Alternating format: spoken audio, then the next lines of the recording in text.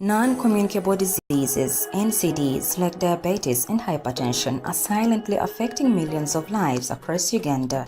In peri-urban communities such as Kiswahili, Kisenyi, Biafra, Kijungu, and Chiyanja. In Mbarara City, the burden of these diseases is growing every day. Lack of awareness, limited access to health services, and unhealthy lifestyles are key contributors to this alarming rise in NCDs. But together we can change this story. On December 14th, 2024, Mbarara City witnessed a call to action as the march led by a vibrant band moved through the town, raising awareness of diabetes and hypertension. This was more than just a walk. It was a march for life, health, and hope. The campaign brought together health professionals, local leaders, and community members to spread the message that prevention and early management of NCDs can save lives. Spearheaded by the ZOHEC project under Dr. Mojisha Richard, the principal investigator, and funded by KOFIH, Korea Foundation for International Healthcare, the march began at the Mbarara University of Science and Technology pitch and ended at the University Inn.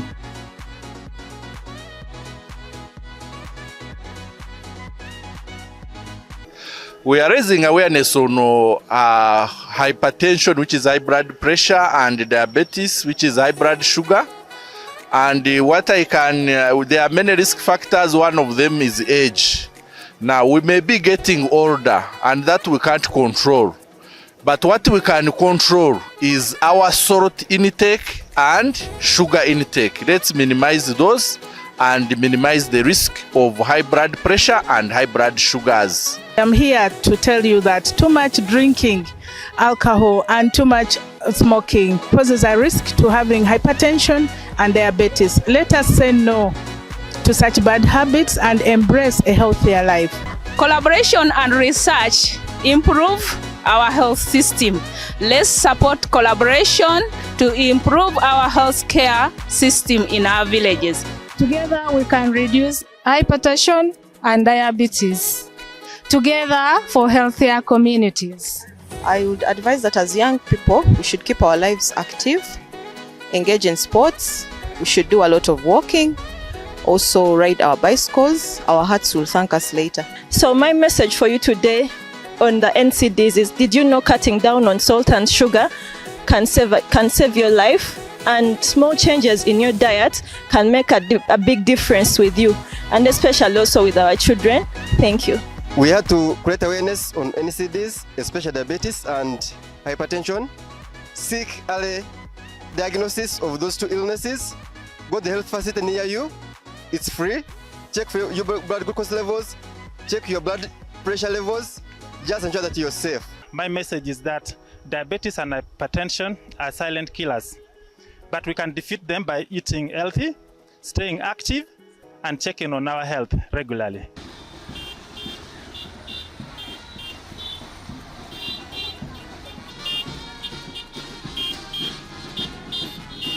The event concluded with a panel discussion and speeches from sponsors, organizers, and implementers, highlighting ways to fight NCDs and urging the community to take action for a healthier future. These zoonotic diseases are diseases which pass from animals to humans. Now, there were gaps in detection. You find they are detecting people when already they are bleeding. Some of them are hemorrhagic fevers. They bleed before the patients die. So that's when they realize, someone is bleeding, they are decided negative. They don't believe it.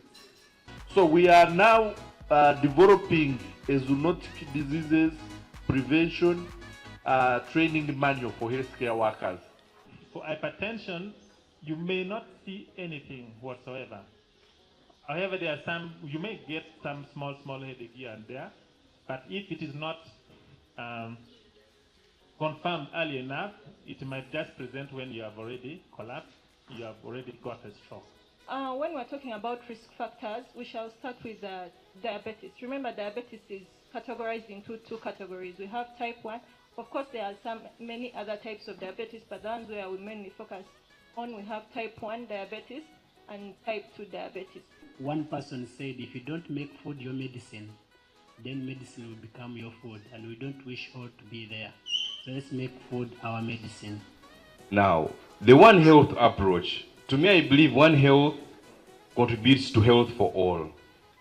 And the time is now for us to build our country's health care, because it begins with us. I take this to be a major launch, a signature moment, the beginning of a health revolution in Uganda. It's my considered opinion that as the fruits continue to gather to fall, that we'll invite other people, including our dear Vice Chancellor, Professor Pauline Jachika, to celebrate the success we are witnessing today.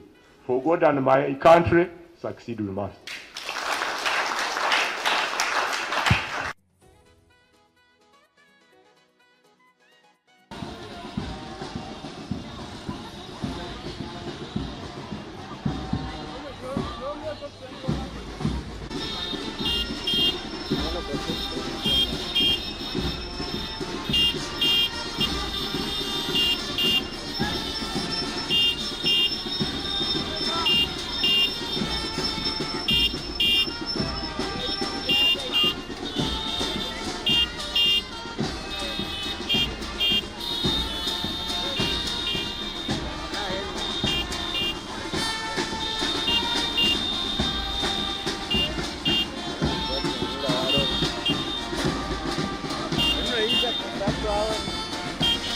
abagambire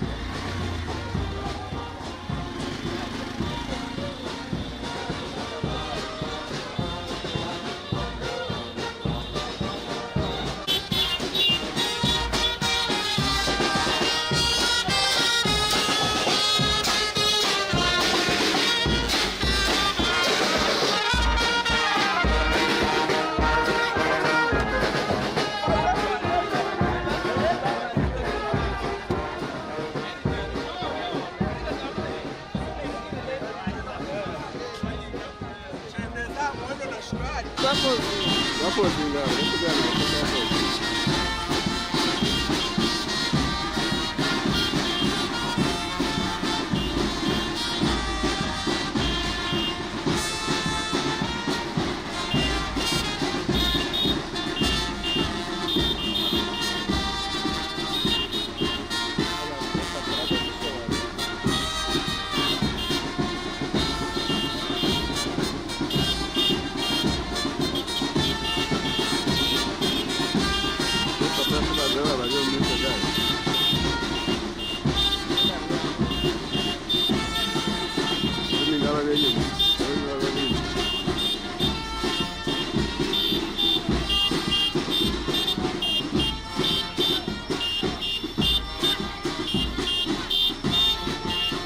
kulikodinga close-ups. Bazak kulega federa ibu. Ada ibu. Nomoro yana ya pro mutoke. Tanguka tile tango. Ati live ogoga tabiha bosswe. Okuzuka yango mpira. Atabiha bosswe. Ndiza kwa kwele da live stream yo kumachi.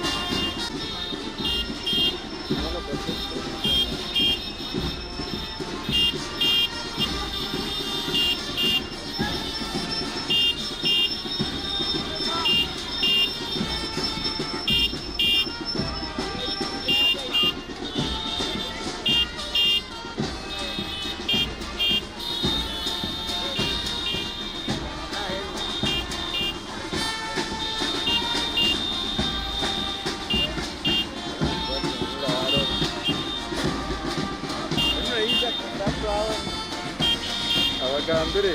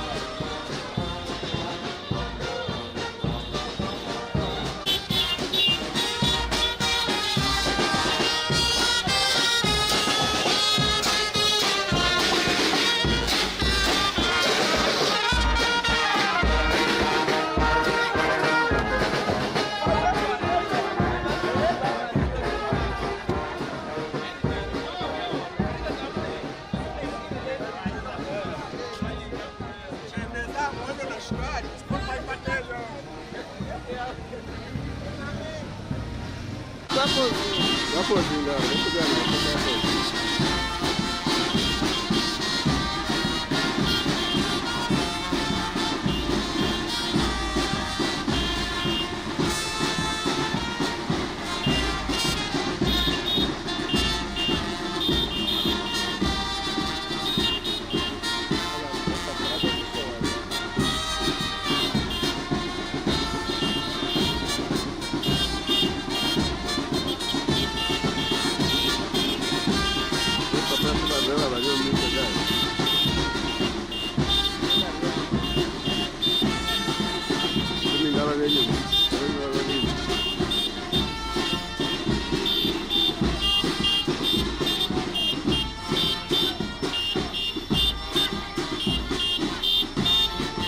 kulikodinga close-ups.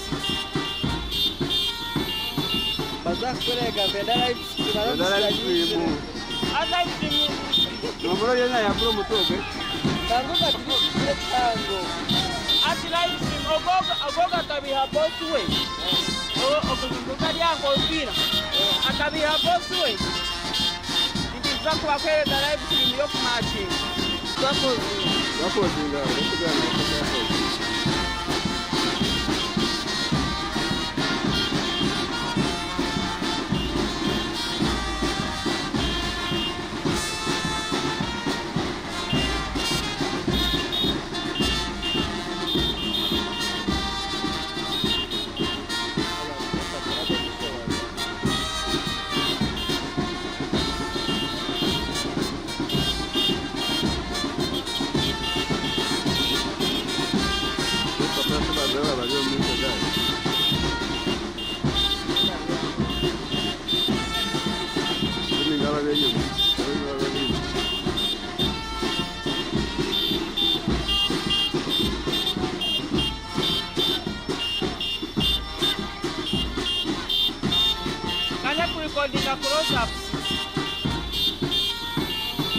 Bazakwereka Federal Ifuimu. Nomoro yena yakuru mutoke. Tanguka tiri tango. Ati live stream ogoga kabiha both way. Okuzuka lyako opira. Akabiha both way. Ndiza kubakwereka live stream yo kumachi. Both way na maanta bitmine kwa live. Kandi soko kino kubachi.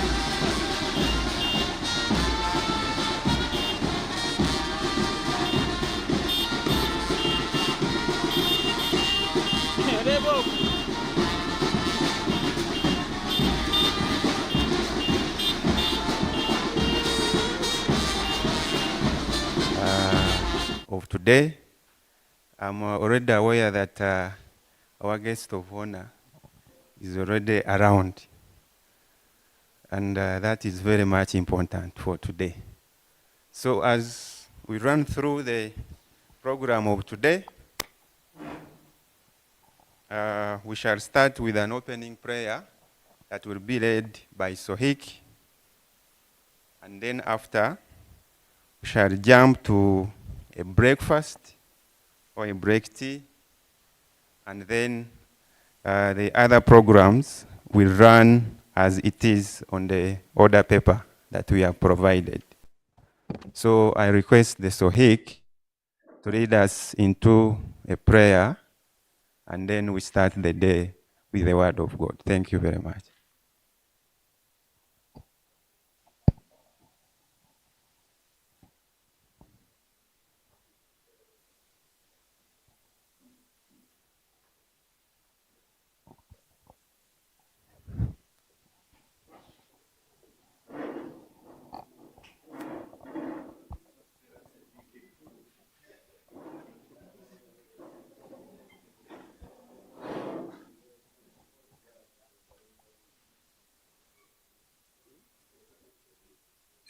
Yes, good morning to you all.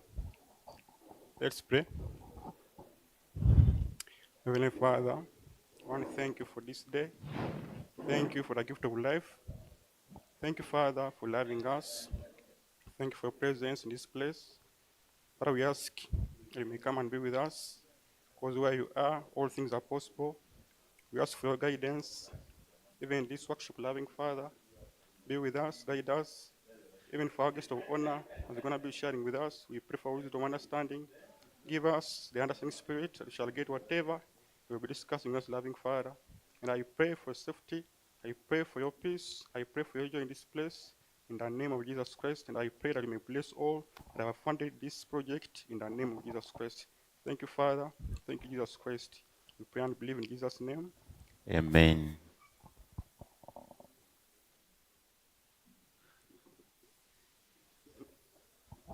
ZOHEC in full is a Student One Health Innovation Club. Yes, that is ZOHEC. Okay, this is the time for breakfast now. We shall request our principal investigator to lead our guest of honor for the breakfast, and the other members can follow.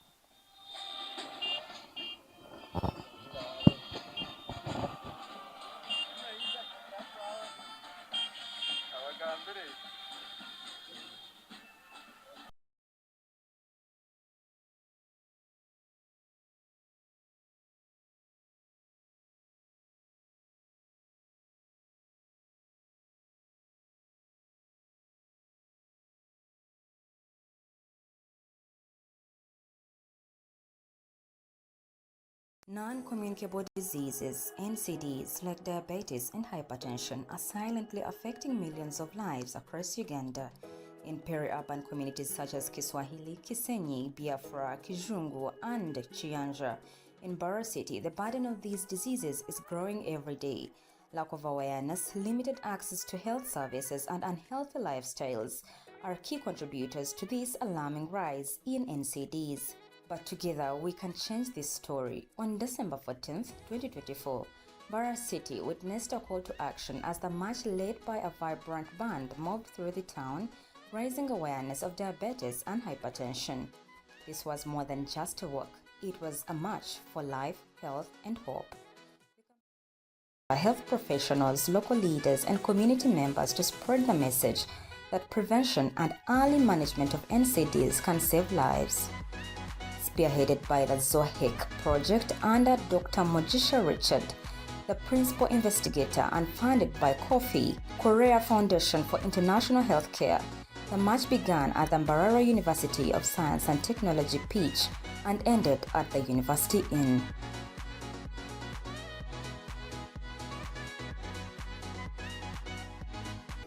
We are raising awareness on hypertension, which is high blood pressure, and diabetes, which is high blood sugar. And there are many risk factors. One of them is age. Now, we may be getting older, and that we can't control. But what we can control is our salt intake and sugar intake. Let's minimize those and minimize the risk of high blood pressure and high blood sugars. I'm here to tell you that too much drinking alcohol and too much smoking poses a risk to having hypertension and diabetes. Let us say no to such bad habits and embrace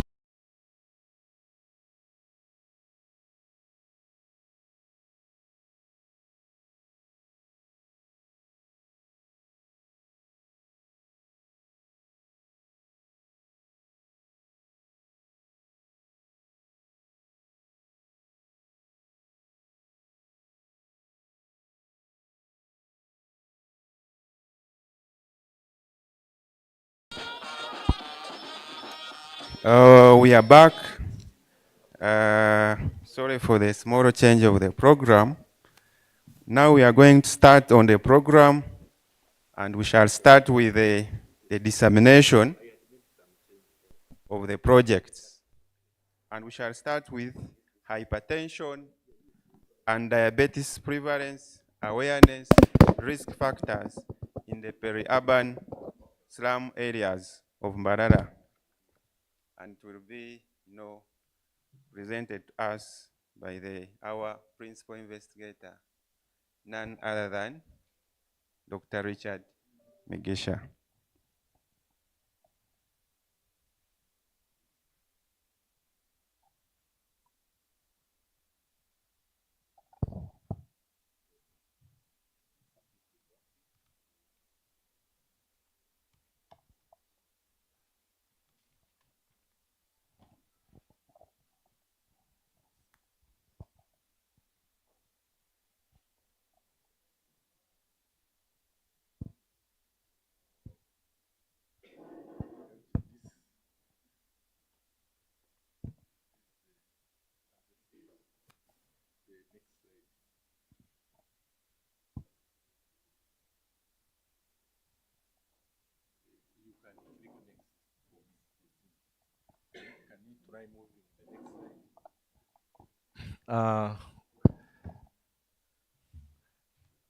The Commissioner, Veterinary Public Health, our chief guest today, the Director, Uganda National Institute of Public Health, Dr. Alex Ario,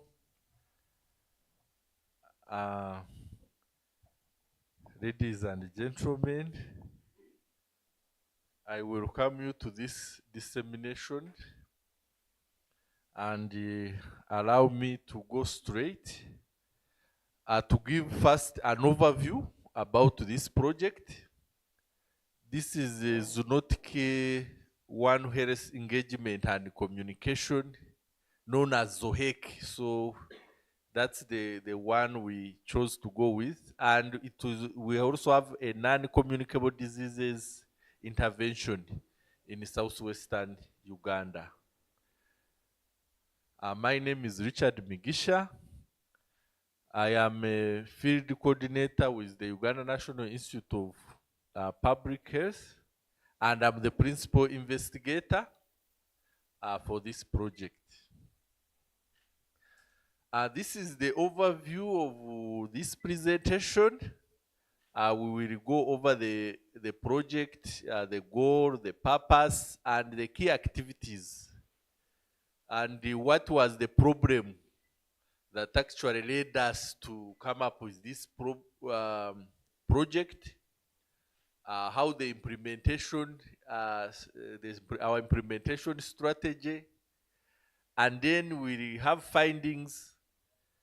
First, we had an NCD component. NCD is non-communicable disease component. Then we have also the zoonotic diseases component, the One Health component, which was the bigger component. The goal of this project, we wanted to contribute to reducing the incidence and impact of priority zoonotic diseases in southwestern Uganda through a One Health approach. Of course, the goal is not something you are just contributing. So don't say ZOHEC is finished, Ebola has come. We are contributing. So now, the purpose was to enhance the prevention, detection, and control of zoonotic diseases, and strengthening risk communication, community engagement, surveillance system, and the capacity of health workers, while fostering collaboration across human, animal, and environmental sectors. This is One Health largely. So, priority zoonotic diseases in Uganda, this prioritization was last done around 2017. Commissioner, you will guide if there is a new prioritization. So Commissioner is saying there is a new one, but at the time of writing this project last year, this is what was there, and these diseases were ranked in this paper, and these are the ones. But for this project, we decided to focus on those which are most prevalent in this western region, and which is anthrax, Rift Valley, Crimean Congo hemorrhagic fever. Along the way, after consultations, we added rabies. Now, to look at this region, is that it has been having a high incidence of zoonosis, and they have also been recurrent. In this first map, we note in 2022, there were actually 12 Crimean Congo hemorrhagic fever outbreaks in 11 districts. Most of these were along the cattle corridor. And in 2024, actually, we had in Kasese and Chiruhura. Then this shows that these zoonotic diseases actually, they have been here in Uganda and causing a lot of negative impact. Then we note that there have been recurrent outbreaks of anthrax, as you can see here in southwestern Uganda. These districts are in red. And for Rift Valley fever outbreaks, in the past 5 years, you can see southwestern Uganda is red. You can think it is bleeding. So that's what led us to focus on selected regions. We focused on districts of Mbarara, Kazo, Ibanda, and Chiruhura, where these outbreaks were being reported as our focus areas of implementation. And this is more to so all of the Rift Valley fever outbreaks reported, out of the 43, you see 27 were in the western region. Further to justify why we focused on this region as a priority. And still, these are anthrax outbreaks analyzed. You can see still western Uganda. So that's why we focused on this southwestern Uganda as a priority area for these zoonotic diseases to implement this project. And also, this is another paper which was published um, last year, and this paper noted this was another Crimean Congo hemorrhagic fever, and there were ongoing challenges with the prevention, detection, and response. And in the conclusion of this paper, we note that the prevention, detection, and they face challenges and require strong clinical awareness for quick detection and collaboration. So this project aimed to improve actually the detection of these priority zoonotic diseases. So this is the overview of the project activities. The first activity was to do a baseline assessment of the knowledge, because we wanted to improve detection. We wanted to do what were the knowledge and the attitudes and practices of the healthcare and community, even healthcare workers. Because we noted that in diseases like malaria, the community health workers have actually done a very big role in improving detection and management. But One Health Commissioner, I think there is a gap. We need to involve the community health workers more, because I think, so we went ahead to explore this area about their knowledge and practices. Now, and after that, then we wanted to train frontline healthcare workers on zoonotic and the community healthcare workers, and also animal extension workers were included on the detection, prevention, and control. So we developed a training manual, which was basically from existing resources from MAIF and the Ministry of Health. And using this training manual is now what we use to train health workers on these diseases. And also to improve the coordination, because at the national level, you notice there is a technical working group.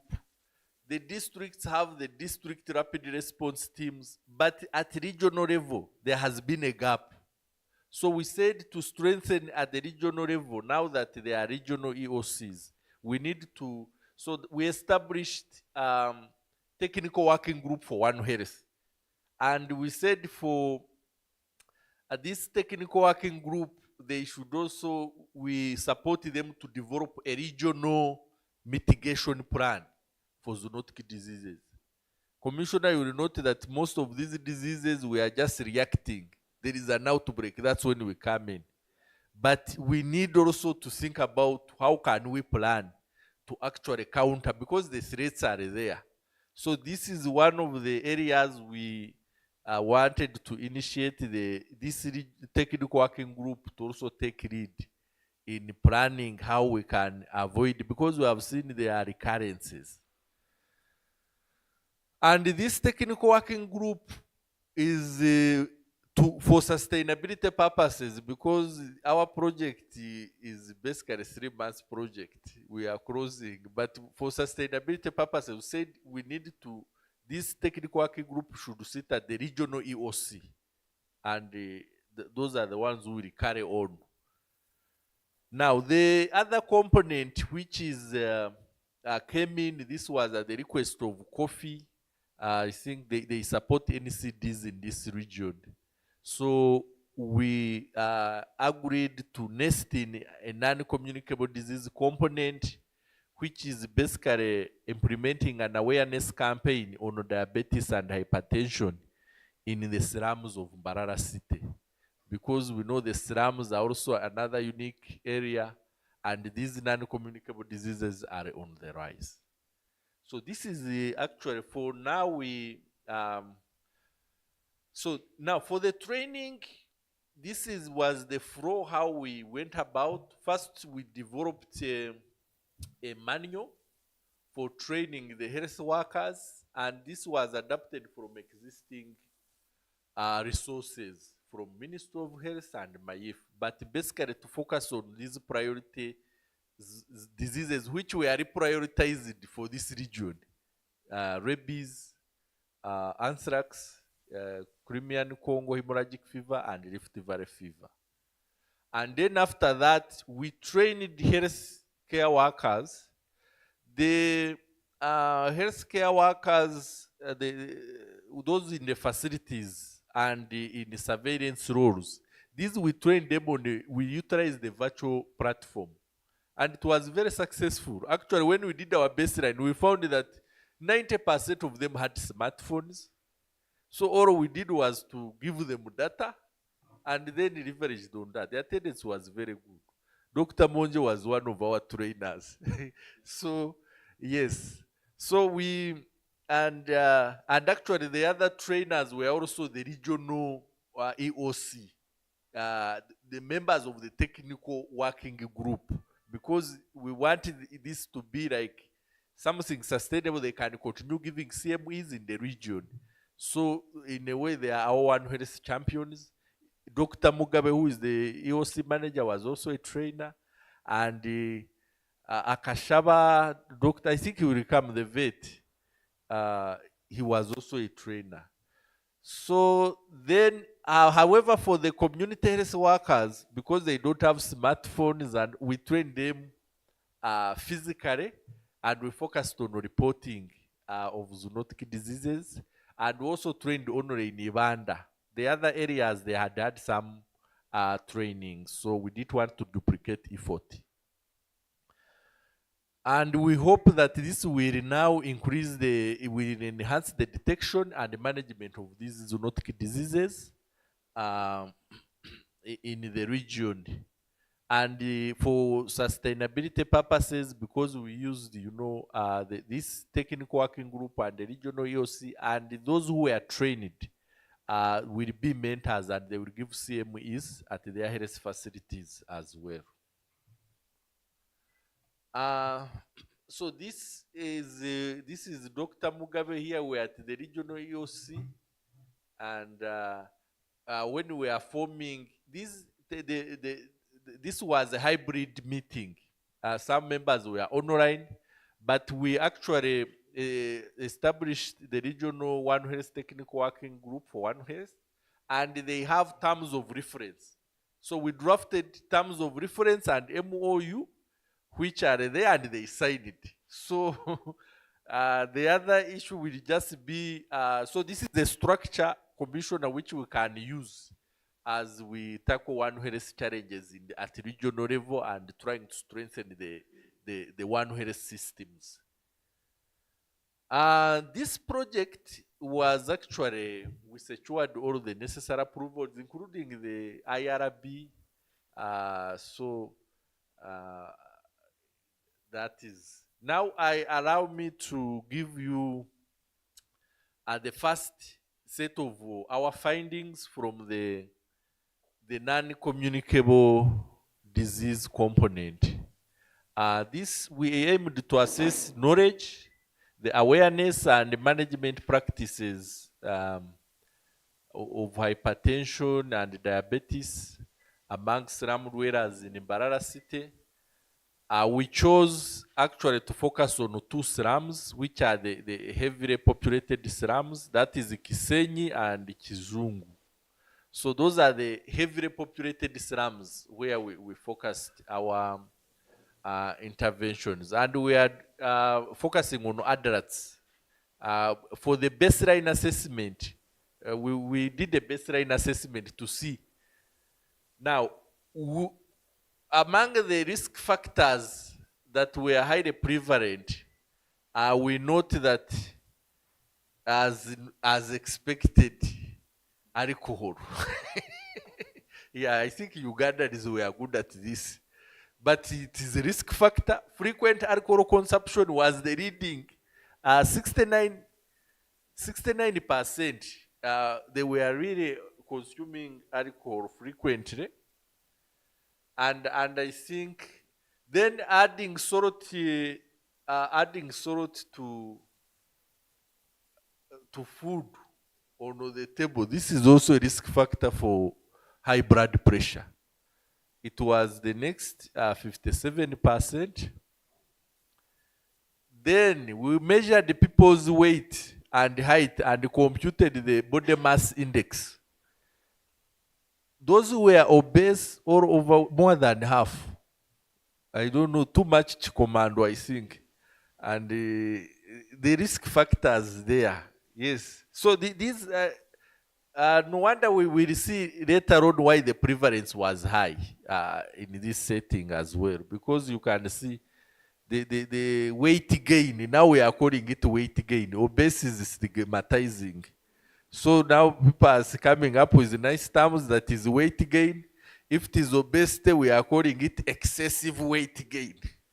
Okay, so now those who are currently still taking a lot of alcohol, still close to half, and having a family member with high blood pressure, 43%, not taking fruits. Yeah, people claimed they were taking actually fruits and whatever, but yeah, then exercise, the physical exercise is also 31%. Yeah, smoking was the least prevalent, 8%. But I don't know if we have some biases, because people are just telling us, we are not observing. Now, we asked whether people had ever checked their blood pressure and how frequent. You can note that what was worrying is that this is 39%. They had never checked blood pressure ever since they were born, I think. So this is really a very big, it shows gaps that now others, just more than a year, and those who were actually in the good, at least every 6 months, you should have your blood pressure checked. This is only less than 10%. So this shows, luckily enough, everyone who took their blood pressure, and so this was a good thing for them, and we hope these efforts will be sustained. I think we invited the city health officer, public. Docus, you are here? Is okay. Yeah, it would be very good if she was here. But please make sure you share with her this slide. Okay. Yes, some of this we shall share forcefully or whatever, because we must find there will be more dissemination opportunities to make sure that these are followed up. Then we assessed the knowledge levels on hypertension and diabetes. We were focusing on if they know what these conditions are, their risk factors, and how they can prevent them. And only 20% had good knowledge. Here the cutoff was 50%. We are not too even, we didn't use very high cutoffs. So you can see the knowledge levels were also very low. But luckily enough, our intervention was actually awareness raising campaigns. So when you do after the knowledge levels were higher, when we did factors associated with the knowledge, we found that higher education, yeah, I think we still need to encourage UPE and the other. It's a good thing, because at least those who were educated, secondary and high, you can see the odds of having good knowledge, they were much higher. Actually, it was the highest. And income, I don't know income, maybe these ones have access to TV and the other good things that can raise their knowledge. But also, those who are older compared to young participants, 40 years and above, they had also good knowledge levels. Yes. Then, when we measured their blood pressure, we categorized this blood pressure according to the American College of Cardiologists and American Heart Association guidelines of 2017. And these are the cutoffs, but to notice that only 23% had normal blood pressure. This is normal. You can see the criteria is a bit stringent, but this is the reality. When you measure your blood pressure, you find it's above 120. Don't convince yourself that things are okay. It means you need to do more exercise, more reduce on, uh, increase on your fruit and the vegetable intake. So, but so those who had stage 1 hypertension, 139, this is the one which doesn't really need drugs. This you can do with lifestyle management, and even this elevated one. This and this lifestyle can handle this. So this was around 31%. Now those who required pharmacological, these ones were cancelled to go to the nearest health facility because they needed more monitoring and probably pharmacological management. This was, we took an average of 2 readings.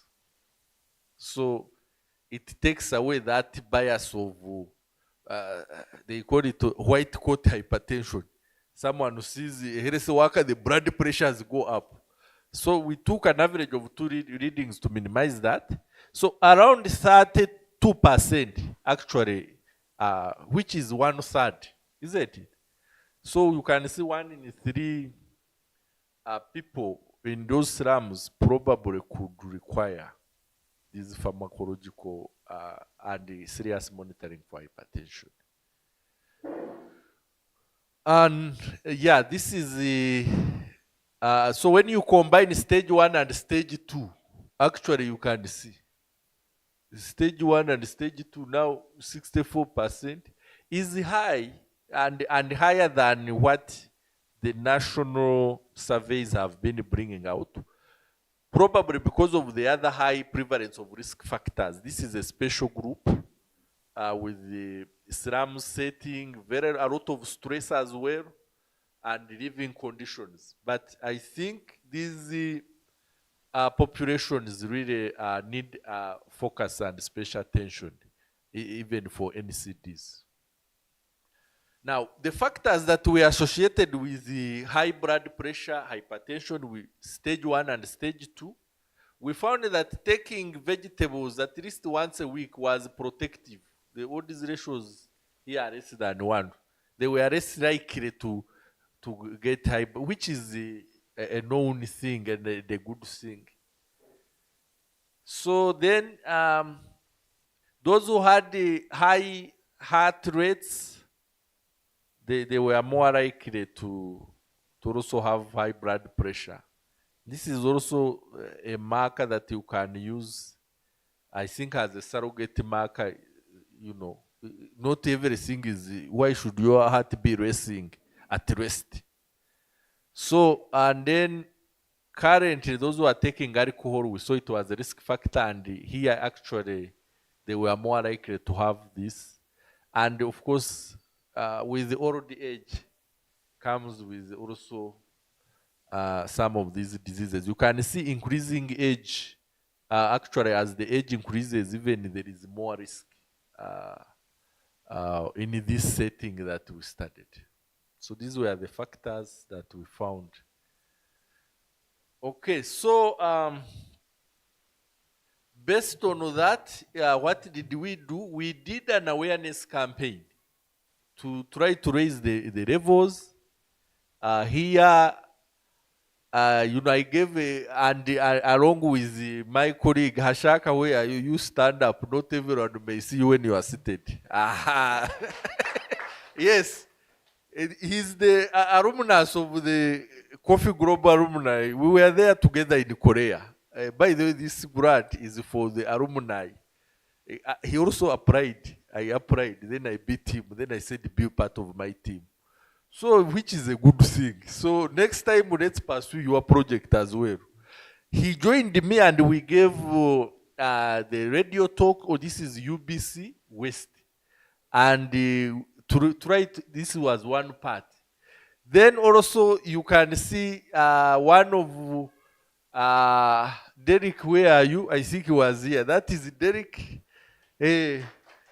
Derek belongs to the One Health Club of this. We partnered with the One Health Innovative Club of students of Mbarara University, and these they were giving this is the tire replacement center in one of the slums, trying also to send out the messages on this. So this was another avenue, but this was done alongside with the VHTs. Again, because we wanted to build the capacity and also for sustainability. The VHTs, they also got an opportunity to know about these non-communicable diseases. And now we believe they can, if DOCAS comes, and DOCAS is the one who guided us also, the health educator, the city health educator. So this is something they should sustain because the risks and the diseases are there. Here I also joined in measuring the blood pressures. This was one of the days we did a campaign. Let's have blood pressures taken. We had BP machines. Luckily enough, the one where students already had them. So this we collaborated, and I think this collaboration is a very good thing. Yes. Now also there are these alumni. For the KOFIH Global Alumni, they really joined us in the march in the city, and the KOFIH representative as well. So we climaxed with actually march along the city. We marched for 1.5 or around 1.5 hours. Yes, now you can see why we had also to collaborate with the younger ones who could finish the race as well. But I also finished, I think. Yes. Here, these are some of our members. Some of them are here actually. And this was the climax of our campaign with a live band. We moved around with the live band, trying to raise awareness in the whole in the city setting. So this is us when we are climaxing this campaign. And we are writing up manuscripts from this work. So far we have 4 drafts. Dr. Rio, these ones haven't come to your desk. They will come when they are in much cleaner shape. So we are still doing revisions, but there is one on knowledge and awareness in the slums and associated factors. Then we have one on the knowledge and practices of the frontline health workers in detecting priority zoonotic diseases. We have one on now the community health workers and animal extension workers. We did a very good survey. So we think this is worth disseminating in a peer-reviewed journal. And then one on the prevalence of hypertension, because we measured their blood pressures. And these findings are really, in Uganda I was reading, there are not many prevalence surveys in the slums on these NCDs. So this is what we can expect ahead, that is still going on. Dissemination is an ongoing process. For now, this is for part 1, and I thank you very much. This is Kamsamda in Korean, and I think we will welcome, this is the part 1, which is getting us ready for our break. But I think we are closing the NCD, the non-communicable. Going forward, we are going to start One Health. So I think the MC, let's welcome questions. I'm not taking on your role, but let's welcome questions and comments, and then we close the NCD component. And we move to, I think probably, if our break, we'll go for break tea and break, and then come and finalize with the One Health components. Thank you very much, our principal investigator. I think we should give him a round of applause. So we are welcoming questions. If you feel that you have not understood or you want to get more details about what has been presented or what went in the field, you are very free to raise up a hand and we shall receive your question. Or comment. Yes.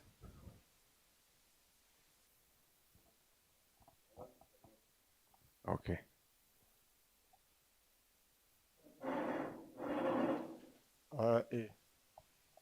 All protocol is observed. I noticed that I will have time to give a few remarks, but then I should also take this rare privilege to thank the presenter and to salute him, because it is not often that non-communicable diseases are given due attention, especially with the emergence of HIV/AIDS. We know that there are those diseases which are perceived to be silent, as HIV/AIDS caused wildfire in Africa, and you remember the story of Uganda was very ugly. In fact, to try to carry out any research, you had to smuggle in the word HIV/AIDS. So I'd like to salute your vigilance, and I think I rotograph this book at break time, but I think the way I saw you present reminded me that you are due for the other books, which the villagers call permanent head damage, PhD. So I have a small gift for you to thank you. Applied philosophy for doctoral students, signing off you off to begin your PhD. Thank you very much. Please make sure this is well received. Yes, thank you. Thank you very much, Dr. Gad, a senior citizen. Yes, and good. Dr. Gad is the mentor to actually my mentor as well. He taught me. I studied from Mbarara University of Science and Technology, and he's the head of the community health education outreach services for students. Those placements, he's the one who is the mastermind for why he even made us to have community health. So I really, this is a very, it is a very big landmark for me. I take this with pleasure. Wow, thank you, thank you. Any other more question?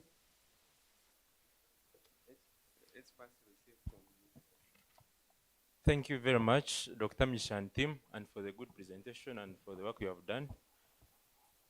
Yes, I wanted to ask, you said you created awareness and you intervened. Like there was no awareness, you created it. So did you go back to see if really these people got to know what you said, and also given that the city health officer is going to take up this role of following up, are you going to know exactly what happened now that you educated these people, or it is not the role of the district or no, of the city? Thank you very much. Okay, thank you very much, Mngebe Mbezi. Yeah, he's asking about the evaluation of this campaign, basically. Yes, so of course, awareness was one thing, and this was a campaign. And you can see, so there are many indicators you can look at. If you look at the inputs and outputs, we have what to report. People, everyone whom we reached, you saw those who didn't have their blood pressures measured, we measured them. And those who are linked up to the health facilities. So all of these are indicators we can look at. Now, measurement of knowledge is something we are trying to debate. Is this something we should heavily focus on? Because we believe, that's why I wanted the health educator here. This is something that needs to go on continuously. And probably a better evaluation could come, you know, after like 3 months, and periodically to monitor. Otherwise, it wasn't so much of a priority for us, but definitely all of these messages we sent out and the people we reached, this increased their knowledge levels. So it is something we are still evaluation ongoing. Yeah, and also working with the city health office, because again we are looking at sustainability. Yeah, it wasn't so much. This is like implementation if you take it as research, but we are more on implementing this and also looking at sustainability. Yeah, very nice question. Thank you. Maybe Two more, I think two or more. 2 or 3 questions. Yeah, thank you very much, Dr. Mugisha, for the work you did on NCDs. Now, when I looked at the risk factors that you looked at, alcohol had a very long, you see. You go to that part, that one there. Now, and also I saw you went to the radio talk show. There is always a blame that we get after doing research. We don't take back to the feedback to the people. Now, like those people whom you found they had taken a lot of alcohol. First, after your research, did you, take an effort to go back to them to tell, you know what, although you are enjoying, maybe we even don't know what makes a large population of the city dwellers, of the slum dwellers, to be in alcohol. That's also an area that could be. But now the major thing is always when we do research, we are blamed of just having made the research findings, we sit with them. And we don't take the feedback. So I don't know whether when you're in the radio station, was that one of the things to give a feedback to where you went to do the research, say that as people continue with the habits that they are doing, they should know that from the research that was conducted here, these habits that we are enjoying have led us to this. I don't know whether you did something to that effect. And also, you see, we have a lot to do. What causes people to do a lot of alcohol taking, consumption? Even this adding salt on table. Do very many people know that is a risk? Because perhaps when somebody tastes something and the salt is not enough, it adds. So that one makes it very, very important to give a feedback. Thank you very much. Thank you very much, Commissioner, for, let me start with alcohol. Alcohol, of course, we see that many people were taking alcohol a lot in the slums. The only thing we did not go to the details of asking, why are you drinking? We can only hypothesize, but this is generally in Uganda, we know our drinking habits. But in the slums, it is probably, there are more risks to drinking. People may be idle, they don't have jobs. And yes, actually, why they also live these risky lifestyles in the slums, even drug use.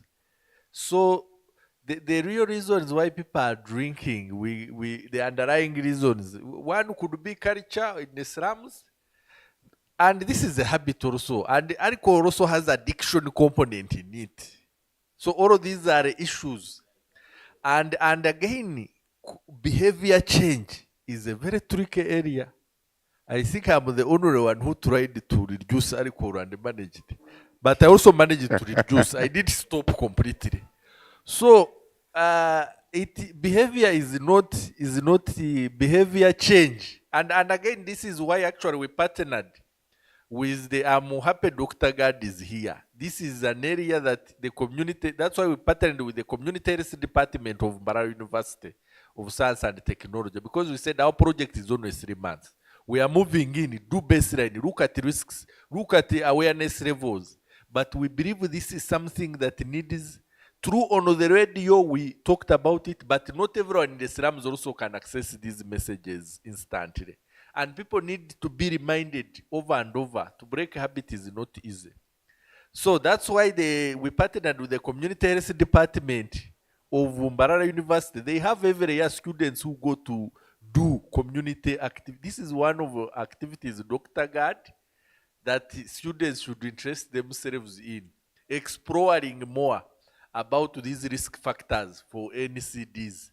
And we believe because the university is here, the slums are, this is something I think, Dr. Gad, in your remarks, you will probably shed the light on how we can continue to collaborate on improving the health of these slum dwellers.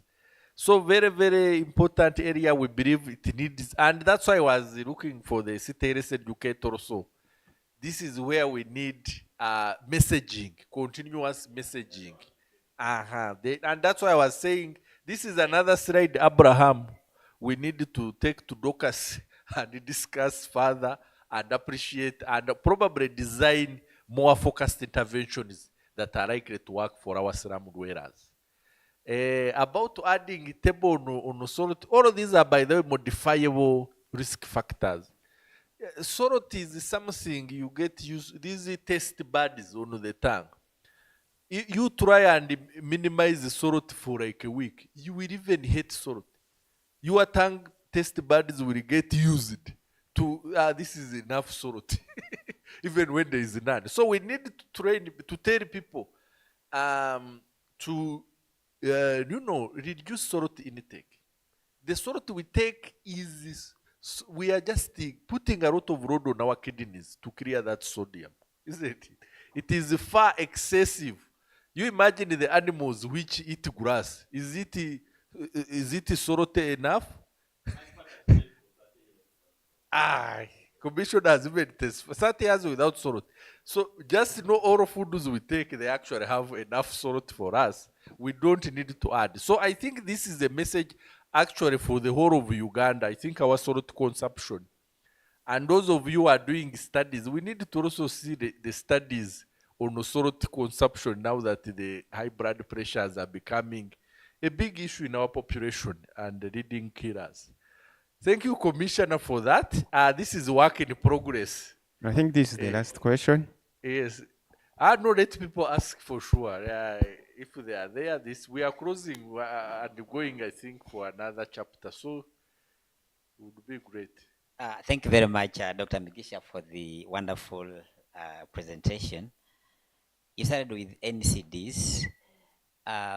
Much as you know that NCDs are usually on its own category, but ideally NCDs are also another issue for One Health. I know that we know zoonoses and the other things, but if you look at the risk factors for NCDs, scholars are now agreeing that we should also consider it as a One Health issue.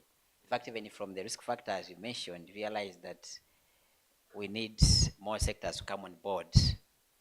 And that brings me to another concern, whether in the room we have colleagues from environment, crop, and all those, because they need to really see those issues we talked about. For us to consider prevention, we need to have all these colleagues together such that we can see how we can collaborate to do that. So, in fact, the whole session is all One Health. The whole session, right from this, so it's One Health.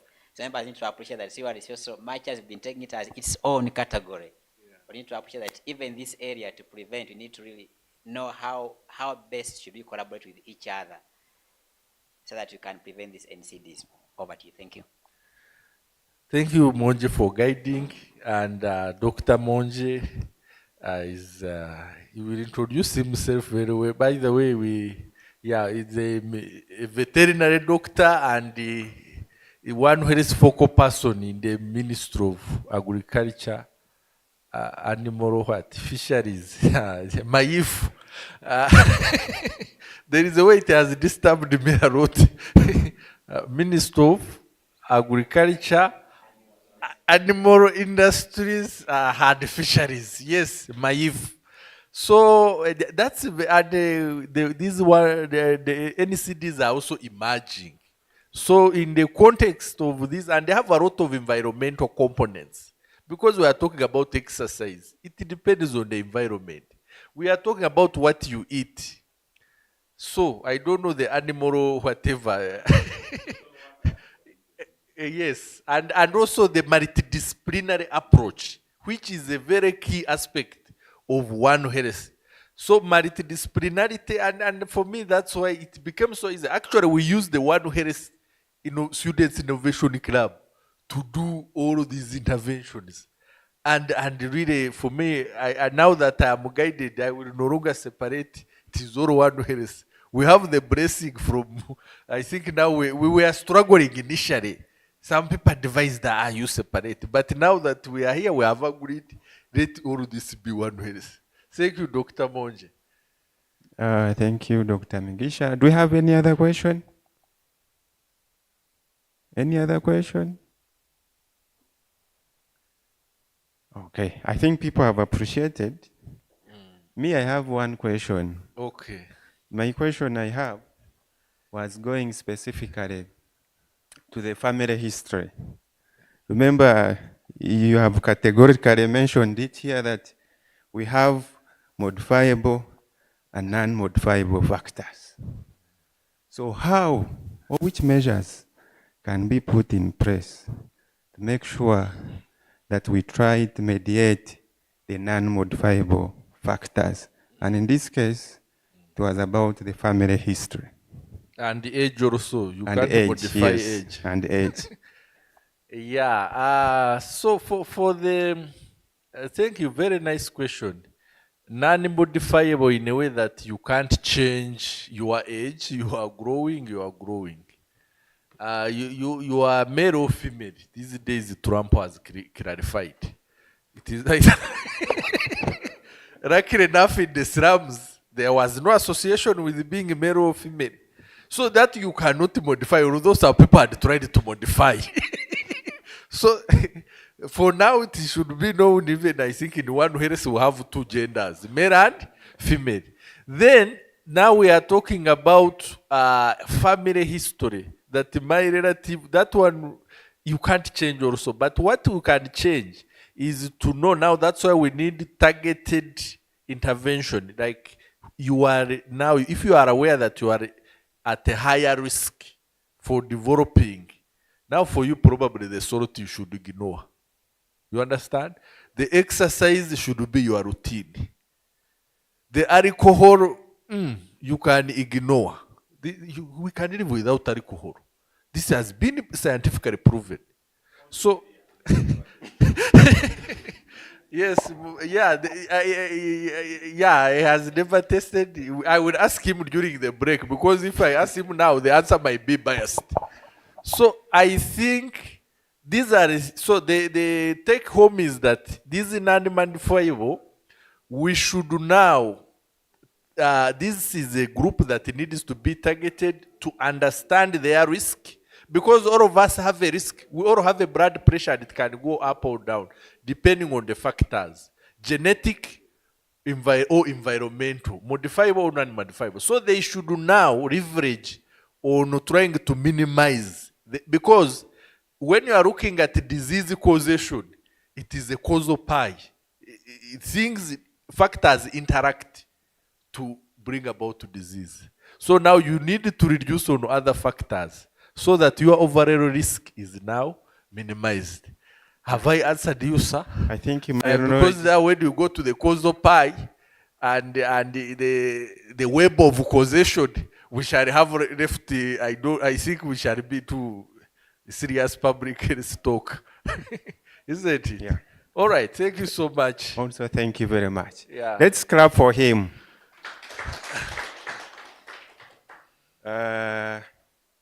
Any other? I really think, I don't know, we need probably to introduce ourselves. I have a feeling before we go for this, so sure. that when you are going for break, you can, it's in a way also in networking. One health leverages on a network. So you know that this is the commissioner and this is the, I think it would, I am suggesting we could do a quick round of introduction. And also Dr. Monje was asking our environment people here. Who is, please, in one health you need to identify where you belong. Okay, don't tell us variables which don't matter, whether you are married or not. Those ones don't matter. Tell us, I am a One Health student of One Health. Tell us, I am an epidemiologist. So we are trying to leverage on networks. Anyway, that is emotion I'm moving. Yes, it's seconded. Okay, so we are going to start this side. With myself, I introduced myself. Yeah. So I think let's move like this.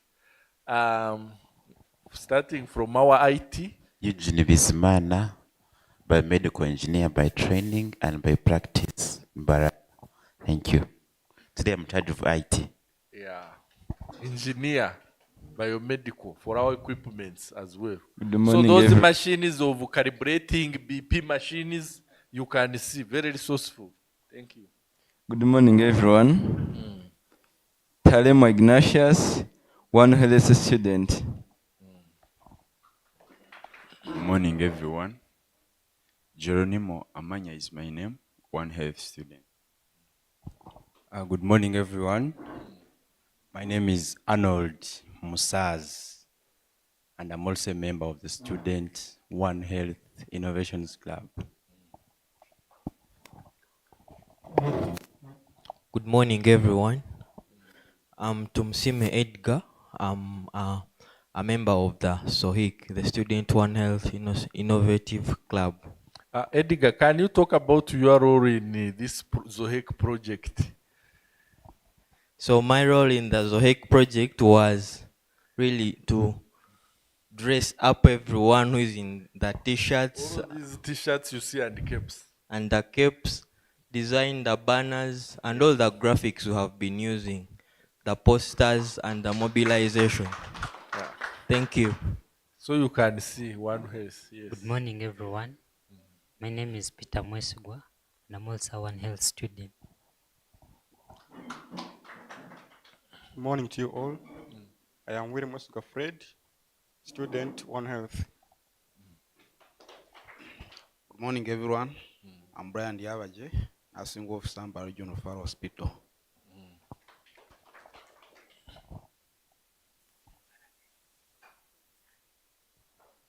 Good morning, everyone. My name is Mauniman Mary. I'm a lab technologist by profession, and I was one of the research assistants in the project.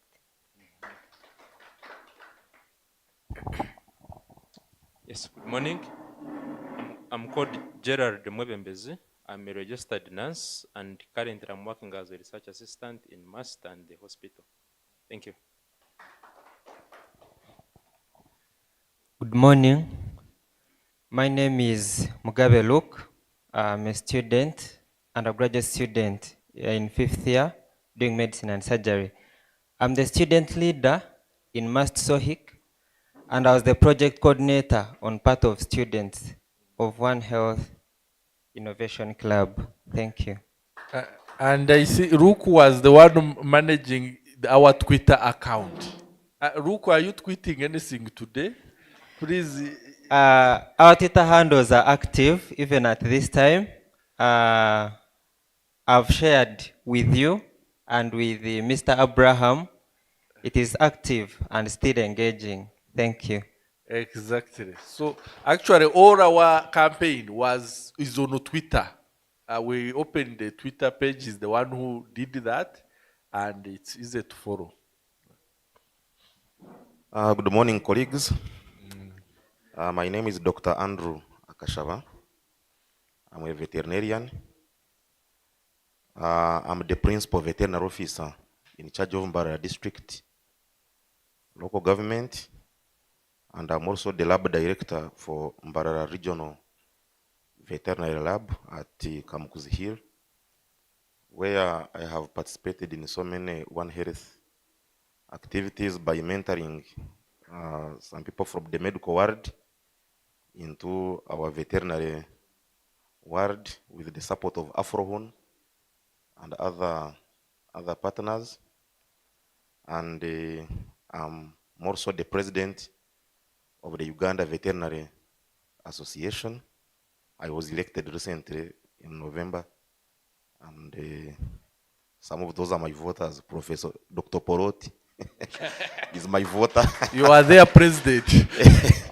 Dr. Monje is my voter. So, talking like a politician, those are my people. You know, that's how politicians talk these days, especially since we are approaching the critical time. But last week, I also participated in facilitating about some of the zoonotic diseases. I was facilitating rabies, where we were trying to increase the knowledge of our practitioners in the field, in the One Health area. So I'm happy to meet some of the colleagues who were in that program. I thank you much. Thank you very much, Dr. Kashaba. And he's the member of the Regional One Health Technical Working Group, the veterinary world. So we have the president already. So I think the vet, we are okay. Okay, good. Yeah, good morning, everyone. I'm called Julius Chomia. I'm a clinical pharmacist and work with the Department of Pharmacy. I have done a lot of work in antimicrobial resistance, but now I'm shifting towards the whole inclusive One Health. Yeah, and I'm happy to be here. AMR is actually a big One Health component here. Don't shift.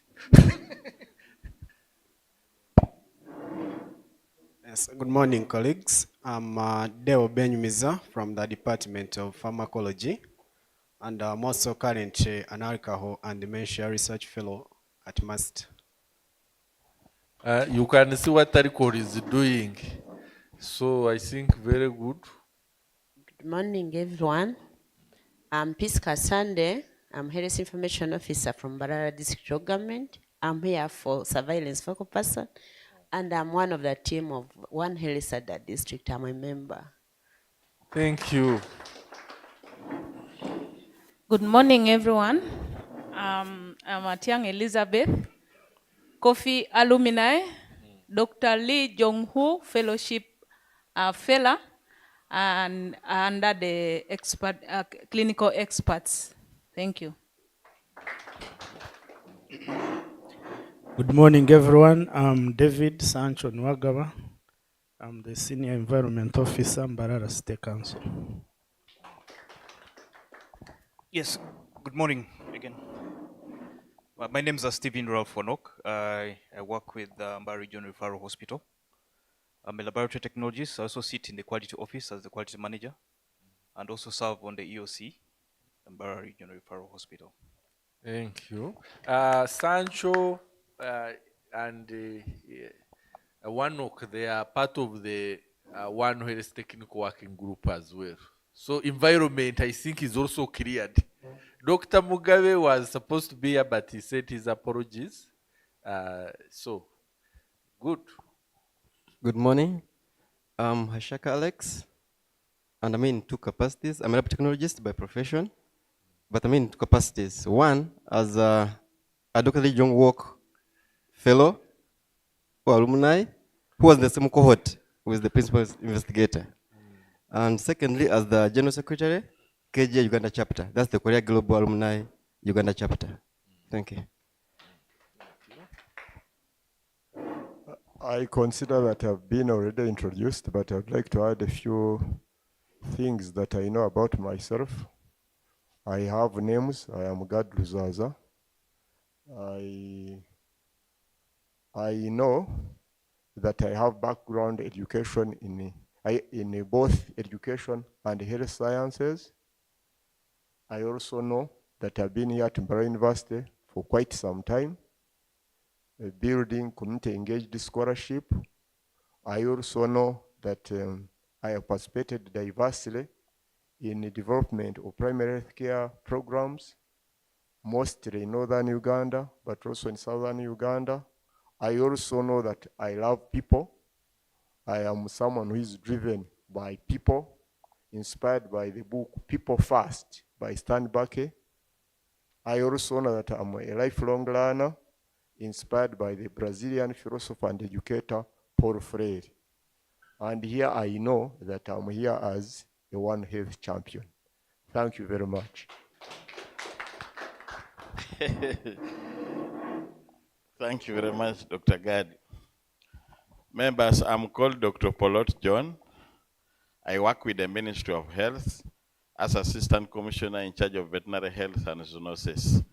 So I'm very pleased to be here in this dissemination workshop because wherever I see a word zoonosis, I know I'm the one concerned.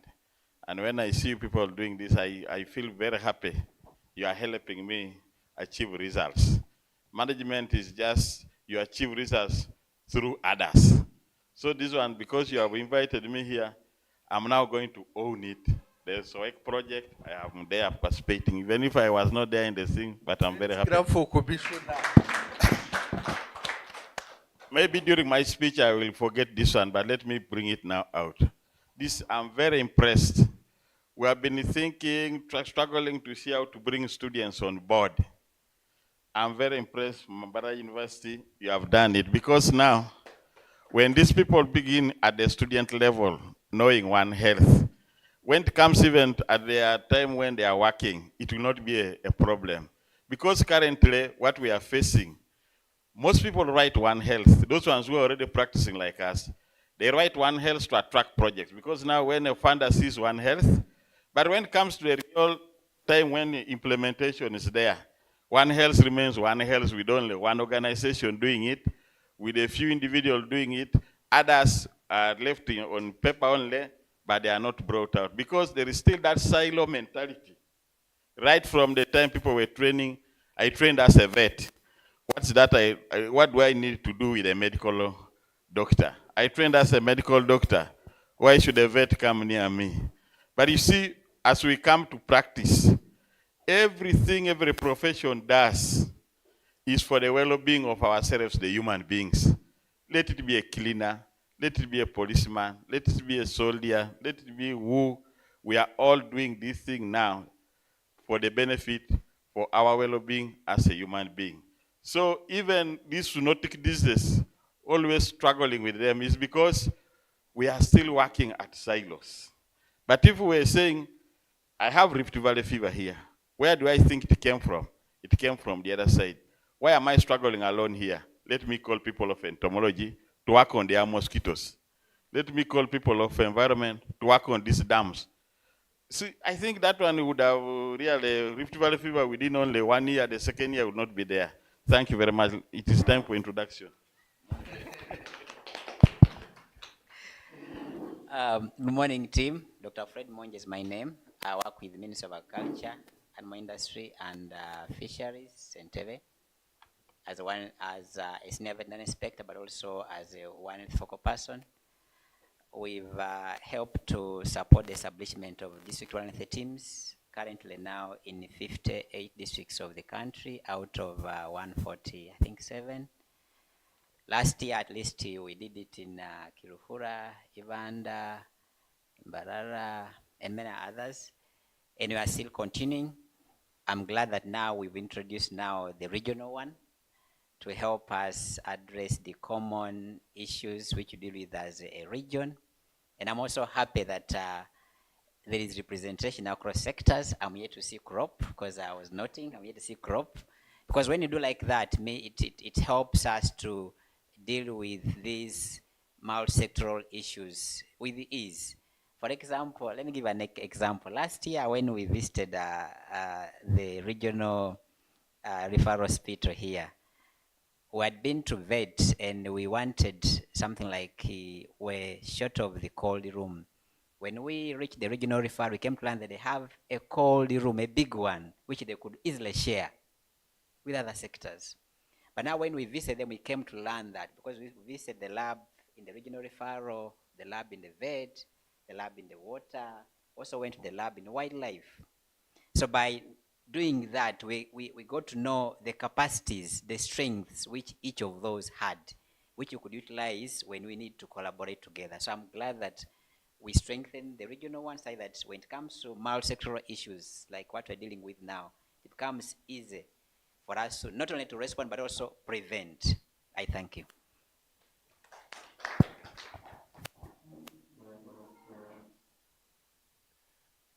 Good morning, colleagues. I'm called Alex Rio. I have another name. It's a very unique one. For those who know it, when you Google, you'll find it. I head the National Institute of Public Health in the Ministry of Health. And it is me who signed that man off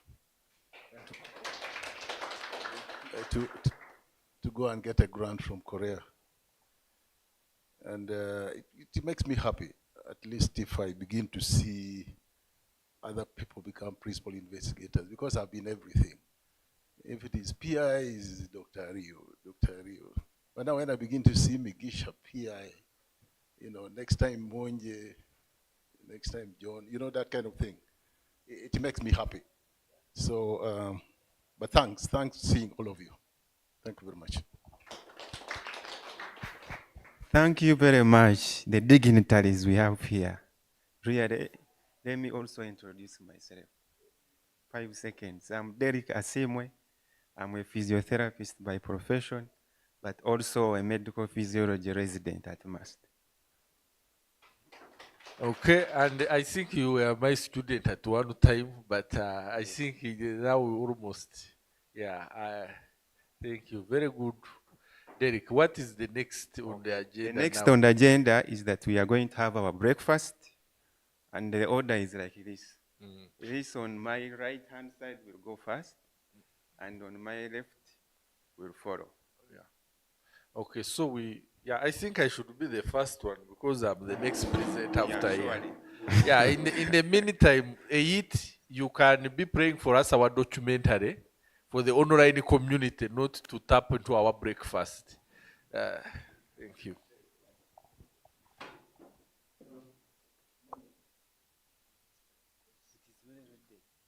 Non-communicable diseases, NCDs, like diabetes and hypertension are silently affecting millions of lives across Uganda. In peri-urban communities such as Kiswahili, Kisenyi, Biafra, Kijungu, and non-communicable diseases, NCDs, like diabetes and hypertension are silently affecting millions of lives across Uganda. In peri-urban communities such as Kiswahili, Kisenyi, Biafra, Kijungu, and Chianja, in Mbarara City, the burden of these diseases is growing every day. Lack of awareness, limited access to health services, and unhealthy lifestyles are key contributors to this alarming rise in NCDs.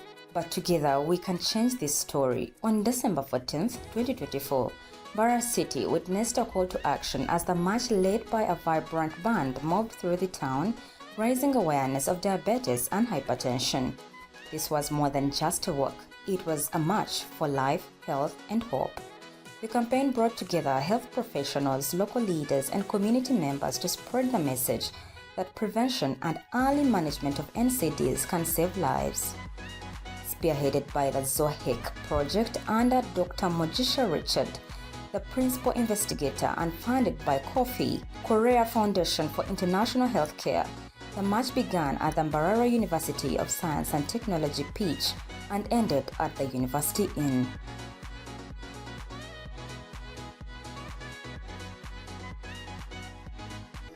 We are raising awareness on hypertension, which is high blood pressure, and diabetes, which is high blood sugar. And there are many risk factors. One of them is age. Now, we may be getting older, and that we can't control.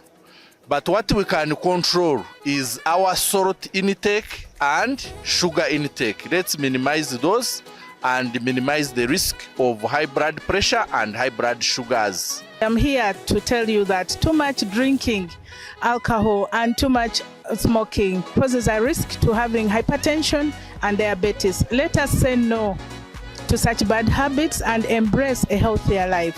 Collaboration and research improve our health system.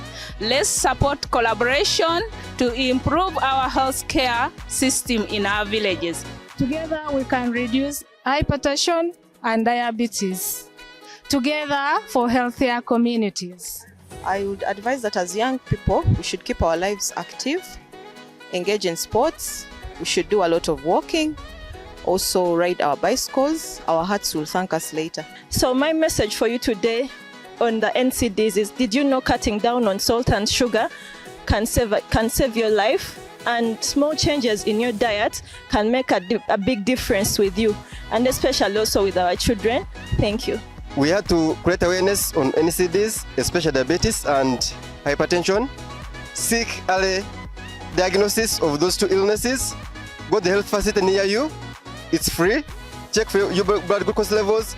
Check your blood pressure levels. Just ensure that you're safe. My message is that diabetes and hypertension are silent killers, but we can defeat them by eating healthy, staying active, and checking on our health regularly.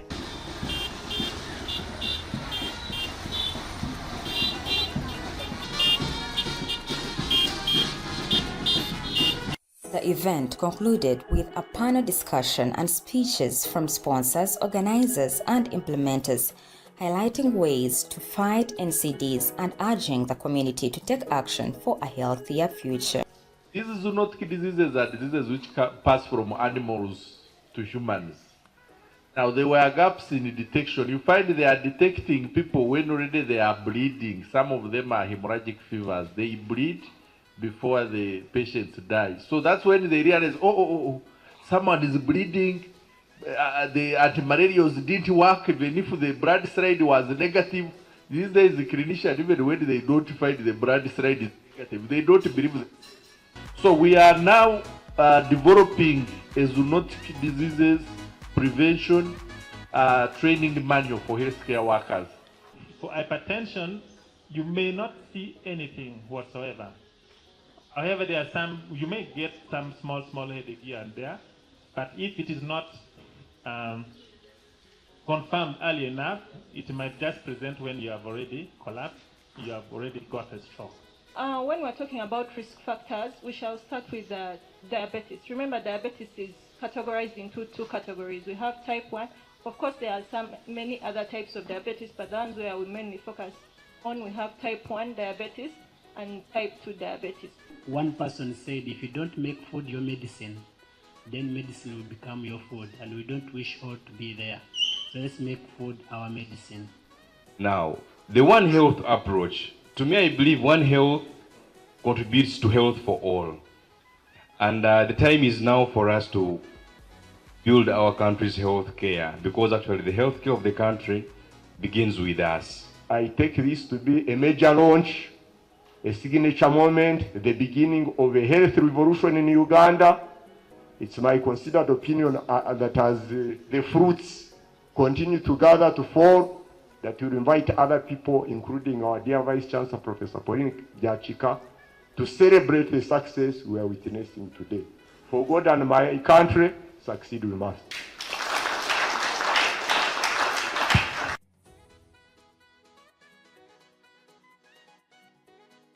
Non-communicable diseases, NCDs, like diabetes and hypertension are silently affecting millions of lives across Uganda.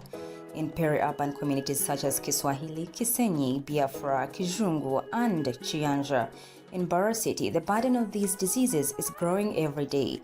Lack of awareness, limited access to health services, and unhealthy lifestyles are key contributors to this alarming rise in NCDs. But together, we can change this story. On December 14th, 2024, Mbarara City witnessed a call to action as the march led by a vibrant band moved through the town, raising awareness of diabetes and hypertension. This was more than just a walk. It was a march for life, health, and hope. The campaign brought together health professionals, local leaders, and community members to spread the message that prevention and early management of NCDs can save lives.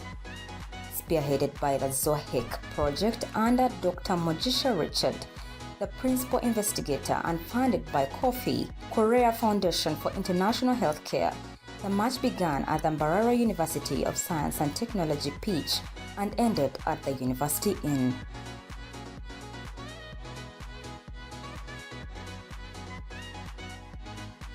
We are raising awareness on hypertension, which is high blood pressure, and diabetes, which is high blood sugar. And there are many risk factors. One of them is age. Now, we may be getting older, and that we can't control. But what we can control is our salt intake and sugar intake. Let's minimize those and minimize the risk of high blood pressure and high blood sugars. I'm here to tell you that too much drinking alcohol and too much smoking poses a risk to having hypertension and diabetes. Let us say no to such bad habits and embrace a healthier life. Collaboration and research improve our health system. Let's support collaboration to improve our healthcare system in our villages. Together we can reduce hypertension and diabetes. Together for healthier communities. I would advise that as young people, we should keep our lives active, engage in sports, we should do a lot of walking. also ride our bicycles. Our hearts will thank us later. So my message for you today on the NCDs is, did you know cutting down on salt and sugar can save your life? And small changes in your diet can make a big difference with you, and especially also with our children. Thank you. We had to create awareness on NCDs, especially diabetes and hypertension. Seek early diagnosis of those two illnesses. Go to the health facility near you. It's free. Check for your blood glucose levels. Check your blood pressure levels. Just ensure that you're safe. My message is that diabetes and hypertension are silent killers, but we can defeat them by eating healthy, staying active, and checking on our health regularly.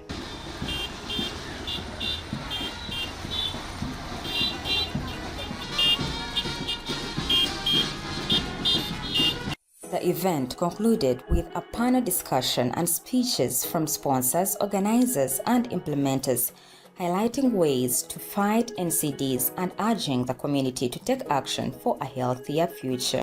These zoonotic diseases are diseases which pass from animals to humans. Now, there were gaps in detection. You find they are detecting people when already they are bleeding. Some of them are hemorrhagic fevers. They bleed before the patients die. So that's when they realize, someone is bleeding. The antimalarials didn't work even if the blood slide was negative. These days, the clinician, even when they don't find the blood slide is negative, they don't believe it. So we are now developing a zoonotic diseases prevention training manual for healthcare workers. For hypertension, you may not see anything whatsoever. However, there are some, you may get some small headache here and there, but if it is not confirmed early enough, it might just present when you have already collapsed, you have already got a stroke. When we're talking about risk factors, we shall start with diabetes. Remember, diabetes is categorized into two categories. We have type 1. Of course, there are many other types of diabetes, but the ones where we mainly focus on, we have type 1 diabetes and type 2 diabetes. One person said, if you don't make food your medicine, then medicine will become your food, and we don't wish all to be there. So let's make food our medicine. Now, the One Health approach, to me, I believe One Health contributes to health for all. And the time is now for us to build our country's health care, because actually the health care of the country begins with us. I take this to be a major launch, a signature moment, the beginning of a health revolution in Uganda. It's my considered opinion that as the fruits continue to gather to fall, that we'll invite other people, including our dear Vice Chancellor, Professor Pauline Jachika, to celebrate the success we are witnessing today. For God and my country, succeed we must.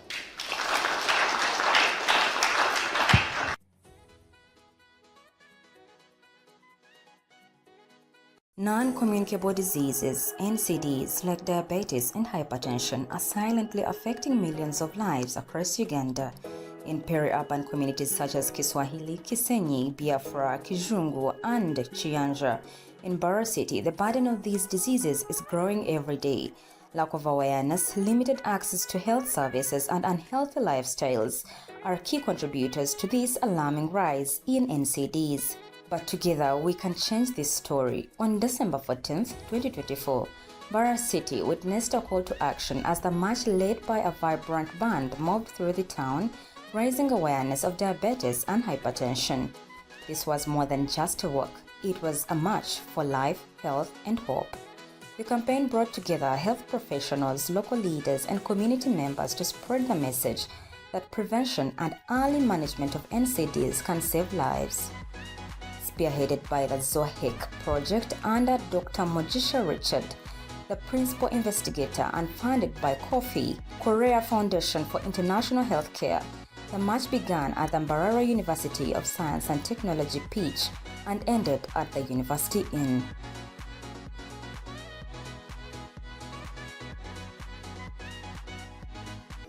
We are raising awareness on hypertension, which is high blood pressure, and diabetes, which is high blood sugar. And there are many risk factors. One of them is age. Now, we may be getting older, and that we can't control. But what we can control is our salt intake and sugar intake. Let's minimize those and minimize the risk of high blood pressure and high blood sugars. I'm here to tell you that too much drinking alcohol and too much smoking poses a risk to having hypertension and diabetes. Let us say no to such bad habits and embrace a healthier life. Collaboration and research improve our health system.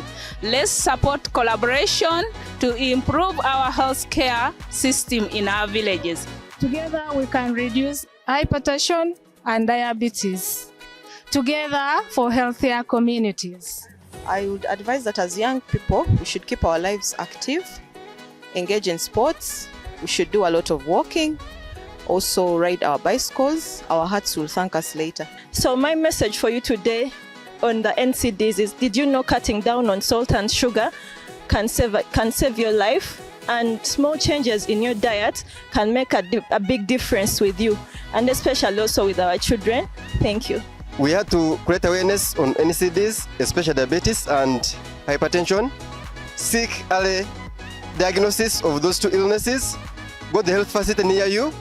It's free. Check for your blood glucose levels. Check your blood pressure levels. Just ensure that you're safe. My message is that diabetes and hypertension are silent killers, but we can defeat them by eating healthy, staying active, and checking on our health regularly.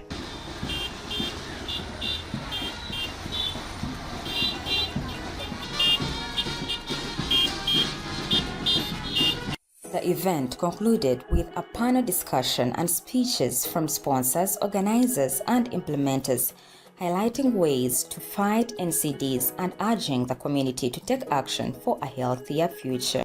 These zoonotic diseases are diseases which pass from animals to humans. Now, there were gaps in detection. You find they are detecting people when already they are bleeding. Some of them are hemorrhagic fevers. They bleed before the patients die. So that's when they realize, someone is bleeding. The antimalarials didn't work, even if the blood slide was negative. These days, the clinician, even when they don't find the blood slide is negative, they don't believe it. So we are now developing a zoonotic diseases prevention training manual for healthcare workers. For hypertension, you may not see anything whatsoever. However, there are some, you may get some small headache here and there, but if it is not confirmed early enough, it might just present when you have already collapsed, you have already got a stroke. When we're talking about risk factors, we shall start with diabetes. Remember, diabetes is categorized into two categories. We have type 1. Of course, there are many other types of diabetes, but the ones where we mainly focus on, we have type 1 diabetes and type 2 diabetes. One person said, if you don't make food your medicine, then medicine will become your food, and we don't wish all to be there. So let's make food our medicine. Now, the One Health approach, to me, I believe One Health contributes to health for all. And the time is now for us to build our country's health care, because actually the health care of the country begins with us. I take this to be a major launch, a signature moment, the beginning of a health revolution in Uganda. It's my considered opinion that as the fruits continue to gather to fall, that we'll invite other people, including our dear Vice Chancellor, Professor Pauline Jachika, to celebrate the success we are witnessing today. For God and my country, succeed we must.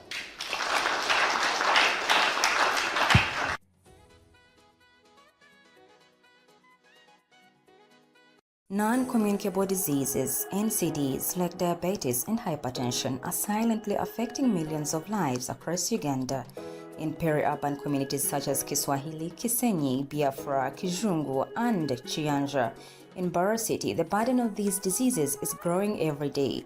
Lack of awareness, limited access to health services, and unhealthy lifestyles are key contributors to this alarming rise in NCDs. But together, we can change this story. On December 14th, 2024, Mbarara City witnessed a call to action as the march led by a vibrant band moved through the town raising awareness of diabetes and hypertension. This was more than just a walk, it was a march for life, health, and hope. The campaign brought together health professionals, local leaders, and community members to spread the message that prevention and early management of NCDs can save lives. Spearheaded by the ZOHEC project under Dr. Mojisha Richard, the principal investigator, and funded by KOFIH, Korea Foundation for International Healthcare, the march began at the Mbarara University of Science and Technology Pitch and ended at the University Inn.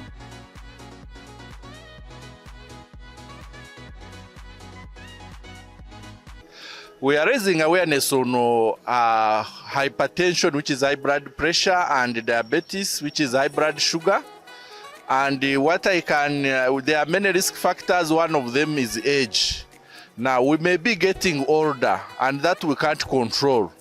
But what we can control is our salt intake and sugar intake. Let's minimize those and minimize the risk of high blood pressure and high blood sugars. I'm here to tell you that too much drinking alcohol and too much smoking poses a risk to having hypertension and diabetes. Let us say no to such bad habits and embrace a healthier life. Collaboration and research improve our health system. Let's support collaboration to improve our healthcare system in our villages. Together we can reduce hypertension and diabetes. Together for healthier communities. I would advise that as young people, we should keep our lives active, engage in sports, we should do a lot of walking, also ride our bicycles. Our hearts will thank us later. So my message for you today on the NCDs is, did you know cutting down on salt and sugar can save your life? And small changes in your diet can make a big difference with you, and especially also with our children. Thank you. We had to create awareness on NCDs, especially diabetes and hypertension. Seek early diagnosis of those two illnesses. Go to the health facility near you. It's free. Check for your blood glucose levels. Check your blood pressure levels. Just ensure that you're safe. My message is that diabetes and hypertension are silent killers, but we can defeat them by eating healthy, staying active, and checking on our health regularly.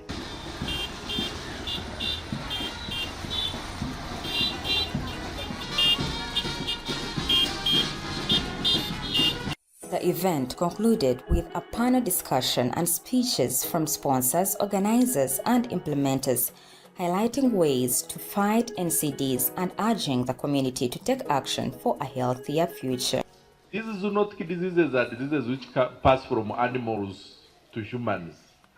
Now, there were gaps in detection. You find they are detecting people when already they are bleeding. Some of them are hemorrhagic fevers. They bleed before the patients die. So that's when they realize, someone is bleeding. The antimalarials didn't work, even if the blood slide was negative. These days, the clinician, even when they don't find the blood slide is negative, they don't believe it. So we are now developing a zoonotic diseases prevention training manual for healthcare workers. For hypertension, you may not see anything whatsoever. However, there are some, you may get some small headache here and there, but if it is not confirmed early enough, it might just present when you have already collapsed, you have already got a stroke. When we're talking about risk factors, we shall start with diabetes. Remember, diabetes is categorized into two categories. We have type 1. Of course, there are many other types of diabetes, but the ones where we mainly focus on, we have type 1 diabetes and type 2 diabetes. One person said, if you don't make food your medicine, then medicine will become your food, and we don't wish all to be there. So let's make food our medicine. Now, the One Health approach, to me, I believe One Health contributes to health for all. And the time is now for us to build our country's health care, because actually the health care of the country begins with us. I take this to be a major launch, a signature moment, the beginning of a health revolution in Uganda.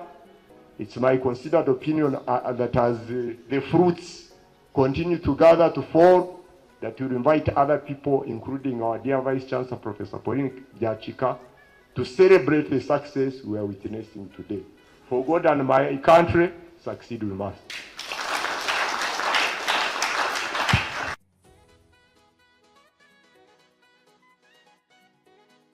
Non-communicable diseases, NCDs, like diabetes and hypertension are silently affecting millions of lives across Uganda. In peri-urban communities such as Kiswahili, Kisenyi, Biafra, Kijungu, and Chianja. In Mbarara City, the burden of these diseases is growing every day. Lack of awareness, limited access to health services, and unhealthy lifestyles are key contributors to this alarming rise in NCDs.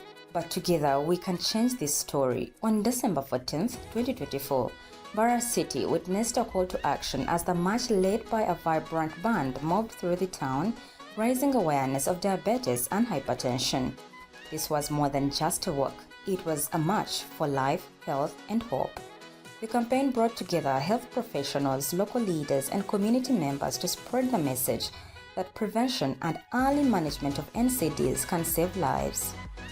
Spearheaded by the ZOHEC project under Dr. Mojisha Richard, the principal investigator, and funded by KOFIH, Korea Foundation for International Healthcare, the march began at the Mbarara University of Science and Technology pitch and ended at the University Inn.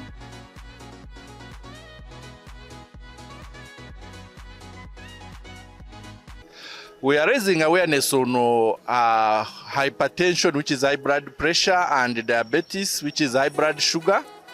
And there are many risk factors. One of them is age. Now, we may be getting older, and that we can't control.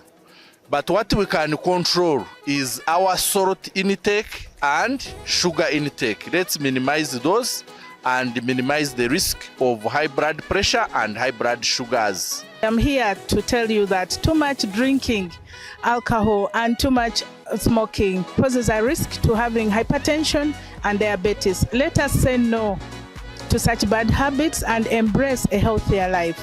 Collaboration and research improve our health system. Let's support collaboration to improve our healthcare system in our villages. Together we can reduce hypertension and diabetes. Together for healthier communities. I would advise that as young people, we should keep our lives active, engage in sports, we should do a lot of walking, also ride our bicycles. Our hearts will thank us later. So my message for you today on the NCDs is, did you know cutting down on salt and sugar can save your life? And small changes in your diet can make a big difference with you, and especially also with our children. Thank you. We had to create awareness on NCDs, especially diabetes and hypertension. Seek early diagnosis of those two illnesses. Go to the health facility near you. It's free. Check for your blood glucose levels. Check your blood pressure levels. Just ensure that you're safe. My message is that diabetes and hypertension are silent killers, but we can defeat them by eating healthy, staying active, and checking on our health regularly.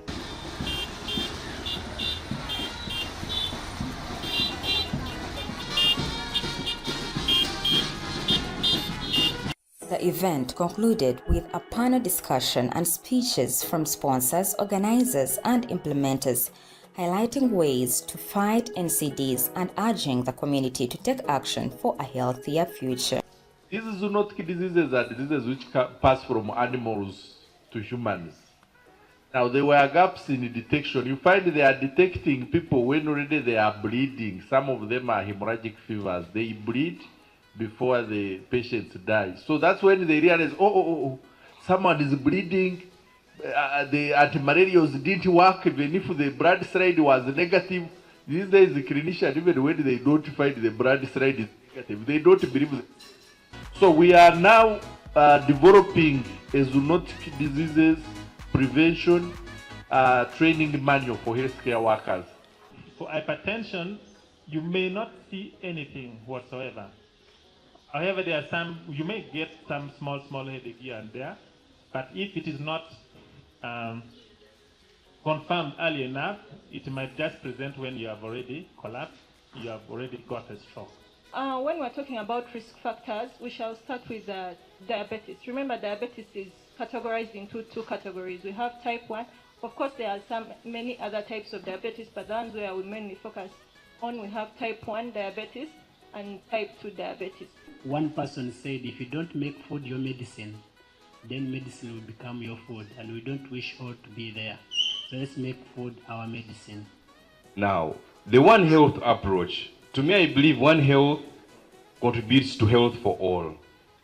And the time is now for us to build our country's health care, because actually the health care of the country begins with us. I take this to be a major launch, a signature moment, the beginning of a health revolution in Uganda. It's my considered opinion that as the fruits continue to gather to fall, that we'll invite other people, including our dear Vice Chancellor, Professor Pauline Jachika, to celebrate the success we are witnessing today.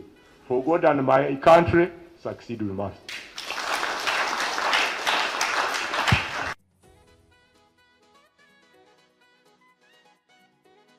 Non-communicable diseases, NCDs, like diabetes and hypertension are silently affecting millions of lives across Uganda. In peri-urban communities such as Kiswahili, Kisenyi, Biafra, Kijungu, and Chianja. In Mbarara City, the burden of these diseases is growing every day. Lack of awareness, limited access to health services, and unhealthy lifestyles are key contributors to this alarming rise in NCDs. But together, we can change this story. On December 14th, 2024, Mbarara City witnessed a call to action as the march led by a vibrant band moved through the town, raising awareness of diabetes and hypertension. This was more than just a walk. It was a march for life, health, and hope.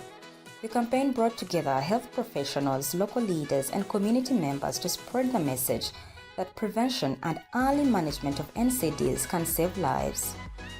Spearheaded by the ZOHEC project under Dr. Mojisha Richard, the principal investigator, and funded by KOFIH, Korea Foundation for International Healthcare, the march began at the Mbarara University of Science and Technology pitch and ended at the University Inn.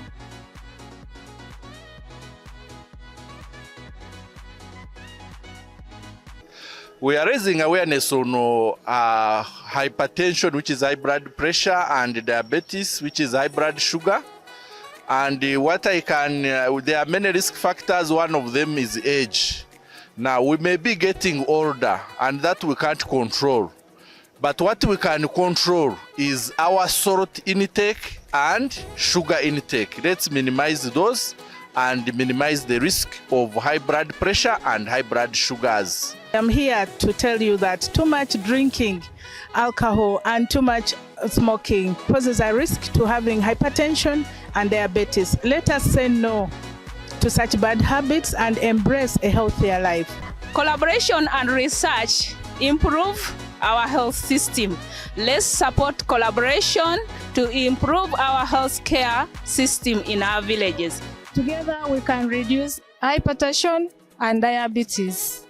Together for healthier communities.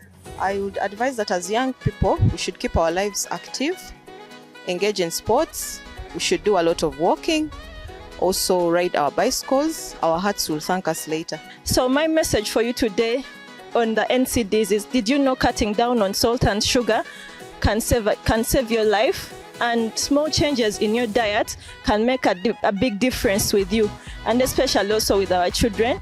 Thank you.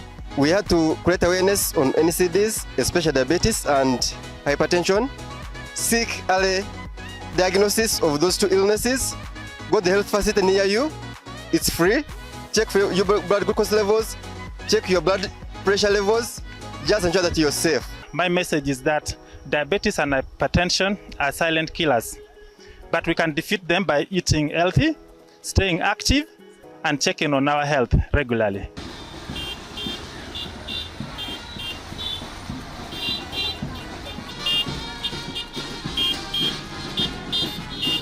The event concluded with a panel discussion and speeches from sponsors, organizers, and implementers, highlighting ways to fight NCDs and urging the community to take action for a healthier future. These zoonotic diseases are diseases which pass from animals to humans.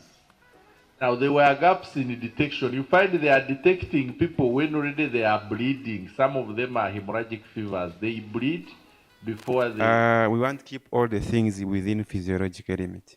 Now, we are going to welcome a presentation titled Knowledge, Attitudes, Practices of Community Health Workers Towards Zoonotic Diseases in Southwestern Uganda.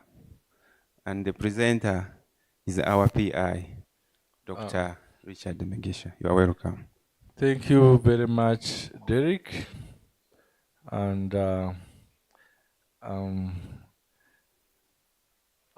just to go back to our key activities, just to orient ourselves, we did, before doing this implementation, we did a baseline assessment because we believed that part of the findings could actually inform our implementation. So one of the baseline assessments we did is this activity here. And it was purposefully designed really to get the gaps, existing knowledge gaps, attitudes and practices among health workers and community health workers with regard to these priority zoonotic diseases. So for this, we have already finished this. So now we are going to this aspect and I'm going to focus on the community health care workers. This has been a gray area for zoonotic diseases for sure. Not so much of the studies done to try to assess the knowledge capacities and the practices of these to see how we can leverage on using that workforce in tackling priority zoonotic diseases. But I think we missed part of this bigger background is how do these zoonotic diseases rank globally? About 2/3, which is 75% of newly emerging infectious diseases are zoonoses, meaning they cross from animals to humans or vice versa. But most of them cross from actually animals to humans. And yeah, so this is a very big, you can see, if you really, the world is committing to fight infectious, these emerging, this is zoonotic areas. And as such, they are a significant public health threat. And that's why we are focusing, because also on the top, they cause productivity losses. A lot of animals die. If you consider like anthrax, it can clear the whole herd, the farmer goes back to zero. Then, of course, loss of income. That's why even some people, even when the animal has died, they are like, they still eat the dead meat. Even when they don't know what has killed the animal, even when they know it might pose a risk to them. So, in a way, there are all of these determinants, the economic factors, the social. How do you throw away meat? In some cultures, they may not accept that. So, but there is a lot of income lost. And of course, with the humans, a lot of morbidity and mortality. So, because really the diseases like Ebola, all of these diseases kill actually. Even we have Ebola outbreak now. So, and one person has died out of 9, I think. So, and the morbidity is even, we are just saying this, but the cost of the illness on the body, what it is destroying, it is a lot also. But overall, if you look globally, you can see that zoonotic diseases are responsible for 2.5 billion illnesses and 2.7 million deaths. I don't know this million deaths. 2.7, they can form a country. Some countries have like 2 million people in some areas, or a big city. So, but every year you can see 2.7 million people are dying because of these zoonotic diseases. So that's why we are hitting all fronts and trying to be what more can we do to try to catch pace. So one of these initiatives, I think, trying to see what the community health workers and involving, because if we involve these community health workers in zoonotic diseases, they have done a wonderful job with the malaria, TB. So now if we involve them in this one health zoonosis, I think Commissioner, they can do a good job. We need to write projects specifically, I think, targeting the community health workers and One Health, and we pilot this very well and see it could really help us because they are overwhelming us in Uganda. There is Mpox, that is zoonotic. There is Ebola, that is zoonotic. So, yeah, and in Mpox, we are now coming to close to 3,000 cases in this country. So, now, the objective of this assessment was to assess the knowledge, attitudes, and practices of community health workers and animal extension workers in selected districts of southwestern Uganda. This was cross-sectional study, and we did in Chiruhura, Ibanda, Kazo, and Mbarara. That's where we sampled our community health workers. And the population, they are communities, these are VHTs. We know them as VHTs. Yes, and the animal, the opposite is not the opposite. I think the similarity of the VHTs in the animal sector, they are called animal extension workers. So they are the VHTs of the animal sector, of veterinary sector. So those are the people we assessed. They were our study population. We calculated the sample size, assuming, because we didn't know, we assumed the prevalence to maximize on the sample size and calculated the 243 as should be enough to give us good power. And in each district, we selected 66 VHTs and 40. There were 4 districts, so around 100 in each. 66 VHTs and 40 animal extension workers. Actually, we took, in most cases, some districts, I think, we took all the animal extension workers where they had less, and we increased on the VHTs because it was a proportion to size. Yeah, but this was, yeah, and so we captured we had our research assistants. These were interviewer administered questionnaires.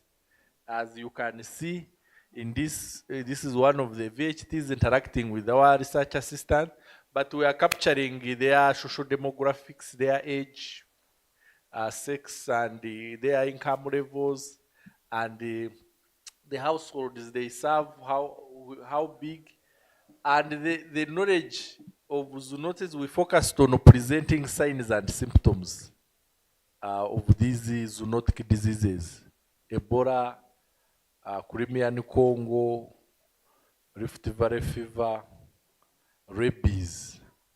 Yeah, those were our diseases. And in the attitudes, we were seeing how they are recognized by the other health workers. Do they feel they are, even their referrals are honored by health workers? Do they feel the community members are cooperative in regard to these zoonotic diseases?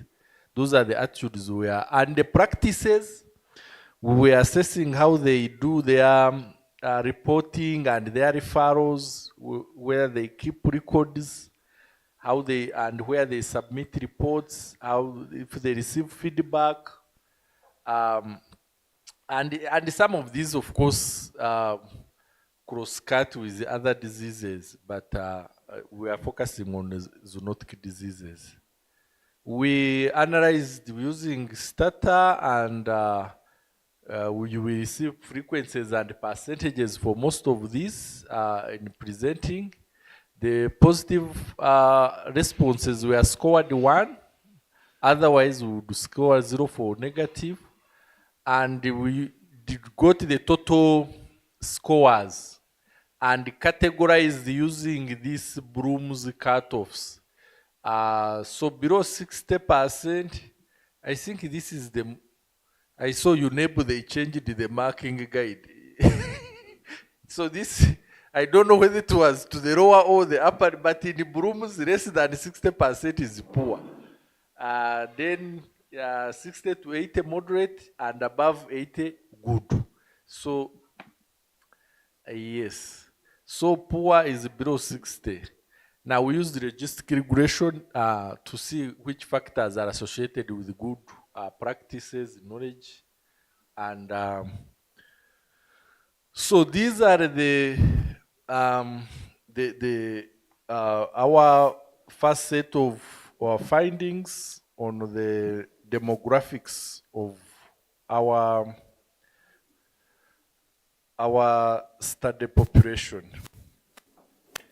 So we analyzed the data from a total of 423 participants. That was our calculated sample size actually. And the higher proportion, 59%, were females. I think that represents the general picture of the VHTs. Slightly, we have more females. The average age was 45 years. Commissioner, our animal extension workers and VHTs, the average age is 45. And you can see the distribution, close to 70%. You see, they are almost retiring.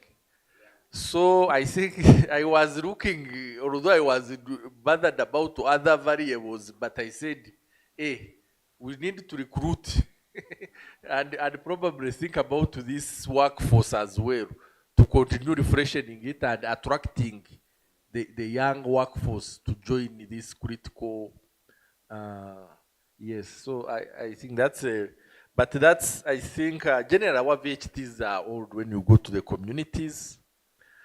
And most of them, they served more than 50 households, and almost all, 99%, they actually owned the mobile phone.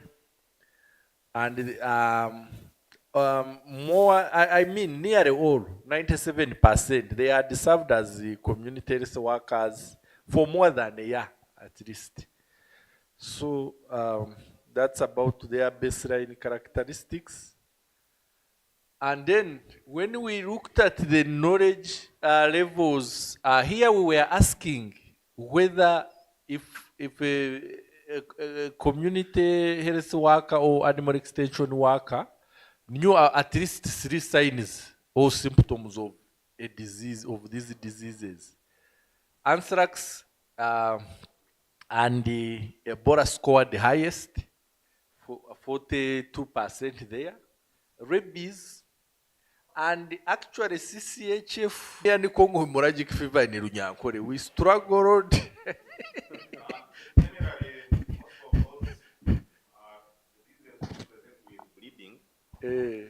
With signs of bleeding, generally they based on that clinical sign, whether it is Crimean Congo, whether it is Rift Valley fever, they just describe that sign, the bleeding, or Kwejwis or something like that. So there is no specific name, because some of these diseases, like you are aware, are very new. They are emerging. So meaning that traditionally, they have not been here. So they just based on that. Yeah, thank you very much. And you see, those were some of the challenges. I think now, Akashava, we need to baptize these diseases for our Angore region. We call it Kurimian. They will know this is Kurimian. In Runyankore is CCHF. So I think we need to drum this because it's becoming very difficult when there is a Kurimian Congo to tell people that this is not Ebola. Now when there is what is Rift Valley fever? Now we are there's Okwejuesa. And then you find some of these diseases have nothing to do with the breeding. You get. So and you can see why even the knowledge levels were very low. So for community engagement, this is a very big gap that we need to engage more and really come to what do we agree we are going to call RVF in Ankore. And we tell farmers, this is not Ebola, this is not Okwejuesa of Ebola, is this, you get. So those are I think working together we shall get a breakthrough because it is really, even no one could tell us about this Crimean Congo. So when we rate overall, according to the other cutoff, because our cutoff was 60%. Yeah. The knowledge wasn't great for zoonotics. Yeah, for zoonotics, it was much as they could say some symptoms, Ebola, this, but overall, for zoonotics, we need to engage them more and strengthen this area. So when you further look at the moderate, you guys, those who are above 80%, like only 1%. Yeah, I am told the 1% of Ugandan population earns about 1 million shillings. Those are some of us who are here. So that's this one, very rare, and this was really, the knowledge levels were very low. And I think some of the challenges are these being emerging, and I mean emerging diseases that the population are not used to.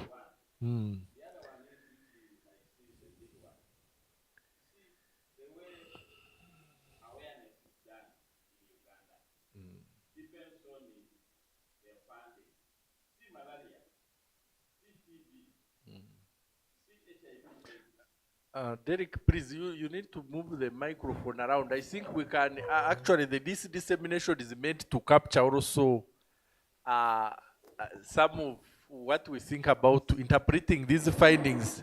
They have been challenging for some of us. Yeah, I was saying, apart from, because now I was discussing here, if those are health workers who are trained, who have been to school, this is their level of knowledge about the zoonotic diseases. And you brought one challenge. But the other challenge I'm adding is that for a disease to be, something people know, depends on the level of awareness of who has funded it.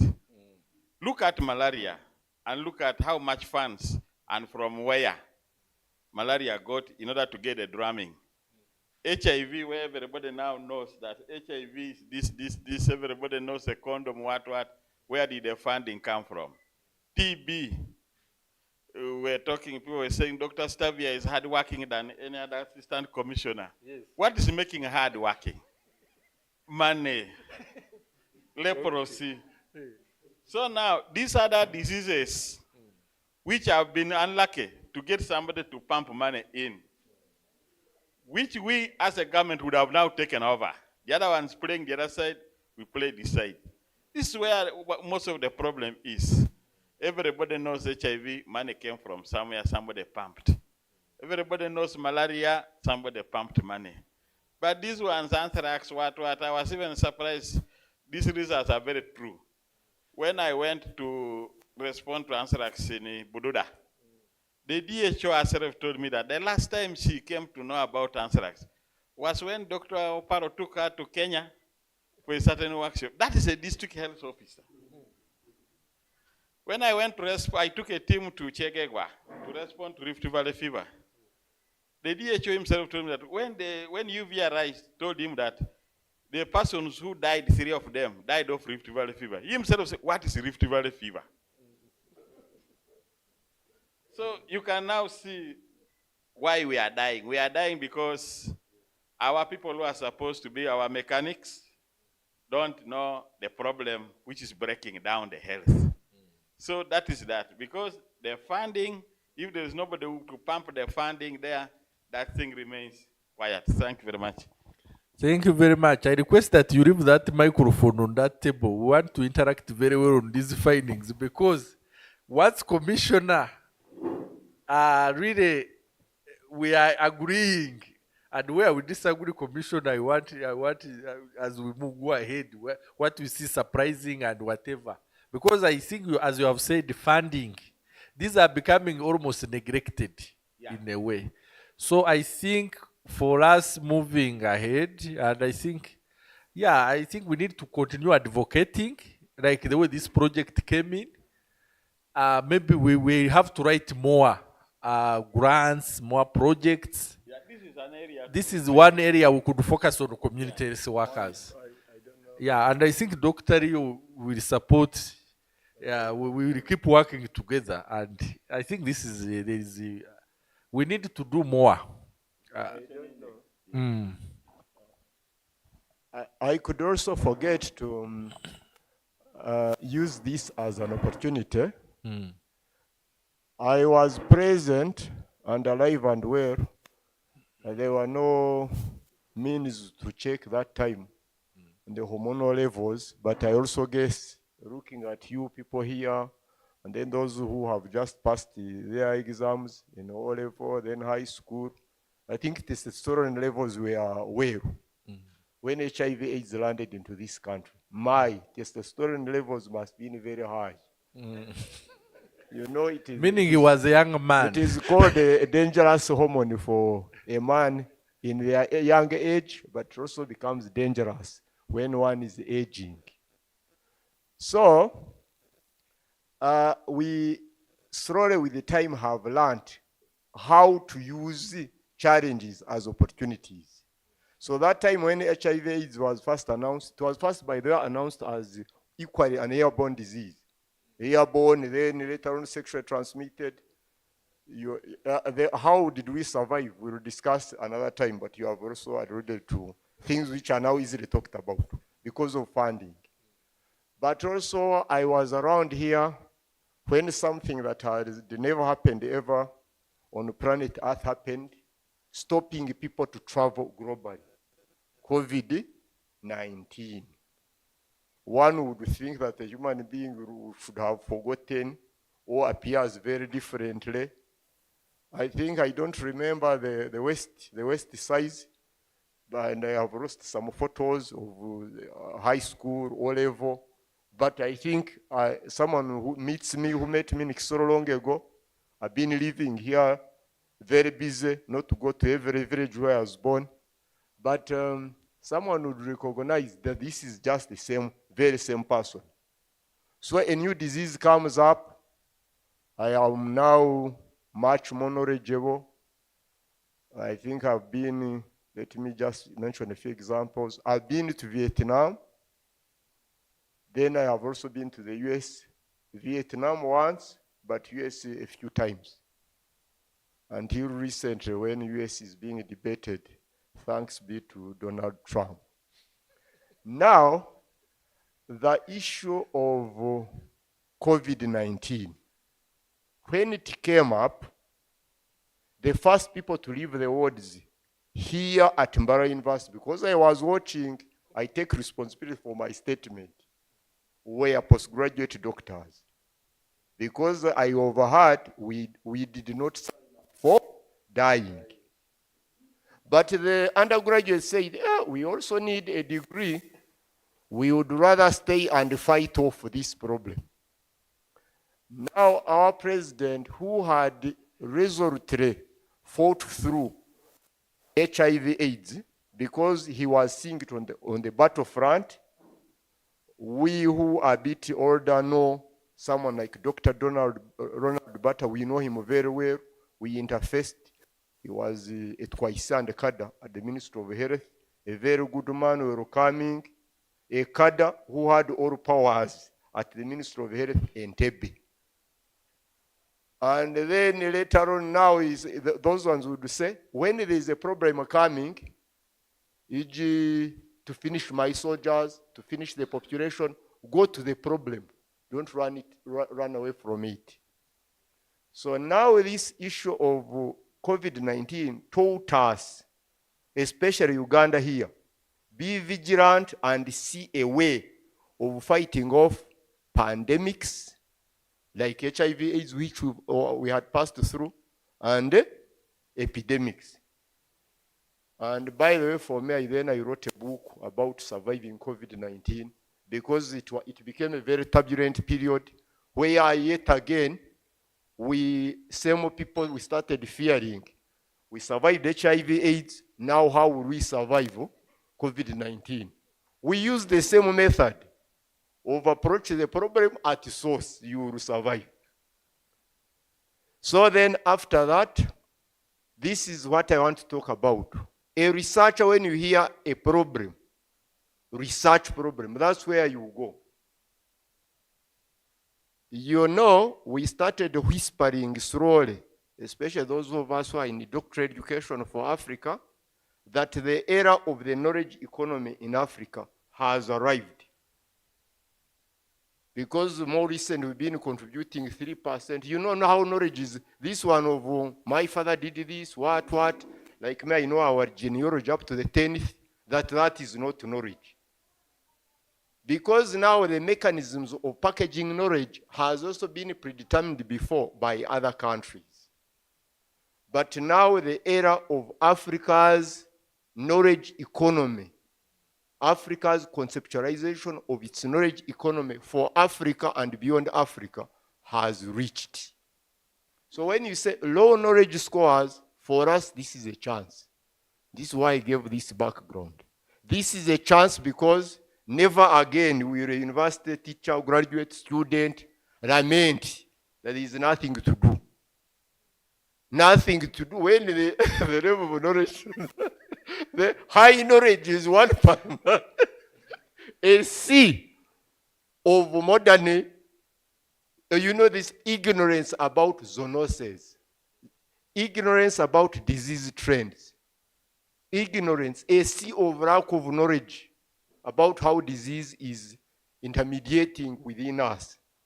So the reason why I'm making this, and it is deliberate and succinct, especially with the massification of higher education, everyone wants a degree. A degree, what? Everyone now wants to have a PhD. Doctor so and so, then people gather, they come to see whether the shape of the body has changed, whether what, everyone wants a title. But now competencies, with that degree, show us what you've done. Are you seeing that? So where is Abraham? Abraham, I was telling him that 15 years from today, someone who is not able to stammer the word One Health, no job.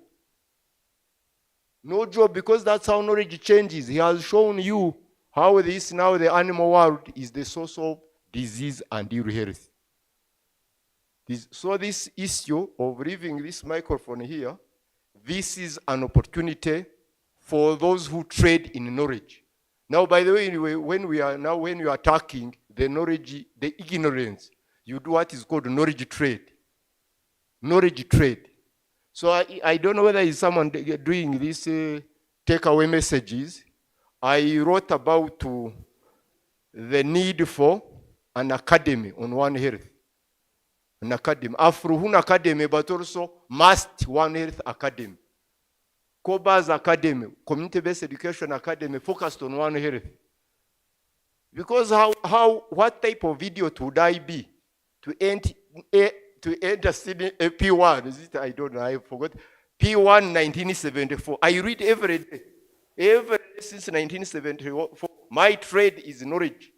What type of idiot would I be to have nothing in my brain? Whether in my vernacular, whether in what, now I'm even multilingual. What type of ignorance would I have not to have something to give back to society. What type of ignorance would you be having in your professional category where access to higher education in Uganda is 3%? This higher education means diploma, what, before you talk about these PhDs, before you talk about postdoctoral, before you talk about, now people want 3 PhDs. PhD what? I was told Mugabe had about 9 PhDs. 9. Huh? So the thing is, we are no longer going to be asked about paperwork. I have a certificate in what? I have a certificate in AI. I have a certificate. We are going to be, what is it? Show us what you are able to do, to deliver. And so this is a problem for those who were once in darkness. This is a problem. But for us here, the 3%, and Commissioner, please, if we delay, you just have a disk, then you add a platform, this One Health Academy stroke platform. We will come and teach. We will come and teach, seminars. If the PS and others, His Excellency, we talk about him. The man has done a good job, by the way, struggling to fight off these things. So, but I think with Dr. Diana, we can talk about her. She's our graduate here. She's our friend from Mbarara University. If she refuses to give you money, don't give us a phone call, but now just add there, Must Cobas Academy. We will come and find a course in the Ministry of Health.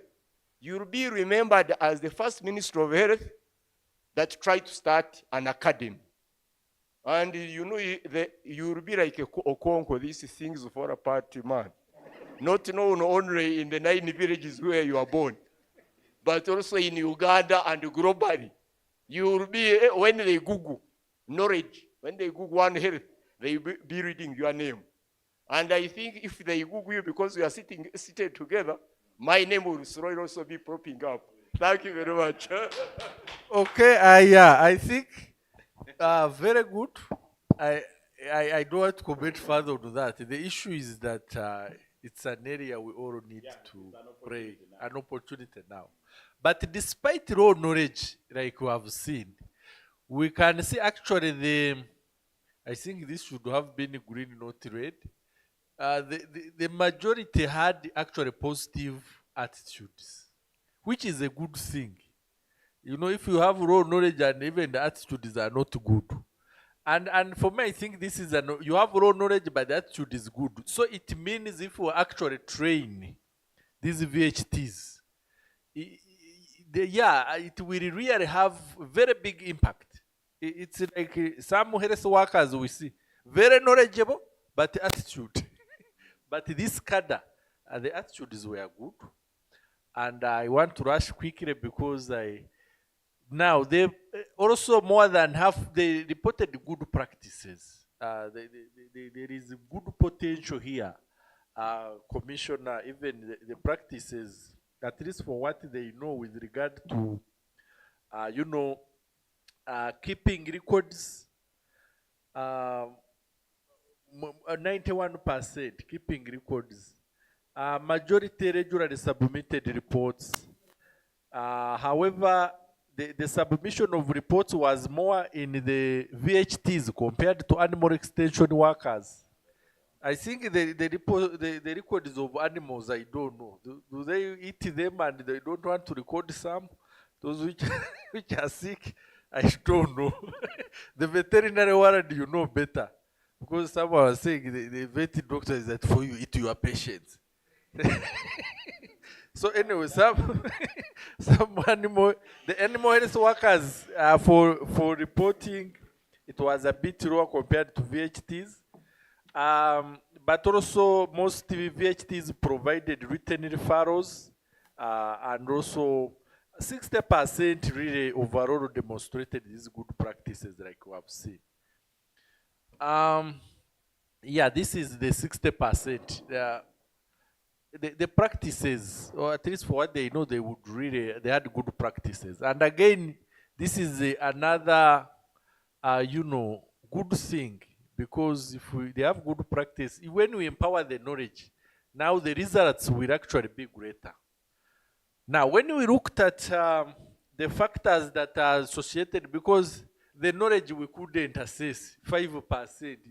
Just we took it like, yeah, I mean with good knowledge here. We also saw that training, those who are not trained, there are some who are really, they felt they were not trained on their rules. They were less likely, the odds are less than 1. They were less likely to actually have good knowledge. But also, surprisingly, the community health workers in rural areas, deep, they were actually more knowledgeable than these ones who are in the town councils and the municipalities and in so I don't know if I suspect that this is probably because most of these diseases are in rural, mostly in rural. Yes. Otherwise, across both VHTs and the knowledge was almost even. Now, when we looked at that was for this was for anthrax. Yeah. Then when we looked for viral hemorrhagic fevers, still training, we can see the odds are less than 1. Those who were not trained were less likely to be knowledgeable, meaning actually training them could actually be on these would have probably good results. It was the only, and also still those who were in the villages, I mean in the rural areas, were more likely. Still same across. Yeah, this is a lot. I just said the other factors that came out, somewhere you would find the male community health workers were more likely to report zoonotic. I think the female ones are in the malaria rot. I don't know, probably. And the male also are more likely to be the animal extension workers, who are, I think that is why, who are more likely to know about the zoonotics. Yes, so those are the other factors that join it. The males, they are here, more likely to submit reports, and so I think other than that, this is too much. I just tried to. Now, let me conclude this. In conclusion, the knowledge levels were low among these community health workers. And of course, none actually, they didn't know about CCHF especially. Those in rural areas actually demonstrated good knowledge, and the males were more likely to submit, had more community support and better practices. Those who are trained on their roles, they exhibited better knowledge and practices. So this gives hope really for trainings and more capacity building for this area commissioner. I think for me that's what. So what we did, we traded this is in Ibanda, and this is the deputy CAO, Chief Administrative Officer, opening this training. We focused on reporting of these zoonotic diseases through the six. Yes, that one. This is Agure. Agure Biaruhaga was our national trainer who came to, he works in the surveillance division of Ministry of Health. And he's also an alumnus of the Region Wook Fellowship. And he's also Dr. Your project. Actually, I was with Aguri in the same cohort for the field epidemiology, where all your products. He's the one who came to help us train, to enhance the surveillance. Yeah, this was at the end of the training. And yeah, that is the end of this presentation. And I think we have had a lot of input along the way. Isn't it? Yeah, but if there is like 1 or 2 maybe, yeah, I see Akashaba has moved out. I thought that's his area, if you had, but he also gave his input. I don't know, Derek, yeah, what do you say? We invite a few. Yes, I think 2. Like 1 or 2. Yeah, 1 or 2, because we have If a they are session there. of question and answers. So, yeah. Do we see? We don't see them. I think, yes, Monje, yes. And Monje, you are going to be the next presenter. Yes. Dr. Monje, after this, actually, you are next to take us through the risk mitigation plan. Yeah, so, but let's have your inputs, comments, anything. Thank you very much, Dr. Migisha. Regarding the, I know you talked a lot about knowledge and attitudes. My concern was about the practices. So about the practices, I don't know which practices were key in terms of the ones we could focus on, because many times you find that they're the ones which also have a strong bearing in terms of how people are predisposed to diseases. So those are good ones. Any ones which are the poor or the poor practices, because they could be key for us to appreciate the such that we see how we can also attack these. Thank you. So I think, thank you very much, Dr. Monje.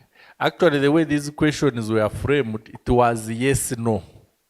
So it means if, for example, 91% were doing records, it means the remaining 90% were not, which is not a good practice in a way. That's how we tried to, people, are you submitting reports or not?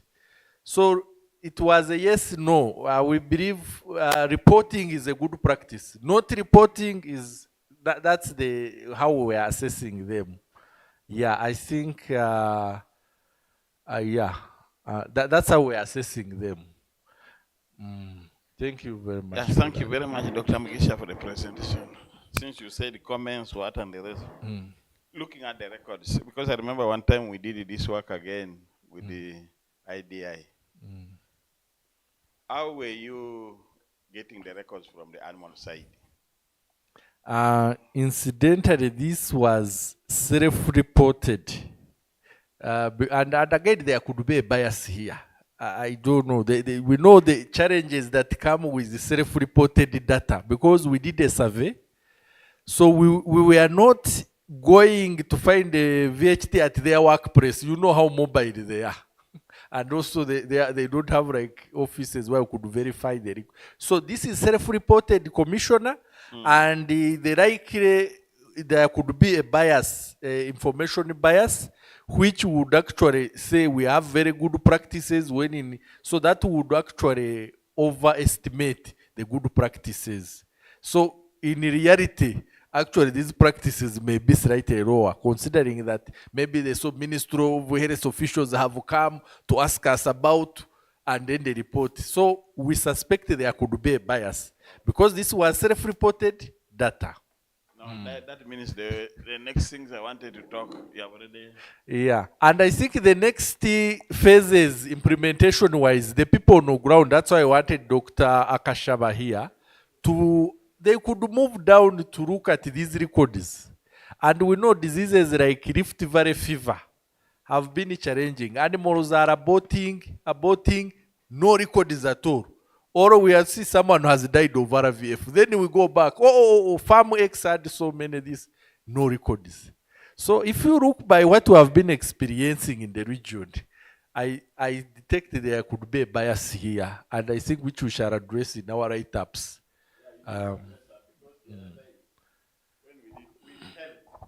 You can go to a health facility, look through the outpatient register, everything you pick there. But on the animal side, those things don't exist.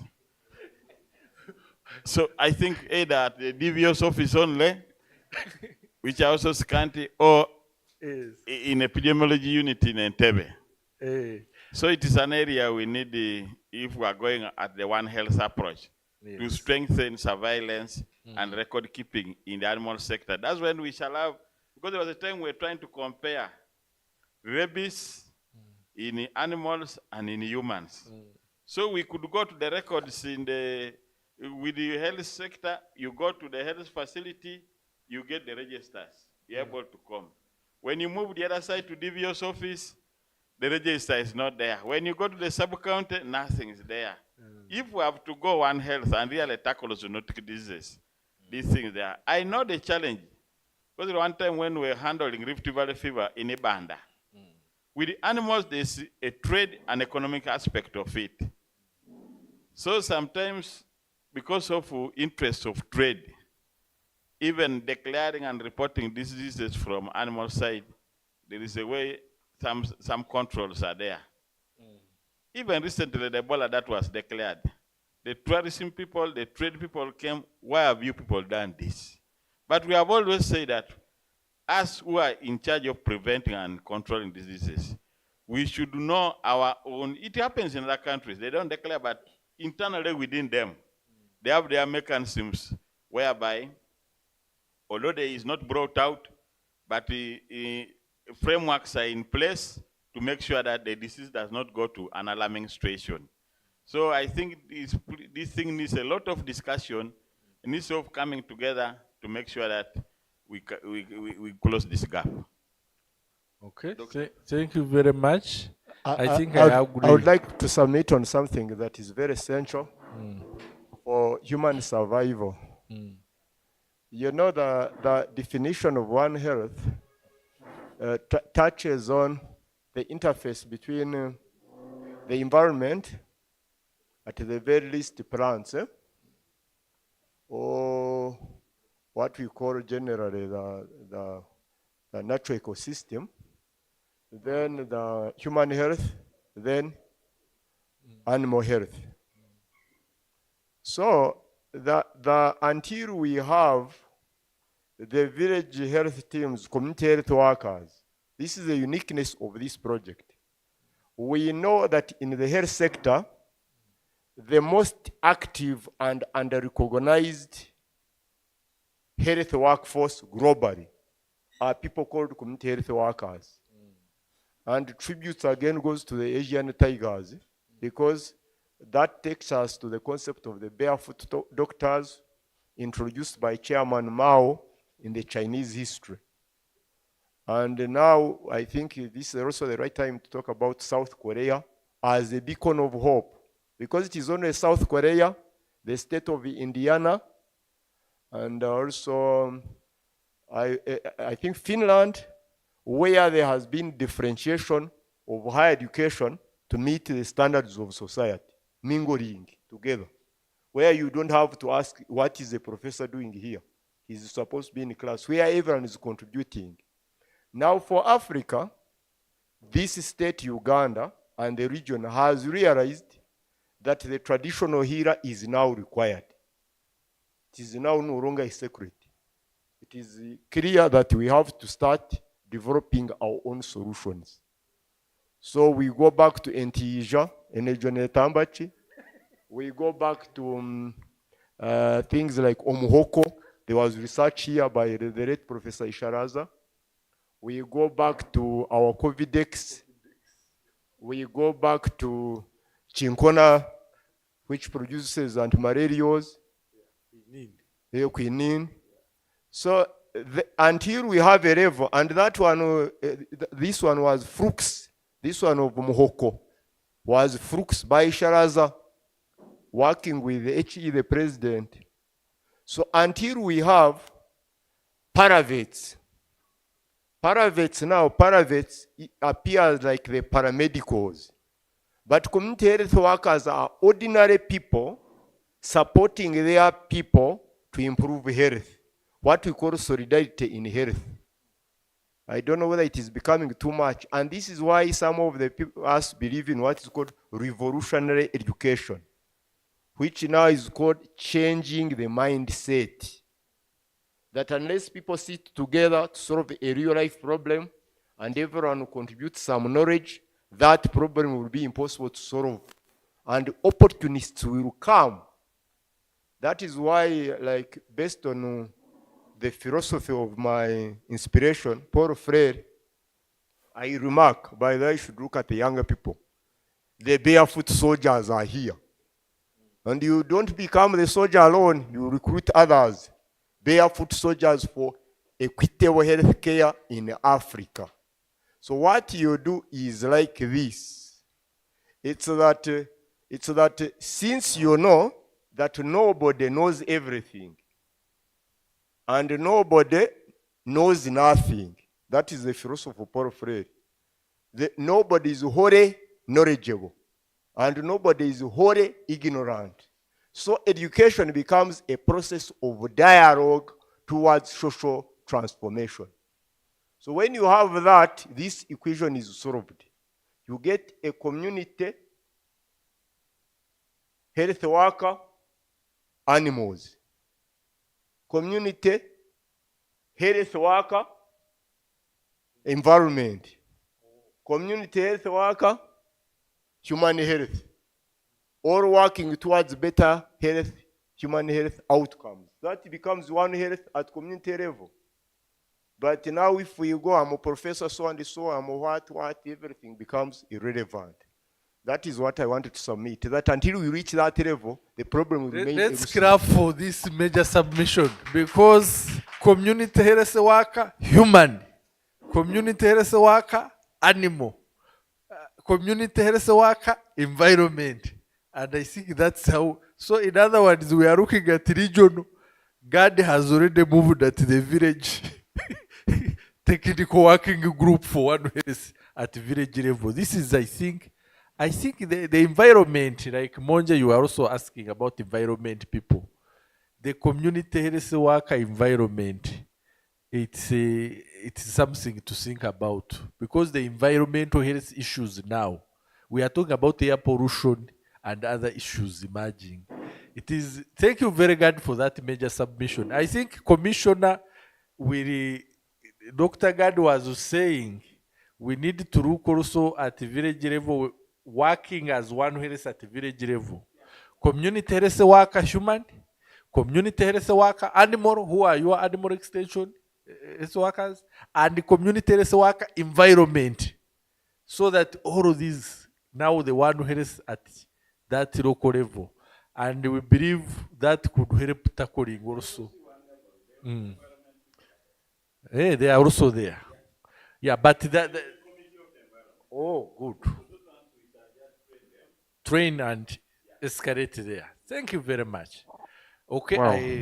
I think we thank you very much. You want to dismiss me? There is a hand there. I think let's have, this is the dissemination.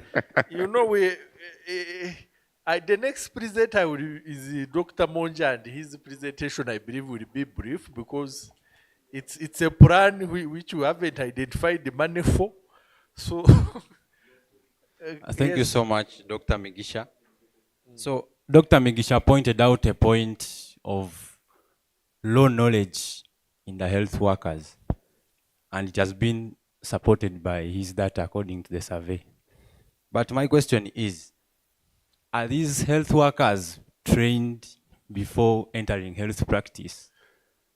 Remember this, what we are talking about are community health workers, or VHTs. So actually what I've disseminated now is there is another survey that was done among the health workers who are now the certificate degree. This we have not presented, and the presenter is not here today, so we shall jump that, but we will share the report with you, Commissioner, and everyone. For them, their knowledge levels were actually good. Yeah, but so that this is, I think, VHTs. So that now you can understand. Thank you very much. Okay. Any other question? Yeah, very. Hashaka has the last. I think the last. Hashaka, you also introduced your president. He has come. Okay. You said you were the secretary. So. Okay, without the honor, I take this chance to introduce the president, KGA Uganda chapter. That's Korea Global Alumni. So why you've not been, why you're coming? I stepped into your shoes as a KGA representative. Now that you're here, and this is a KGA activity, coffee. Maybe you say hi to our guests. Yeah, Then I then can he ask my can also question. comment on the, because we are talking about VHT. He's the DHO of Bukoma and Simbi, Dr. Gad. Dr. Alfred Actually. Kato, you remember him? He actually started from Mastro So. So you tell him where you were for your placement. He will remember you very well by that. Thank you. Because Thank you so much. I'm so honored to be here. And I want to say that I'm so excited to see my mentor in public health. Though he mentored me when I was still an undergraduate, Dr. Gad Ruzaza. I thank you. And I was so excited. So, hey, how did Mijisha finally bring this man here? So thank you so much. You trained us, you taught us, and my placement was in Chinoni Health Center 4. Yes.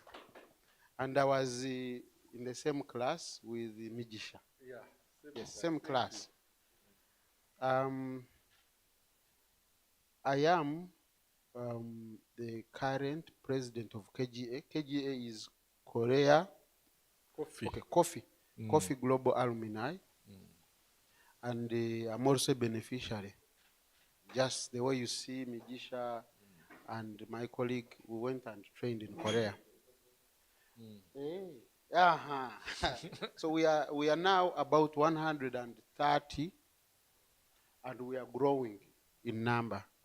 And Professor, we want to grow a very big society of the people that can change our society. The beauty is that we are a very big spectrum of people. We have administrators, we have epidemiologists, we have, like me, I'm resigning from now public health. I'm going back to surgery, the way I used to be. I'm going back to surgery. So it is a very big spectrum, laboratory people. So we want to build a very big spectrum. So I said I have to go and meet Mijisha and the team. And I want to bring greetings from the executive. Some of the members are here. And Mijisha happens to be our technical advisor. And he has really advised us very well.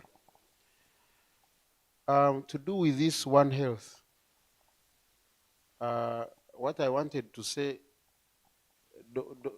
Professor he poured everything out. I was thinking that what if we have One Health concept at a village level? And maybe this project with the ministries, Ministry of Agriculture, Ministry of Health, we have a concept on how we can have One Health. Right now, we are grappling with the Mpox. And you know, Mpox is also a zoonotic disease. It is so heartening that you find a VHT, now the one for health, because Professor has guided us that we are behind. We are saying VHT. Now, VHT cannot be the one for environment, the one for immunization, the one who is running the maternal child health, the one who is, they get overwhelmed. So if we can get a concept, mixed concept from this project, and we say, Mijisha et al.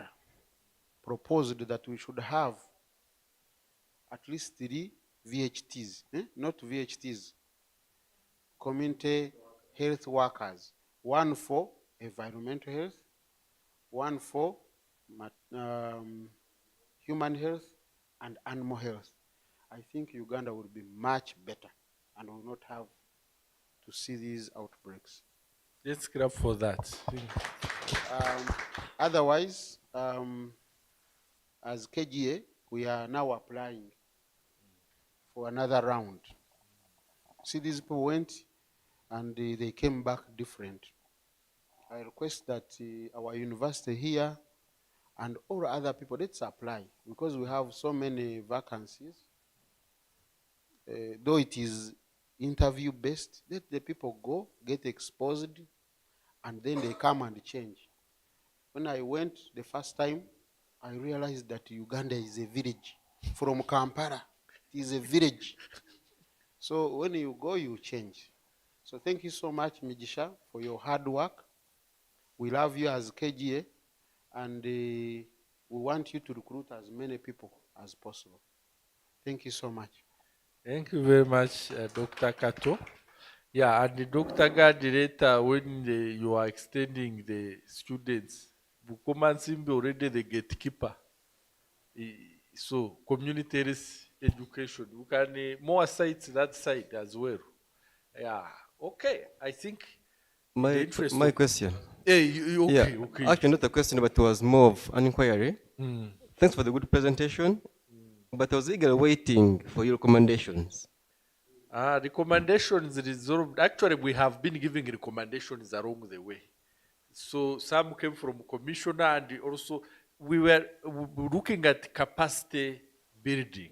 That if we, because they have raw knowledge, but they have good attitudes and good practices. Actually, if we now improved the knowledge, we would have more gains from these community health workers, and it would help us solve our diseases of zoonotic nature at the grassroots level. So because that's, so our biggest, and we saw even the not being trained was associated, actually, not being, those who thought they were not trained, they were less likely to be knowledgeable. For anthrax, same for viral hemorrhagic fevers, yeah, and yeah, so, and other diseases. Here we presented a few because of time constraints. So training and capacity building at that level will really help us to consolidate and achieve more gains in One Health. That's the biggest overarching recommendation based on the results we are seeing. Yeah, that's very true. But furthermore, we can see now, extrapolating to actually the grassroots structures, strengthening them, is what is coming out as a future direction. Yeah, Dr. Richard, that's very true. But I think as part of, because I know that they won't stop this presentation here. I know it's going further and further. Please, let's put that key recommendation there of training, especially based on the discussions, having that One Health approach at the village level. All right. Yeah. Thank you very much, Alex. Yes, yes.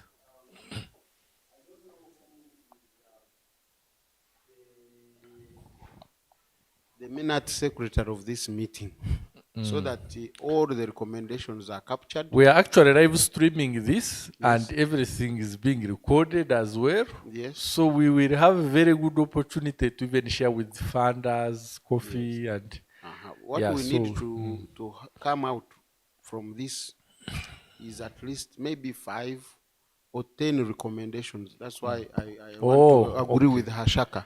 That when you disseminated, we came up with 5 action points. Some we can do, some can be recommended to the natural healthcare structure, but others can be sent maybe to Ministry of Agriculture, and maybe another one sent to Ministry of Health. We need to say, this is what we agreed according to the results that we should do. Not 1 point. No. Thank you so much. I think, Hashaka, you are the secretary of KGA. This is a KGA activity. I am anointing you to help us, and this is a very, actually it's a standard good practice in dissemination, that we need to get out to the key recommendations. So Hashaka, please get your pen ready. We will go through those later, and we'll share with even commissioner with our key recommendation from this dissemination. Thank you very much. No problem. So I think we are safe to... Yes. I think we want to thank you very much for being elaborate and exact on the point, and keeping time, by the way. Okay. Let's Clap for him. Thank you very much. So I take this honor now to welcome Dr. Monje to present to us about the risk mitigation plan of the zoonosis in southwestern Uganda.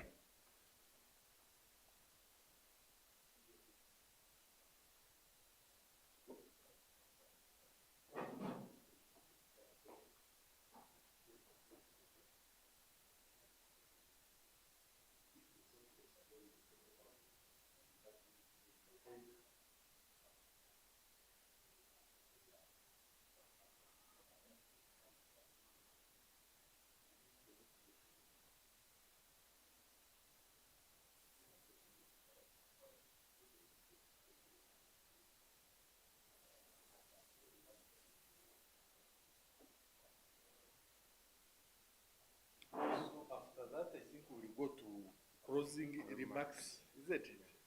Yeah? Yeah, we'll have remarks and then.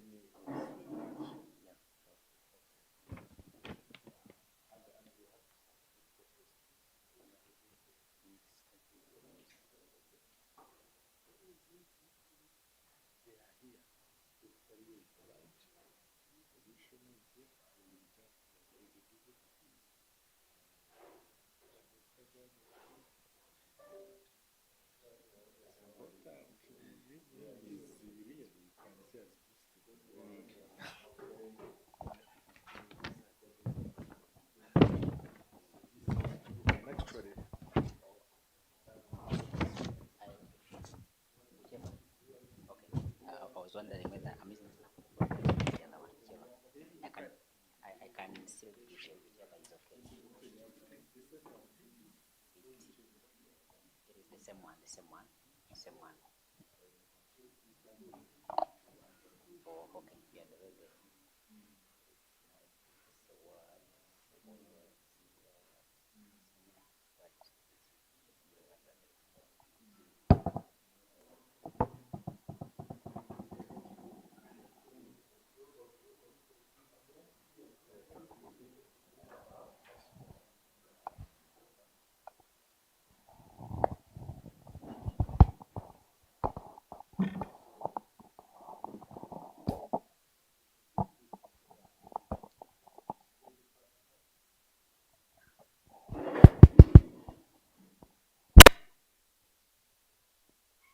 So you tell me when you're ready, then we start.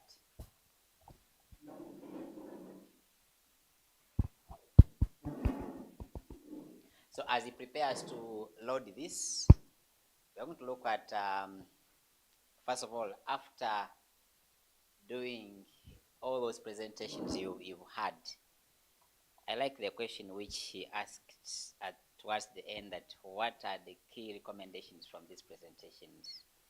He was actually telling you that you've listed all those problems. What are you going to do about them? Yes, talked about issue of knowledge, issue of attitudes, issue of practices.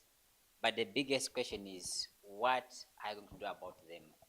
Because we should not always be waiting to be surprised by the one threats whenever they come, but we should also have a way, if possible, how to prevent. And if you're talking about prevention, it means you should have an organized way of how to do that. Because if you always wait for an anthrax, for Ebola, for Marburg to break out, and then you run around, somebody will say, no, it is not the best way to deal with public health threats. The best way is to organize, to foresee in the future how you will deal with them. That even if they surprise you, at least you know how to quickly arrest the situation. So that's why this time we have what you call a mitigation plan. What's a mitigation plan, colleagues? In your own words. I like us to engage ourselves. What's a mitigation plan in your own words? Hello? In your own words, what's a mitigation plan? Yes, please. I would say is a well laid down schedule on how you're going to handle a certain activity, how you are going to address an issue at hand. Yeah. Please.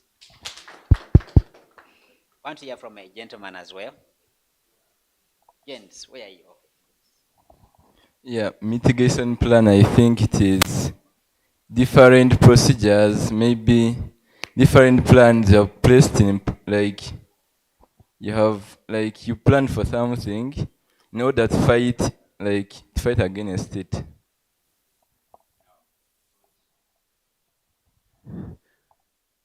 At least you have an idea of what a mitigation plan is, because all what you've talked about, what the earlier presenters talked about, were the key issues which came up during the fact-finding mission. They found out a number of good things and a number of not so good things. And some of these, he called them risk factors, the things which predispose us to the threats. So here we are designing a way of how to reduce those risks, being exposed to those risks. Sometimes we may not necessarily prevent completely, but you reduce.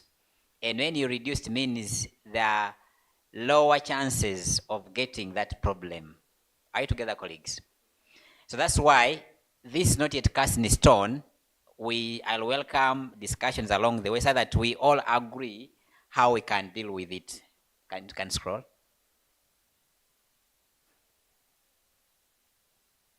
Okay, good.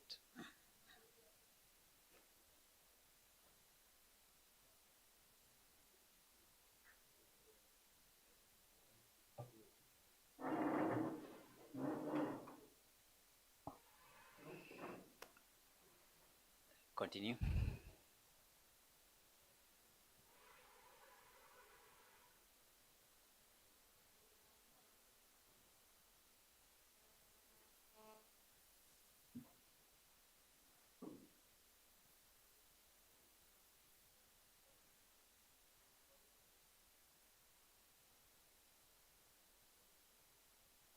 Yes. So we realize that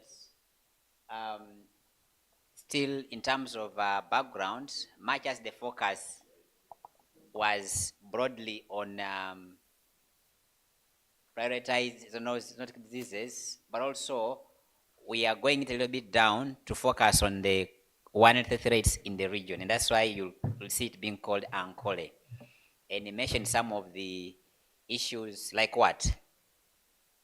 Like what? What did you mention? The key threats in the region. Who remembers? Please say it up. Do you have a second microphone? Please, kindly. Let me pass around. Like I said, this is going to be a participatory session, so feel free to mention Rift one. Valley fever. Thank you. Rabies was added. Rabies, yes. In the region. What did he mention? Ebola. Ebola, yes. Anything more? Anthrax. Good. Anthrax. Thank you. So those are some of the key issues which he mentioned in the region. So meaning that we should find a way of how to deal with those threats. Go ahead. Continue.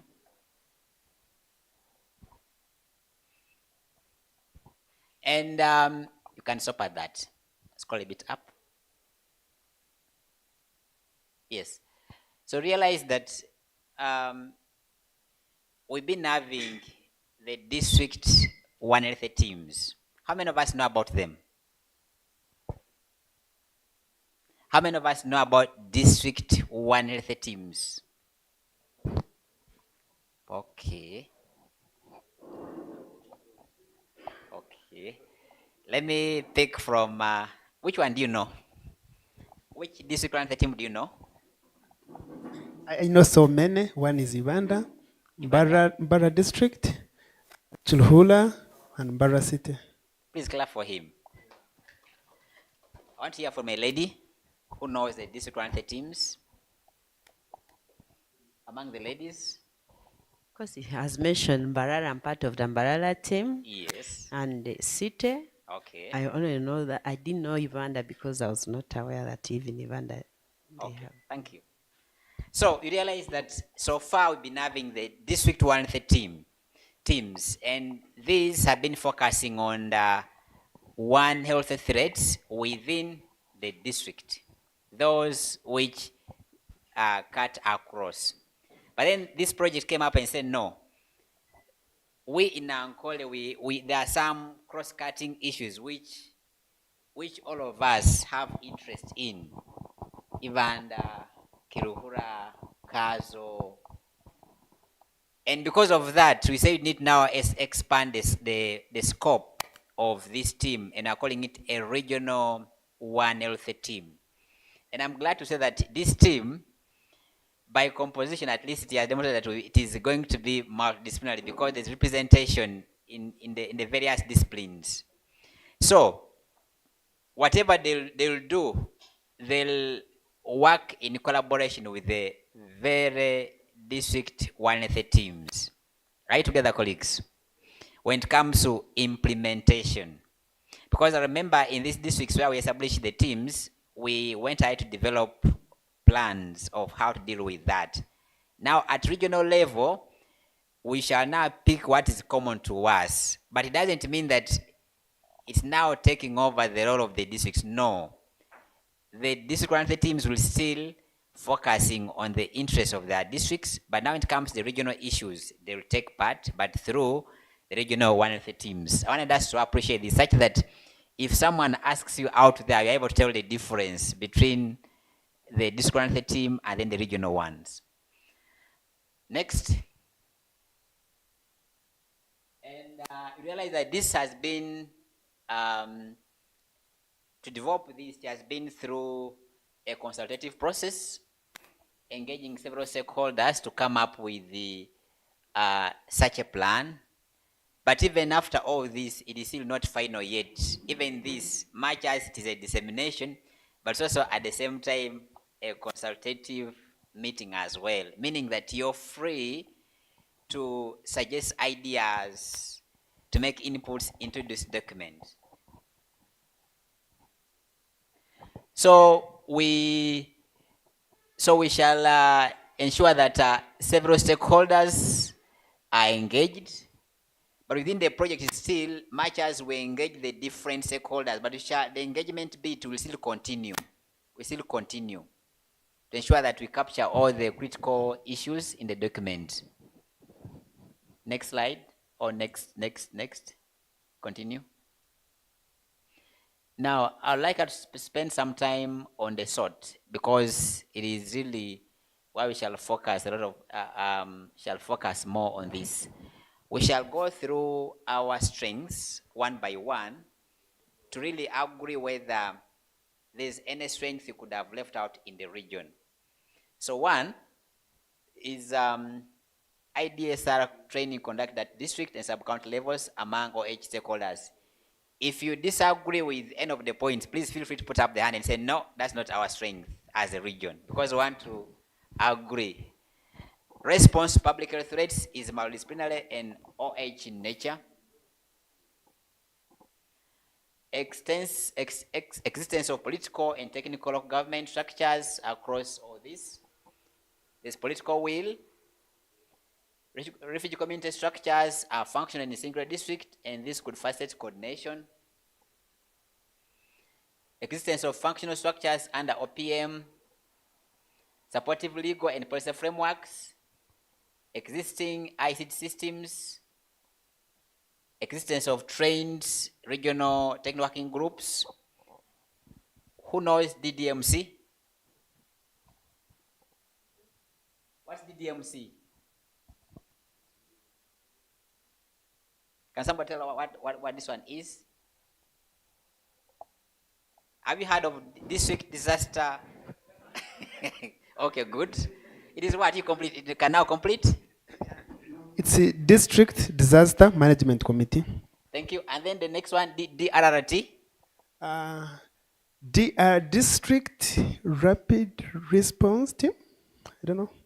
district rapid response teams. Thank you. Please clap for him.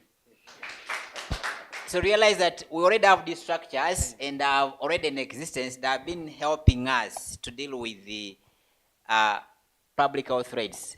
The DRRTs normally come in whenever there is an issue. The DDMC, they're supposed to do the, like, to foresee any plan for the things, ideally. They're not just supposed to just wait for disaster to come. No. They're supposed to even foresee and make some assessments so that there is a risk somewhere here. We need to plan and address it so that we can be able to address it beforehand. So all these are supposed to work together. Existence of financial management and accounting regulations, commitment of the regional steering committees to expand, existence of health facilities at all levels of operation, regional and subnational stockpiling, please go, stockpiling centers support stocking and deployment of MCMs. Battery. Let me give you the charger.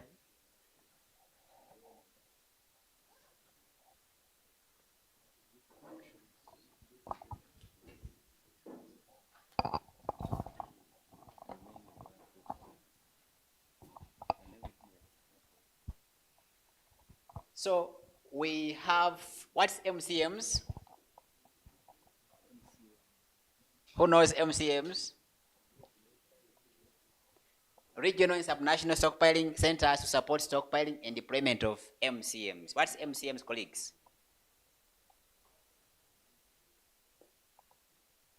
Someone can put up the hand if they know the answer. What's MCMs?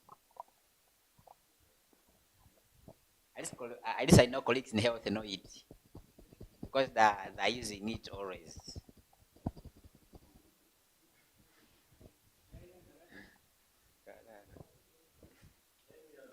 Okay, thank you. If I fail, don't mind. It is multi-sectoral coordination mechanisms.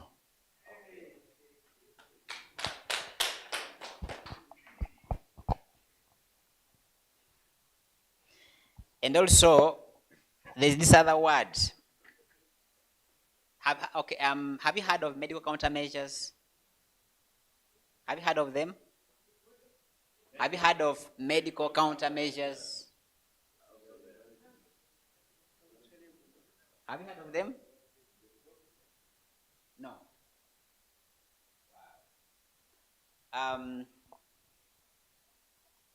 Like, who has ever had and then explains before I explain what it is? Medical countermeasure.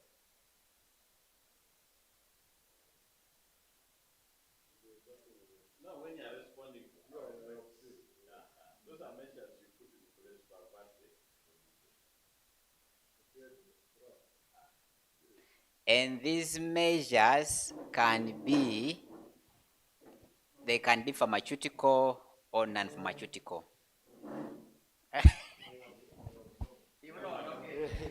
In the field of health professions education and in the aviation industry, there is a field called simulation education. So it is also, I'm sure, it is also something very important in the military. So what you are trying, countermeasures, is actually what they call preparedness plan, comprehensive. So, for example, in aviation, some of the people go into a lot of simulation. Simulation means imagine a real life situation. So before piloting, the pilot goes in a room, imagines the thing taking place. In medical education, as professional education, you don't go, I'm going to do the first Caesar, first day. In engineering, my P3 never start a machine before you know how to stop it, because it can go always. So simulation education is that imagine the way Ebola is going to happen. We used to do that a lot, if you remember very well, in role plays. But in a simulation education, you create a scenario which is almost the same as the real thing happening. Now that is the best education approach at the higher education level, such as the university, because it puts you in a situation of the real thing happening. So that is what I can comment about this approach. It's very important, you are correct. And I think, Dr. Monje, we need to capture that to add it objectively into the, I think if we do simulation exercises, they can also help us in being more prepared. Okay. Yeah, I think, Hashaka, are you taking notes by the looks of your posture? Yes. Yeah, guys, after this, we are going for lunch. Heavy lunch, by the way. So, we are just have closing remarks and heavy lunch. So I'm trying to get your attention. Yes. So trainings conducted for RRTs, eye surveillance, good equipment. Next slide or next page.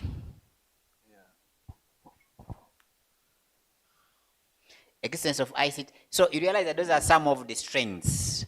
I was just going through very fast because you know some of our strengths here. So if I may pause there, is there any strength you could have skipped which is in the region?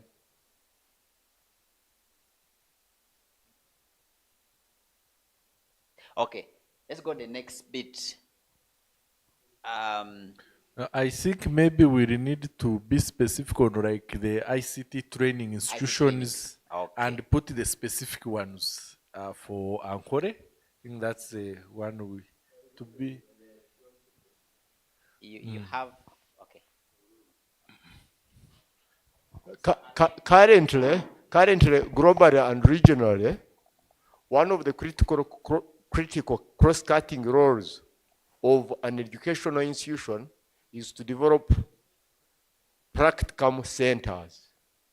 When they grow and they become strong, they are called centers of excellence.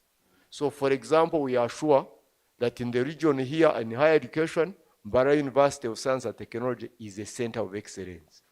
So I think that one should be included. Centers of excellence, and they are diverse.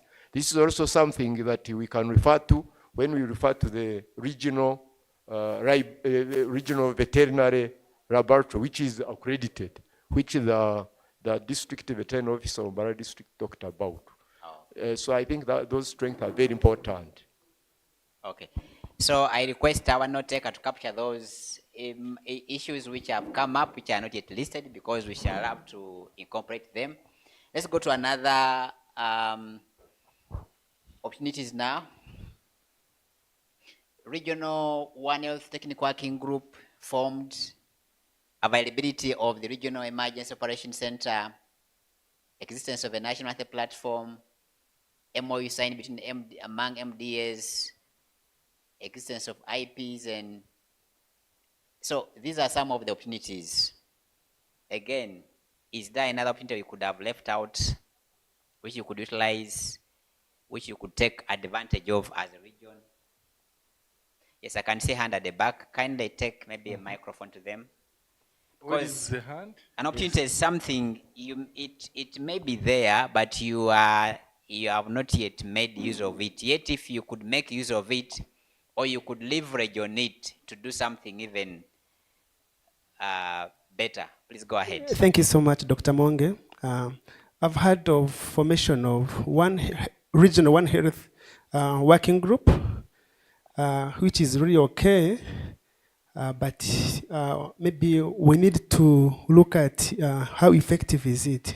Maybe you could also look at the effect, the work it has done maybe. I know it has just 1 or 2 months back, they just formed it, but we need to look at maybe what it has done. If we could have like a documentary, or we evaluate it, then we could maybe ultimately inform as we think of maybe forming other regional One Health technical working groups in other districts. Probably this one, the first one of its kind, if we have documented evidence of what it has done or this number of sittings it has said, we could think of that maybe as we think of having other technical working groups are being formed in other districts. If we have evidence, or maybe the first one in Mbarara, then it would give us thoughts of what is needed as we think of forming others. Thank you. Thank you. What I'm getting is that we want to have this as a pilot, so that at some point we shall have to evaluate and see what we have achieved, and this will guide us in say rolling it out to other regions. I saw a hand from. Okay. Thank you so much. Thank you. I'm responding to this part of the opportunities, availability of IPs, supporting, blah, blah. My question is, you know what is happening? The US is saying we don't have money anymore for the people who don't pay tax. This is a challenge to Migisha and the whole team here. When you go to your Gomborora Technical Planning Committee, District Technical Planning Committee, or even a budget desk, is it possible for us to explain to these people and they accept that we start on the Kasmoro revenue that is raised, for example, by Mbarara City, for them to allocate, even if it is 1% or 0.05% for this? The temptation is always thinking that there is somebody there with some money willing to assist. As Ugandans, can't we convince ourselves and say this is very important?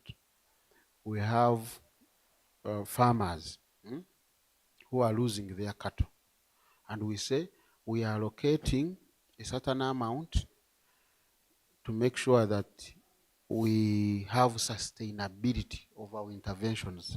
So Migisha, I'm challenging you to convince the councils right from the LOC1 up to the district level or the city level, for them to feel that this is important and allocate some funds for this program. Even if it is just having, say, 2 meetings of the district rapid response team to discuss what happened last year. That will be a very big contribution to this, because now coffee is here. When it goes away, what will we do? Because if we continue doing this, we think people will start getting interested in this. Thank you. Thank you. I think Thank you for the submission. It's an opportunity. We already have some structures. It's what is telling us. So if we can, is looking also at sustainability. I think this is a very important point, to see that at each level, at council, Gomborora, district, region, everywhere, they earmark something for One Health issues. And I think God, who is a very champion of primary health care, and in your remarks, I beg you, touch it on your remarks.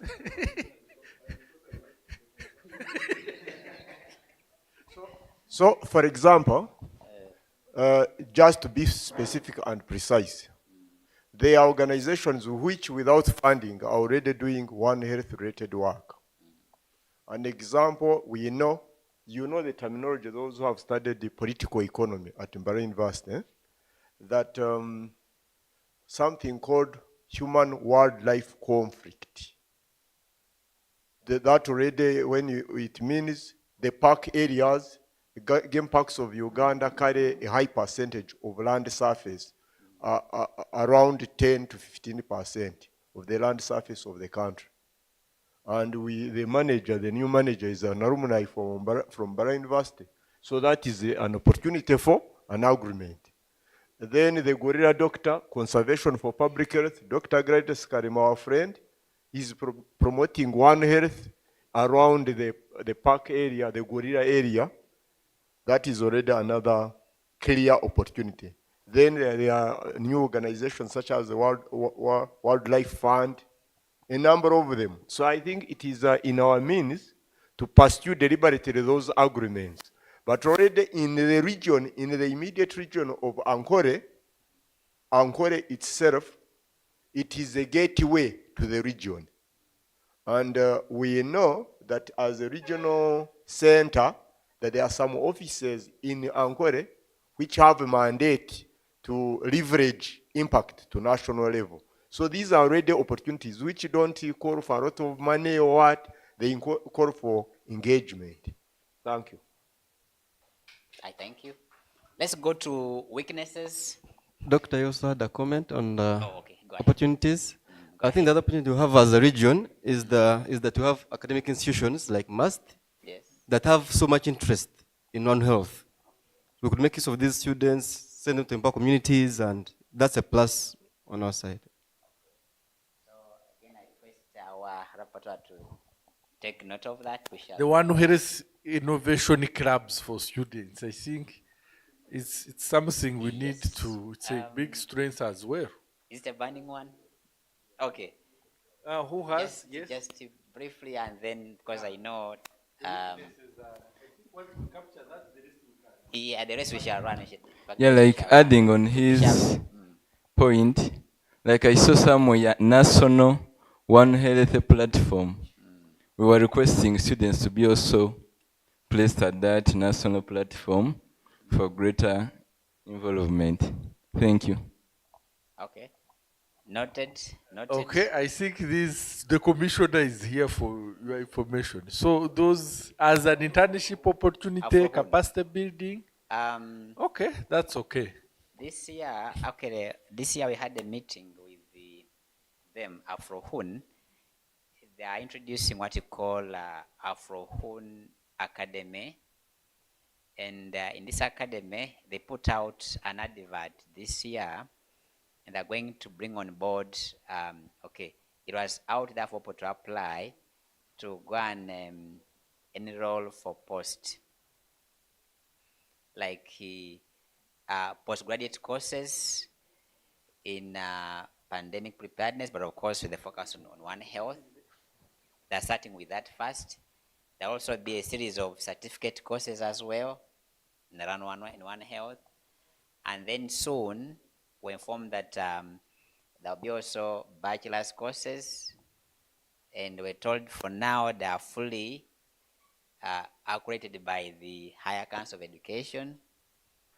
So for now, what is starting are certificates and then postgraduate. Those are the ones which are already starting immediately.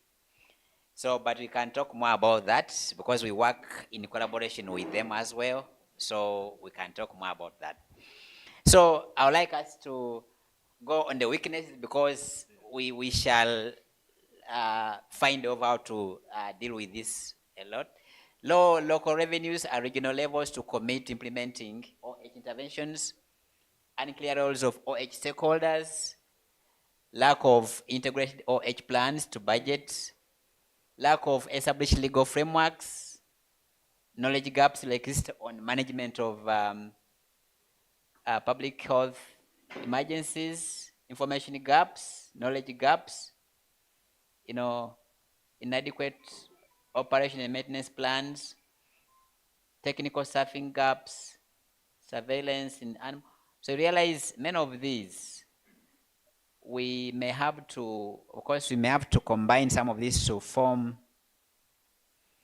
like one of you asked at some point, he said, what are the key recommendations? Just like somebody may also ask, what are the critical gaps?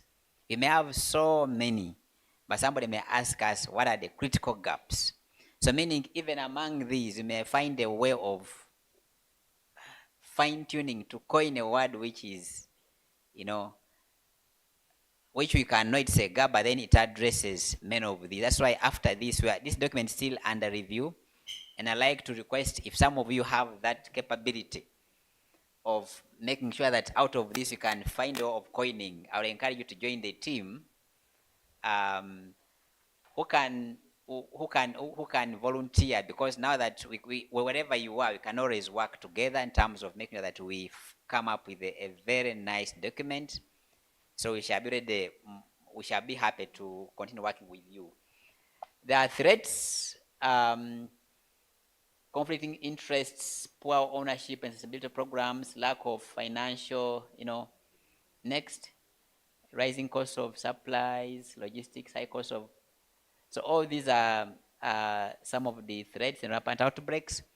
But among all these, like I said, the SOT is actually the most important in all this document. Why do I say so? Because even what I want to say, we are focusing on like our vision, goal, mission, objectives will arise mainly from this table. So if you don't come up with the clear things, then it means what you're going to focus on will also not be clear. Are you together, colleagues? That's why if one is to say spend more time, I would rather spend more time on SOT. The rest I can know that we can always do it. That's why I'm encouraging those who would volunteer to work with us to make sure that we come up with clear-cut issues or critical gaps or the strength or the threats, so that we eventually come up with a clear document which will properly give us a good sense of direction. And of course, I can see Venia an issue about critical issues coming from that. Again, we shall have to deal with that. Next, continue. Continue. So of course, among these, we know that in dealing with this, you know that usually we cannot do everything. If you are to look at these public health rates, we shall again prioritize the so-called hotspots. Because within the Ankole region, we don't expect to see the threats normally distributed. No, there are those areas. If we focus on, we shall achieve a bigger mileage. What somebody says that value, like of value for investment. If I invest one coin in a given location, how much benefit will I? So that's why we shall choose some of the places here, like we talked about Sanga area, Kazo, all these. Again, these are places of discussion which you can always, again, advise because you are on the ground. Again, we have another issue called the most at-risk populations. Because if there is low knowledge, there are those stakeholders we must prioritize. For example, these abattoir workers, farm owners, these bush operators, animal traders, border riders, all these. These are a special category of stakeholders whom we must prioritize. In any case, I was even expecting some of them to be part of this meeting because they need this knowledge more than another stakeholder in the region. Because every day, they are always at risk every day. Are you together, colleagues? Yes. So we must find the best way of how we should package this message so that they can understand it better. Because once they understand, then they will cause a bigger impact. They're the ones who take all this. For us here, we just go and buy the meat. We don't know where the meat is coming from. But for them, they know the details where they have gotten their meat. For you, don't know. So if the person who gets that meat is not informed, that means we shall even us be at risk. So the more we need to prioritize these categories here. Next. And these are now other categories of the people now whom we shall prioritize. Again, when you look at, again, the practices, again, there are those we shall need to prioritize. Of course, this is evidence-based, based on what happens on the ground, such that whatever we prioritize, it is what will give us higher mileage if we take an action on it. Next. All these, we know them. Then the proposed priorities in the region, work with the regional environment officers, strengthen information sharing, document the pattern of public health threats, have predictive futuristic planning, those models, inform and guide partners based on risks, strengthen community-based surveillance, hotspots, and all these. Like many times you have partners doing the work in the region. But if we do this, you'll achieve more. Guide them on where they should do if a partner wants to do one thing in the region, what is that one thing they can do?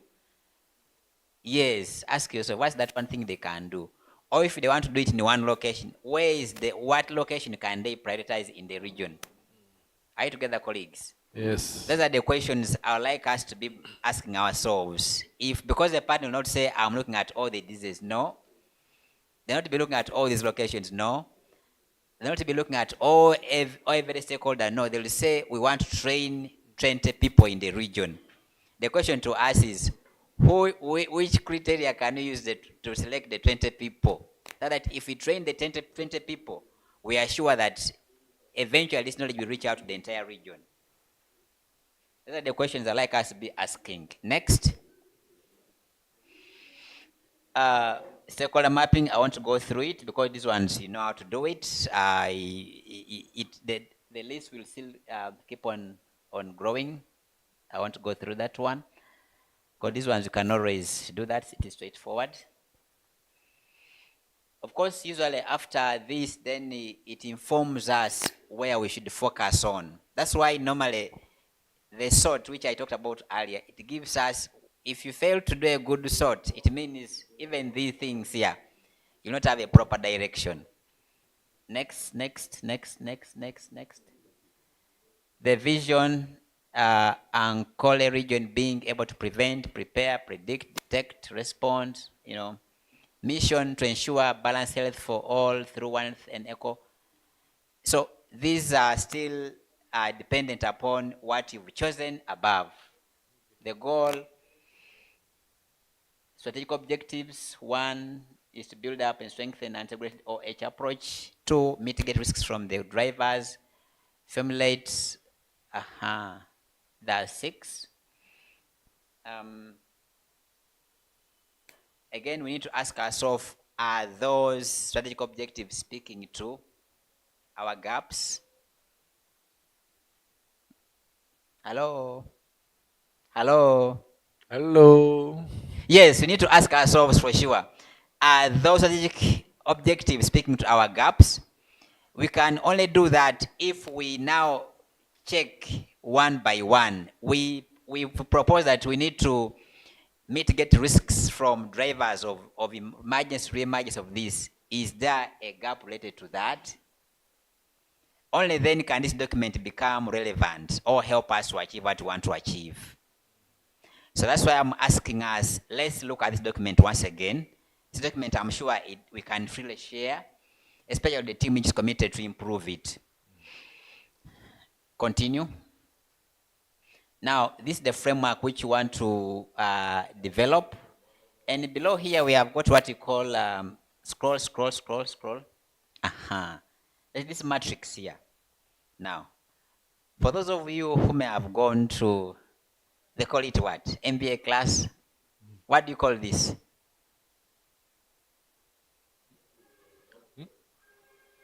What do you call this? Prioritization matrix? Or? What do you call this, colleagues? Hello? Output. Oh. What do you call this? Not, okay. What's a log frame? Logical framework. Okay. What's a logical framework? Or a logical matrix? What is it? Any volunteer? Let's just check here with Dorcas. Dorcas, I read your biography. It has MPH under it. So you better do something. You read another Dorcas. What's logical framework, colleagues? It's like a matrix. Is it 4x4? Use it for monitoring and evaluation. Monitoring and evaluation. Let's clap for her. Clap for her. That's the idea. M and E. Clap for her. Okay. A logical matrix is a 4x4 matrix. In terms of the detail, we have, there is what's called a project summary, or others call it project description. There's what you call measurable what? Indicators. Indicators. Means of verification. Then assumptions. Then the other side, we have normally the goal, or others may call it the impact. Whatever you're doing, there must be an impact. Then there is objectives. there is outputs, and there are activities. Actually, once you are to come up with a good log frame or logical framework, then you'll have done all the work. If you look at this one here, it has been combined. It has been combined. That's why I always like to start things from first principles. Like when you have that, then it becomes easy right from the very start, because you know that if I do these 3 activities, I'll contribute to this output. If I do all these outputs, I'll contribute to this outcome. If I do all these outcomes, I'll contribute to this impact after the 5 years or so. You see, colleagues? So that's why, like, we may need to see how best we can do this, because this is a combined way if you don't have time, whereby you can combine everything to have the issue of the targets, to have the issue of the time. Otherwise, we can, if we have like a log frame, we normally go ahead and have like what you call M&E, which speaks to this again. Are you together? M&E will still take things from here, but they speak to each other. By this one, we've just combined everything to make it easier for you to quickly see everything, like objectives here. You've got the baseline here, you've got the targets here, we have all this. So from this again, if we want to make it clear, we can even make it by coming up with the log frame, then an M&E at the end, because an M&E will help us like to see, to check what we're doing. To see that if we plan to hold 2 meetings every quarter, have you done them? If you finish 2 quarters, 3 quarters, you've only done 1 meeting, yet you said you're going to do 3 meetings per quarter. So again, it helps, as you do that, it helps, we should always be realistic as we come up with all this. And that's why, as we come up with finalizing this document, we shall engage more of you to come up with things which are realistic. Because if you put something which is not realistic, in the end, when you come to do an assessment, if you say you'd rather say I'll do 1 thing, but at the end of it all do 3, that is better. Why?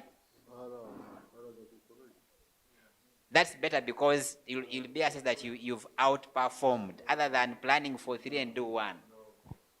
Next, you can scroll. You have to go through the details here, because these are details of everything. These are objectives, all this. So the key message here is that whatever you plan here must speak to the gaps. Must speak to the gaps, so that you are able to do it all. You can scroll.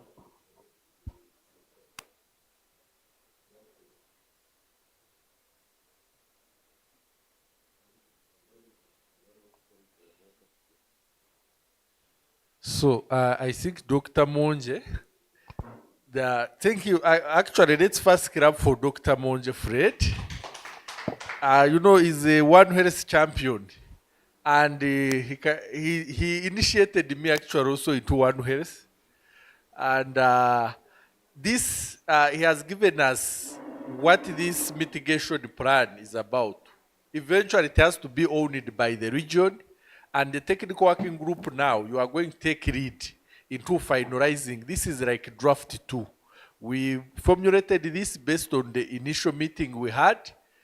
We even had one-on-one with each of you to have your inputs. But the final one, and it's also a good lobbying tool. If you are looking for fund, you already have a plan. So it's a matter of costing it, and partners will be there to support, and also how to get the resources. So otherwise, let's clap for Dr. Monje for this wonderful. And now we are coming to the closing remarks for this dissemination.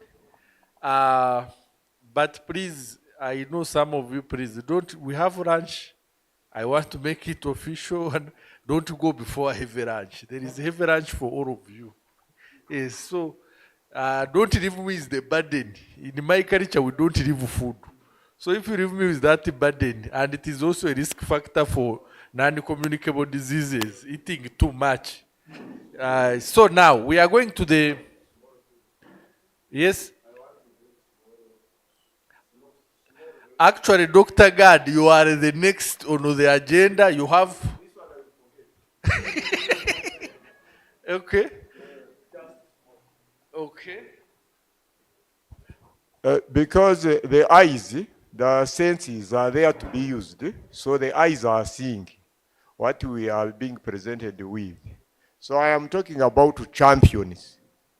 Champions.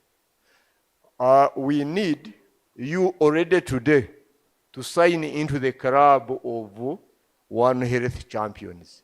And you remember ZOHEC, don't forget communicable diseases. I think today I also try to jog. I used to run 100 meters. And I would score. I would score. So I think the champions, this is something very important. It is in the line of patriotism. Recently, the former Inspector General of Police, IGP, he passes here when he's going to do patriotism errands. So he called us. He asked us whether we had ever heard about One Health. Are you getting these types of questions? Then he asked whether we had heard about soil health. Then for me, I just went into a lot of reading, and they say, wherever a carcass falls, the vultures gather. So I am inviting you to sign into the One Health Champions group, because we have so many stakeholders interested, including us, the mentors. I think that this is what I wanted to highlight and give one critical example. Thank you. Thank you, Dr. Gad. We are now going to the closing remarks, and but let me ask, we all stand up, because the way, let's stand up, because the closing, let's stand up. I know we are all, Akashava, you stand up? Yes. Let's sit down now. This is good exercise. Because I want at least the closing remarks. They find us when we are, these are remarks from our guests. The first set of remarks will be from Dr. Gad Ruzaza. He is the patron of One Health Innovations Club and has so many capacities. So you are going to give your remarks. You are most welcome.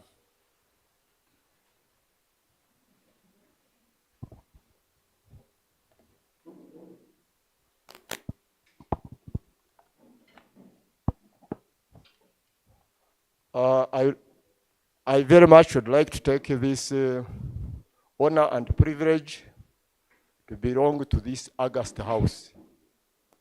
Those who know the history of the word August House know that it is a house where actions take place. I think all of us here are together as comrades. But because of human nature, I would like to highlight a number of unique people that I have been seeing. First of all, the ZOHEC students. Please stand for recognition, and I will clap. I will be there. You will clap for you.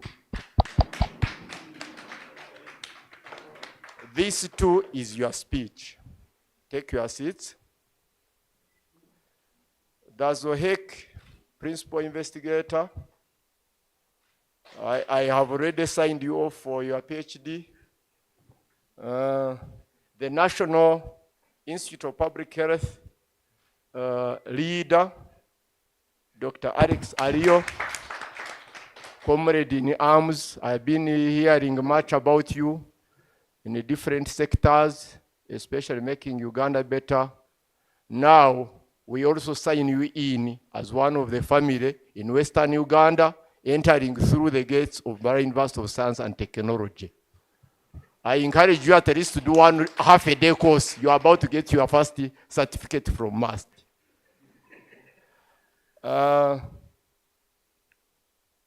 The STI comrade, Abel Wareka, I guess you are either online or you'll get this recording. You have done a good job like those before and after you, the graduates of Mbarara University of Science and Technology. The Ministry of Health leadership and the one who saves the best for the last, like Jesus of Nazareth. The ministry is here represented. I salute you. Please stand, both of you, for recognition. If I had the honor, I would now have declared that today the interministerial forum of One Health has begun. But this is a smaller what? August House. Take your seats. And finally, and most importantly, the guest of honor. It is not common to be in a meeting where one is in a double lesson. I would like to personally extend my warm gratitude and appreciation to the guest of honor for keeping on guiding me as I learned what you go through in the environs of promoting health in your ministry as we are seated close together. I now come to my remarks. They will be brief and precise. And today in this August House, it is a rare privilege and honor to sign into the re-engineering, therefore rebirth, of the One Health fraternity centered in the Ankole region, but also Mbarara University and also Uganda. And by the way, lest we forget, AfroHun runs, it's the Africa One Health University Network, which covers a number of countries in Africa, Francophone and Anglophone, and the whole world is going to One Health. If you read very well the Global Health Agenda, you will see that the USA is going to another aspect called planetary health. I would like to thank those who have considered me worthy to give these few remarks of gratitude to God that we shall always do our best to make better the world we found. As an African lifelong learner, I have a few words that I thought about, and now that's what I will turn to. When I was there discussing with a colleague, a younger man that we met in class, I asked him what has been Africa's problems. And there was a wide list of issues that he brought out, but they were all in the area of ignorance, backwardness, issues of governance, etc., etc. But he remarked that these issues can be solved. I would like to ask you two questions as a takeaway. Africa is crying out to you that where were you when Africa was experiencing preventable ailments? Where were you? Where were you? Where was your mind? Where were your senses? Where were you when Africa, the sleeping giant, needed awakening? Where were you? The world will ask you again and again, where were you? Today, Africa grapples with zoonotic diseases, non-communicable diseases, which more recently in public health are called lifestyle diseases. Communicable diseases which have since been eradicated elsewhere. For those for whom one word is enough, because one word is enough for a wise person, we are in the era of emerging and re-emerging health problems and diseases. You will be asked, where were you when jiggers continue to kill African children in the 21st century. You will be asked, where were you when you learned that most of the diseases come from the animals to human beings, yet you were there busy observing people interacting freely without any knowledge, without any information about what they could do to alleviate that. Where were you? This is a call to action. Since the difference between dreams and reality is action. I repeat that. The difference between dreams and reality is action. I consider that it is now time to rally all of us modernists to this agenda, the One Health agenda. Currently, we are talking about a triad of 3 issues: environment, human health, and animal health. But if you observe the Scandinavian countries or the Nordic countries, you'll find that for them, the One Health approach is a myriad of almost every discipline. You'll be asked, where were you when Africa called upon you to work together, breaking the silos for betterment of humanity? Where were you? What did you do? This is the call to action. Lest I forget, I'd like to thank all of you for honoring the invitation that brought us, all of us, here to this day. Of course, salutations once again to Dr. Migisha Richard. May you live long and become a lifelong long learner, just like myself. Congratulations and thank you, commissioners. When COVID hit us, I became busy writing books, and I think the list of books has been expanding. As usual, you saw Comrade Richard receiving the first one. Richard, what is the title? Applied Philosophy for Doctoral Students by Dr. Gadi Ruzaza Ndaruhutse, PhD. I would like, therefore, to continue in that line and invite with humility Comrade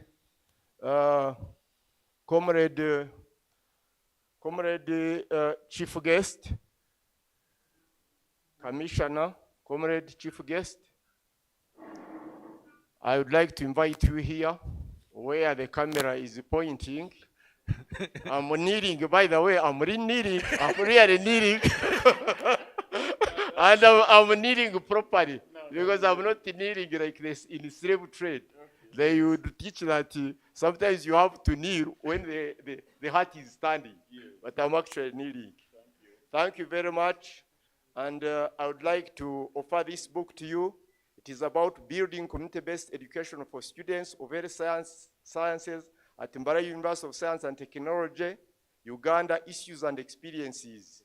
And in this, the founders, we are thinking globally and acting locally. I would like also to take the time to read the dedication about this book. In writing this book, I dedicated it to all scholars of community-based education and engagement. Most particularly, I salute the past students of Mbarara University of Science and Technology for teaching me the ways of lifelong learning. I thank God, the Almighty, upon whom everything begins and ends. I also take the rare honor to dedicate this book to the founders of Mbarara University of Science and Technology, and here they are specified: His Excellency General Yoweri Kaguta Museveni and Professor Frederick Ian Bantwano Kayanja. I salute you, and this is your gift. For Let's clap for that. Thank you very much. Thank you. You want to greet me? Yes. Okay.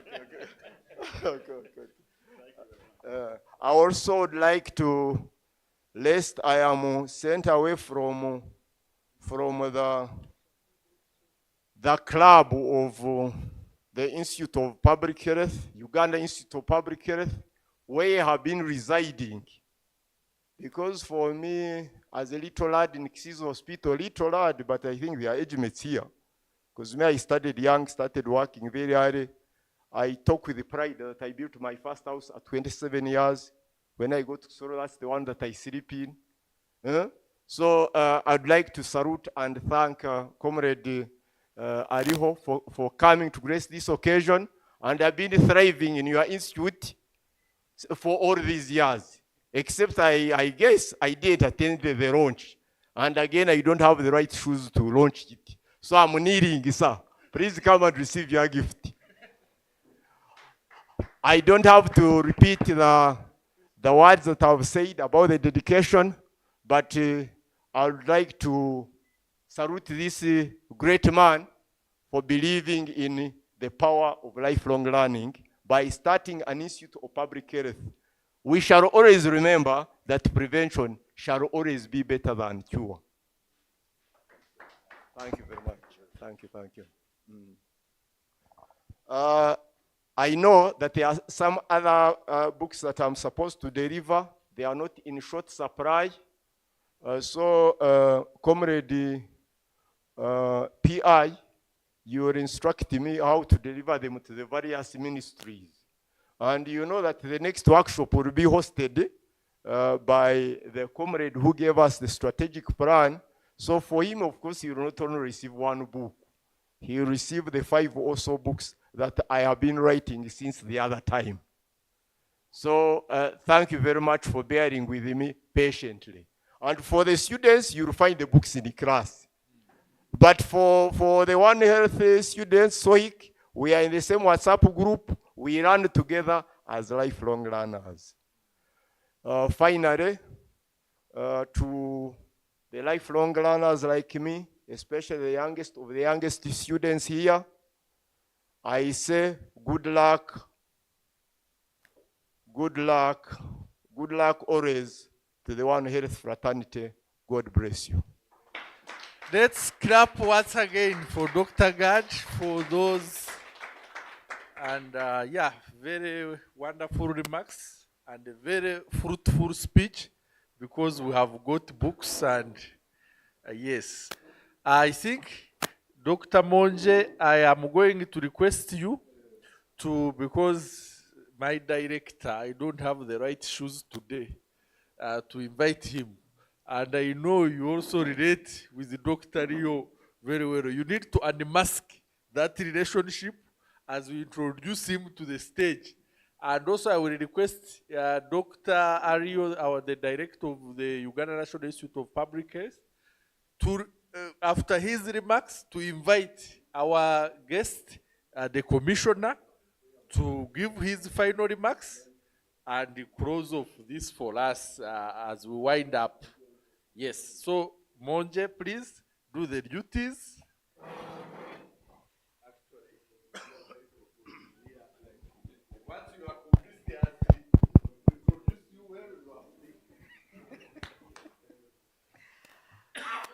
Wow, wow, wow. Colleagues have been given, I'm honored to have been given a great task to introduce the director of Uganda National Institute of Public Health. I'm an alumni of that. And so it's a simple task. My task is to, since we've been talking about public health rates, and in one or the other, the Institute has been taking an active role to ensure that me and you are healthy wherever we are, like being the very first on the ground to ensure that we are all safe. So I would like to take this opportunity to invite him to come and take the floor. Thank you.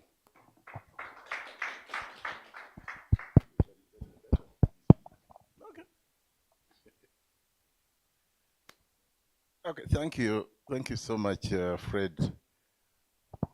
Good afternoon once again. Our guest tonight, Commissioner John Opolot. Our other guests, who are many. There is God, Fred Monje himself. He's a guest today, right? President, Uganda Veterinary Association, colleagues, and of course One Health students who have joined the league. Thank you. Thank you for joining One Health.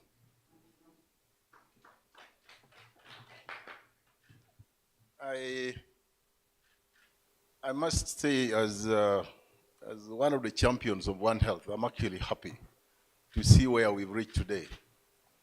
We've come from far, very far. I believe during your interactions, you talked about all this, but probably you may not have known people who are behind One Health. Quite a number of us who actually shaped One Health to where it is today. But I just want to say, not going back to the genesis, really, One Health, that the vision that we've had when we started all these discussions culminated into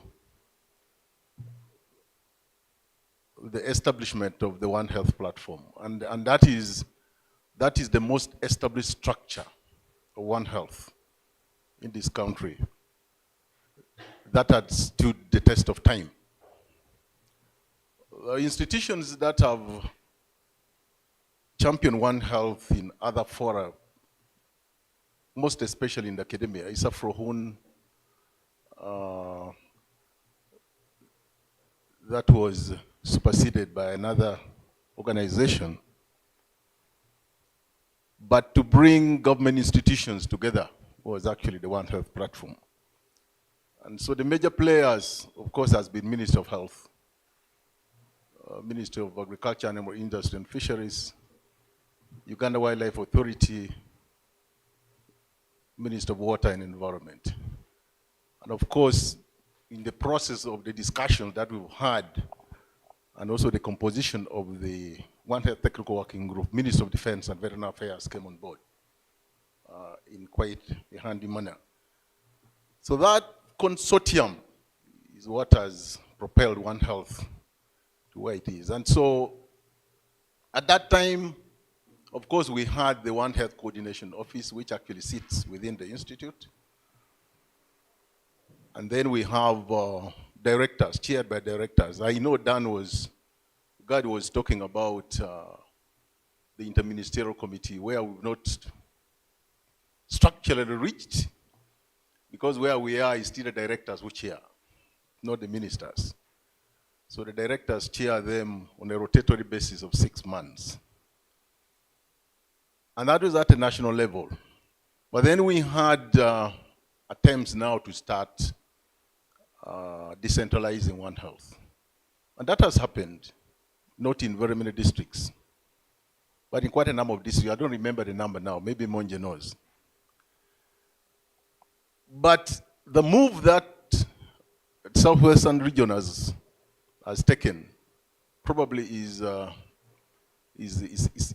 good move, which is going to make One Health more sustainable. But of course, it will also give it visibility. But everybody will begin to see that One Health is the way to go. And actually representation in this house alone shows that. And I think all facets of One Health that we keep talking about is represented in this room. And so for me, I just want to say I'm happy to be here as part of this great achievement. Of course, honoring the team that has done this, but also paying tribute to Richard Migisha, who is my staff. I also want to thank the ministries behind all this that I mentioned. I want to thank them, of course, through Commissioner John Opolot, that we are grateful to all the collaboration that we've had with all the different ministries and agencies of government, but also other partners that have supported us. There are many partners that have supported us. I can't mention all of them now, but there are many that have supported us in one way or the other. Of course, USCDC comes in mind, Africa CDC, FAO, WHO, many.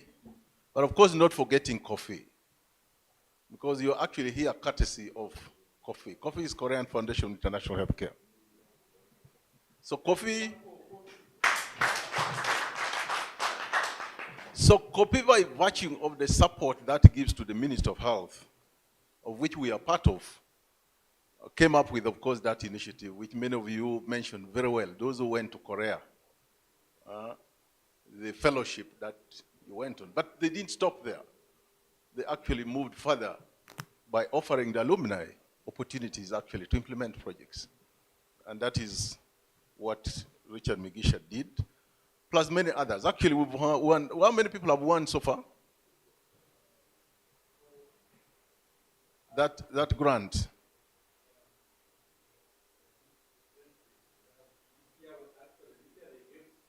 Yeah. You were 2 last year. Yeah. So it is not a very old thing.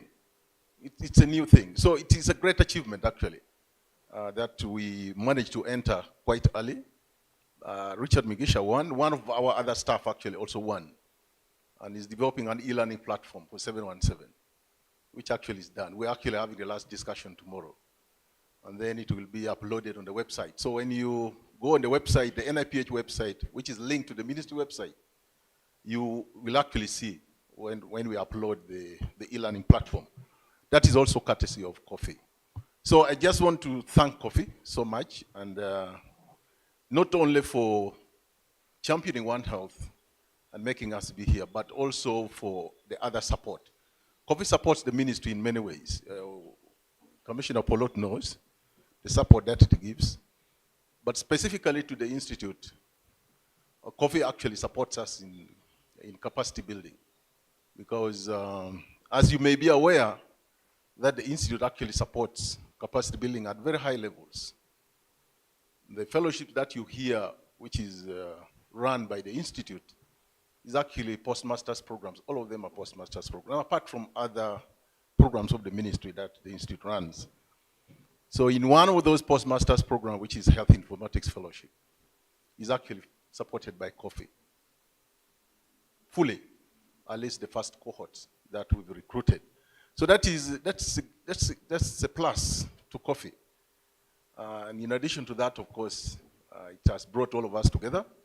And so let's leverage on that and continue to do a good thing, because KOFIH is still there, and they are likely to support us a little bit more. So let's open up. Let's open up. If something comes up, don't keep it to yourself. I heard you people talking about your club is innovative, right? Yeah, so if it is an innovations club, don't close your mind. Open up your mind and then sell the idea. An idea which is not sold is not a good one. So sell the idea, you never know what will come up. And KOFIH is there open. We discuss with them more or less because they have their staff within the ministry. And so they come to us all the time. We talk anytime and whatever. So if there is anything that is good, please get in touch with Richard or any of us. And then we see how best we can help you, to bring your dreams into reality. So that's it. Thank you so much, everybody who has come.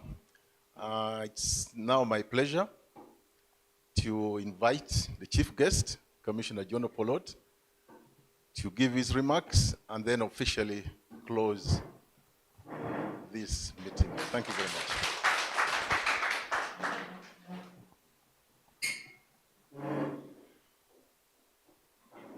Thank you very much.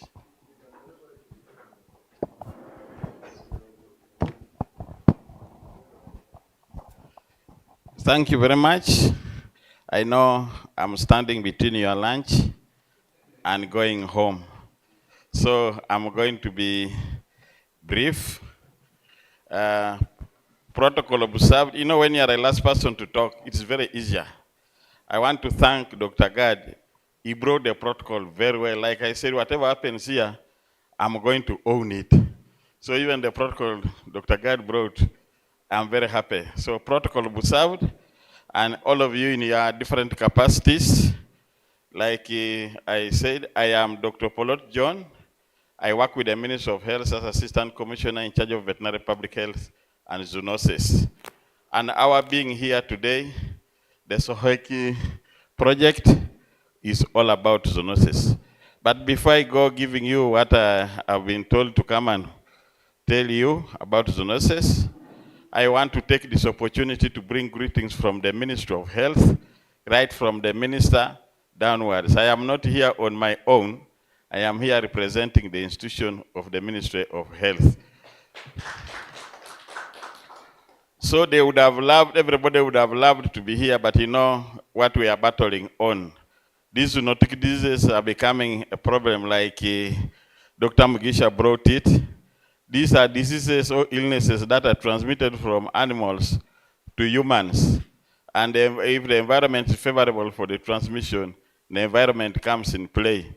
And like he told you, we already know that 60 of the human infectious diseases, like the students who are here, sometimes when they ask you what are infectious diseases, people begin what? Infectious diseases, these are diseases that are caused by infectious organisms. Bacteria, the viruses, the fungi, the what. So imagine 60% of them are zoonotic in nature.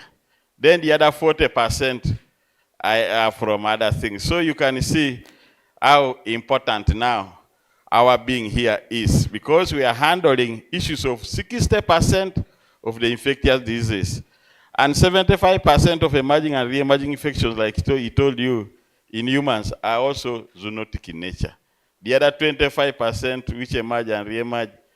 And I was asking Dr. Gad, and I still want to ask him, why COVID-19 is not yet pronounced as a zoonotic disease.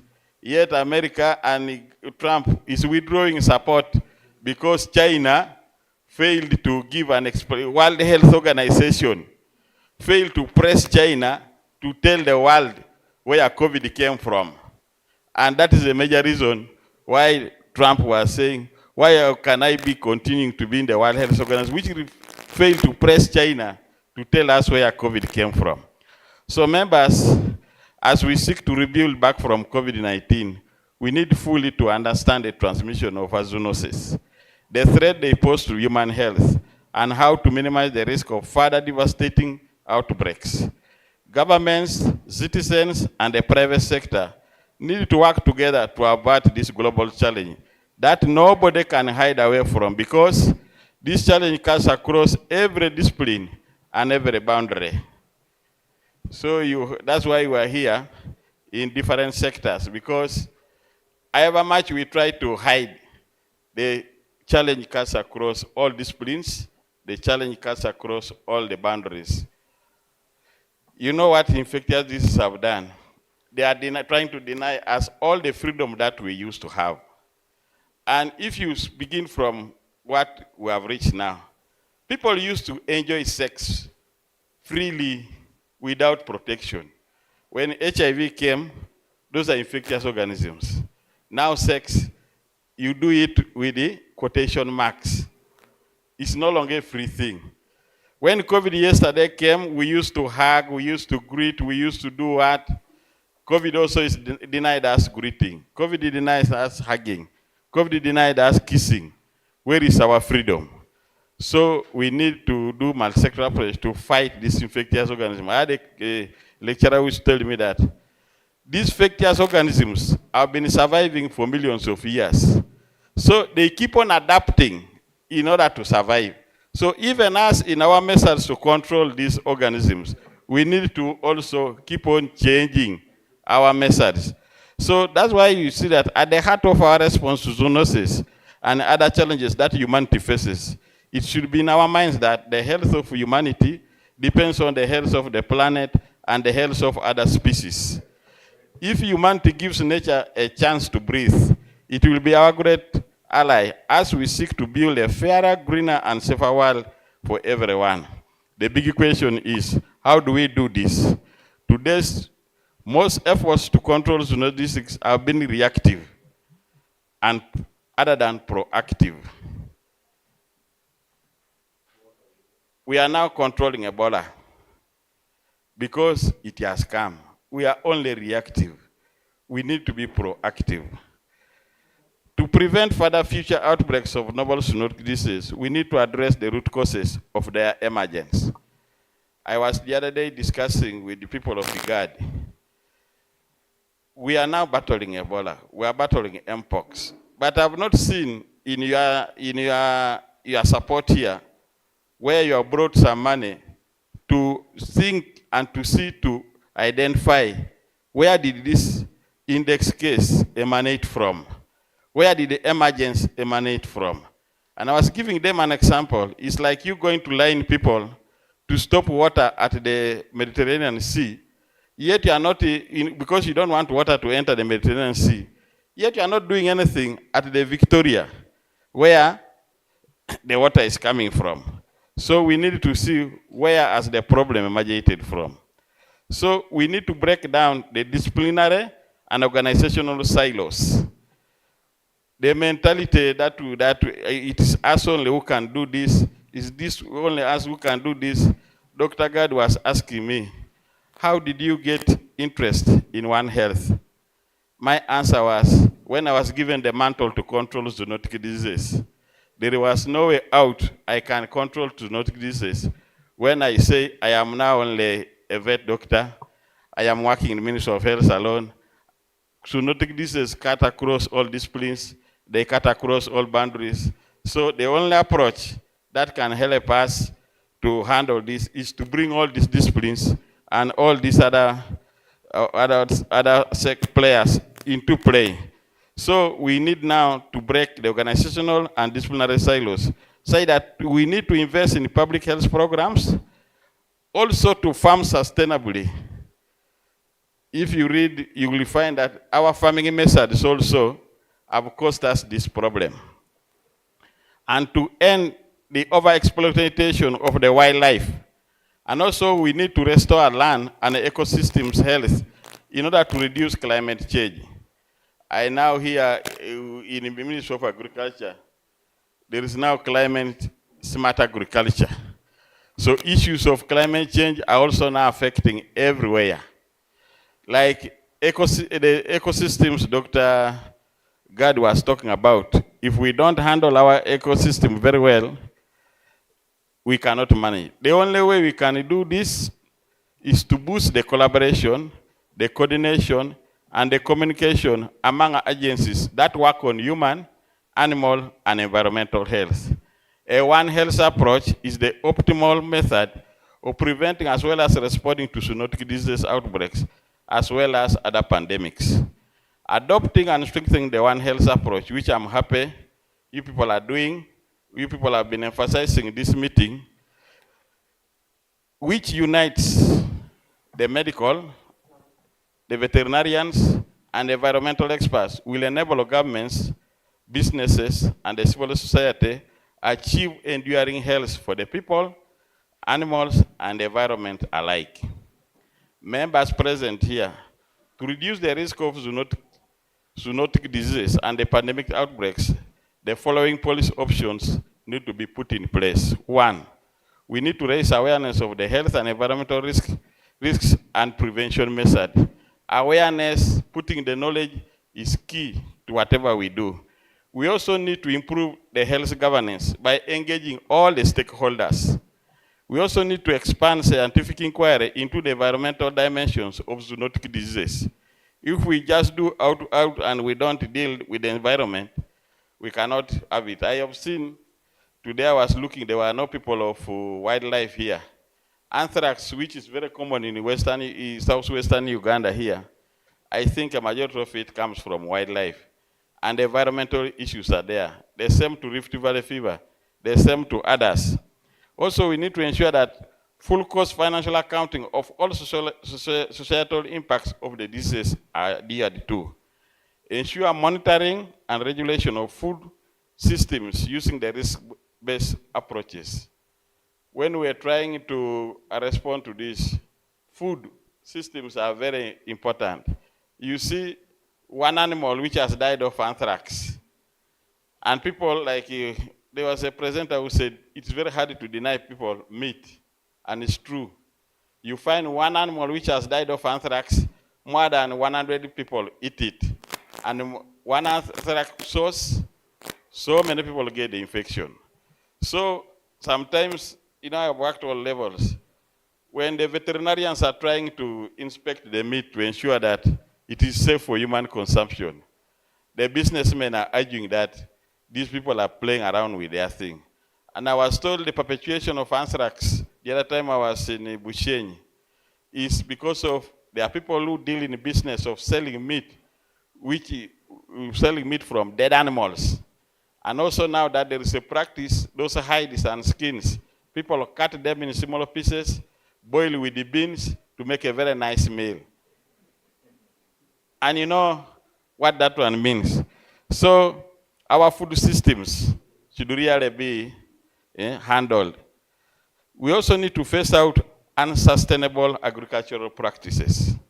People have gone, leptospirosis used to be a disease where you just read from school, and because people had not gone to farm in the swamps, it was not a common thing.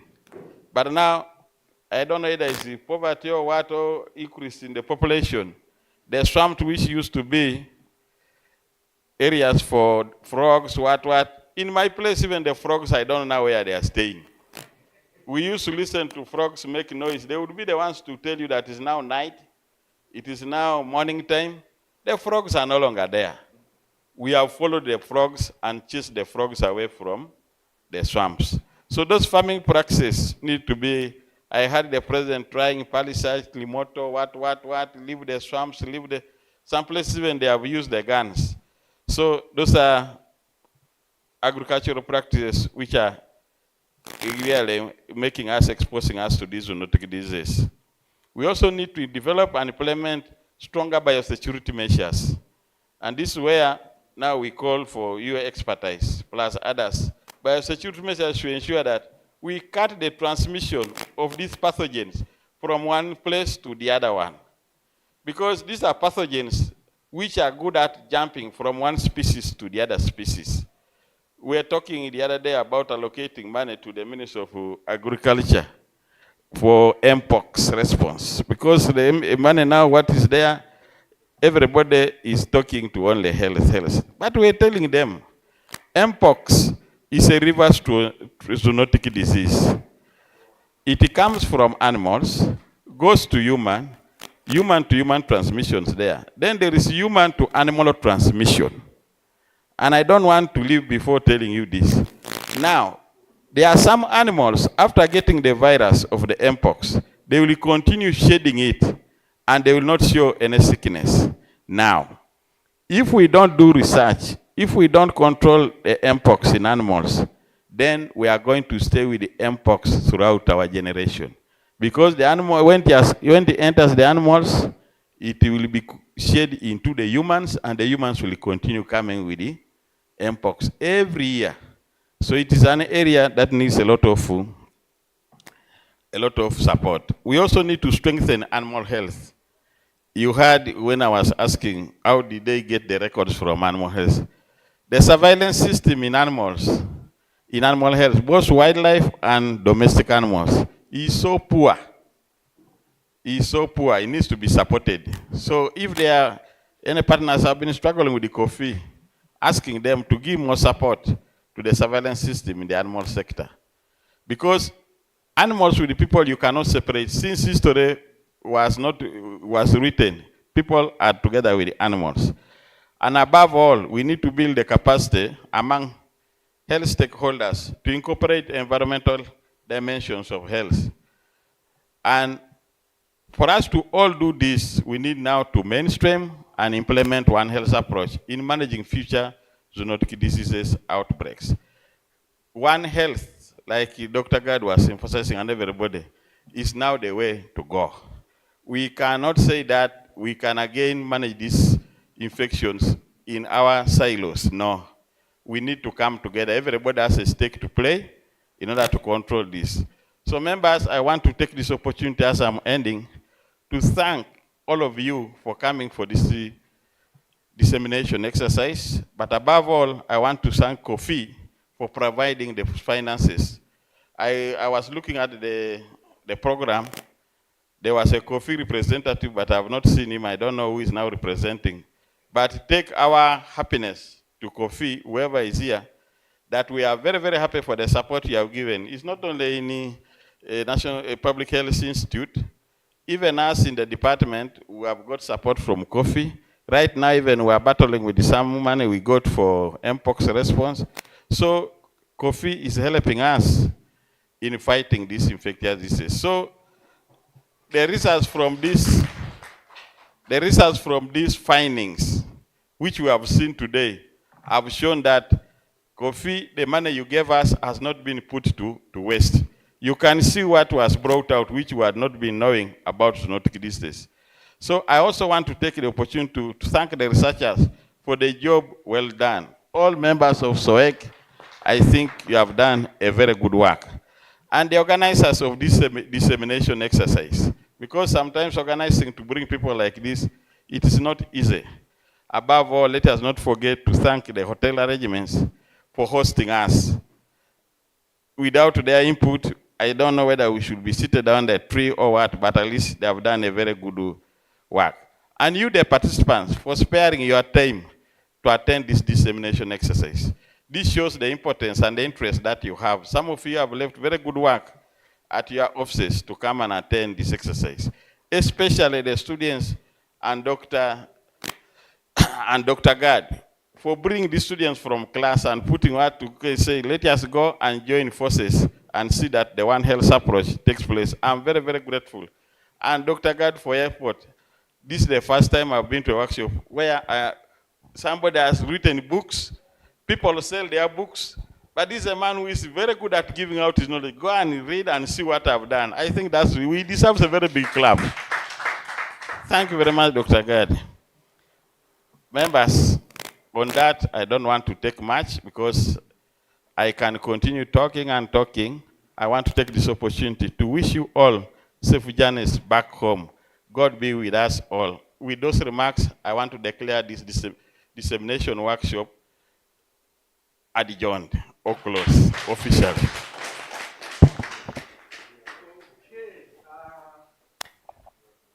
Let's again clap for Commissioner for safely closing this. Otherwise, he has all the rights to keep it open. But now the next steps, we are going for group photos. You realize, all of you, KOFIH is generous to us. We have our transport to take us back. Please don't go using foot. There is a transport for you. So, but before we do that, let's take group photos, then have lunch, and then we will pick our facilitation. Each one of us, please, make sure you pass by. Abraham, where are you? Yes, Abraham is the one who has everything, or you are fuel, or you are, depending, we know how you came. Don't say I have a tundra. We will ask for the registration number.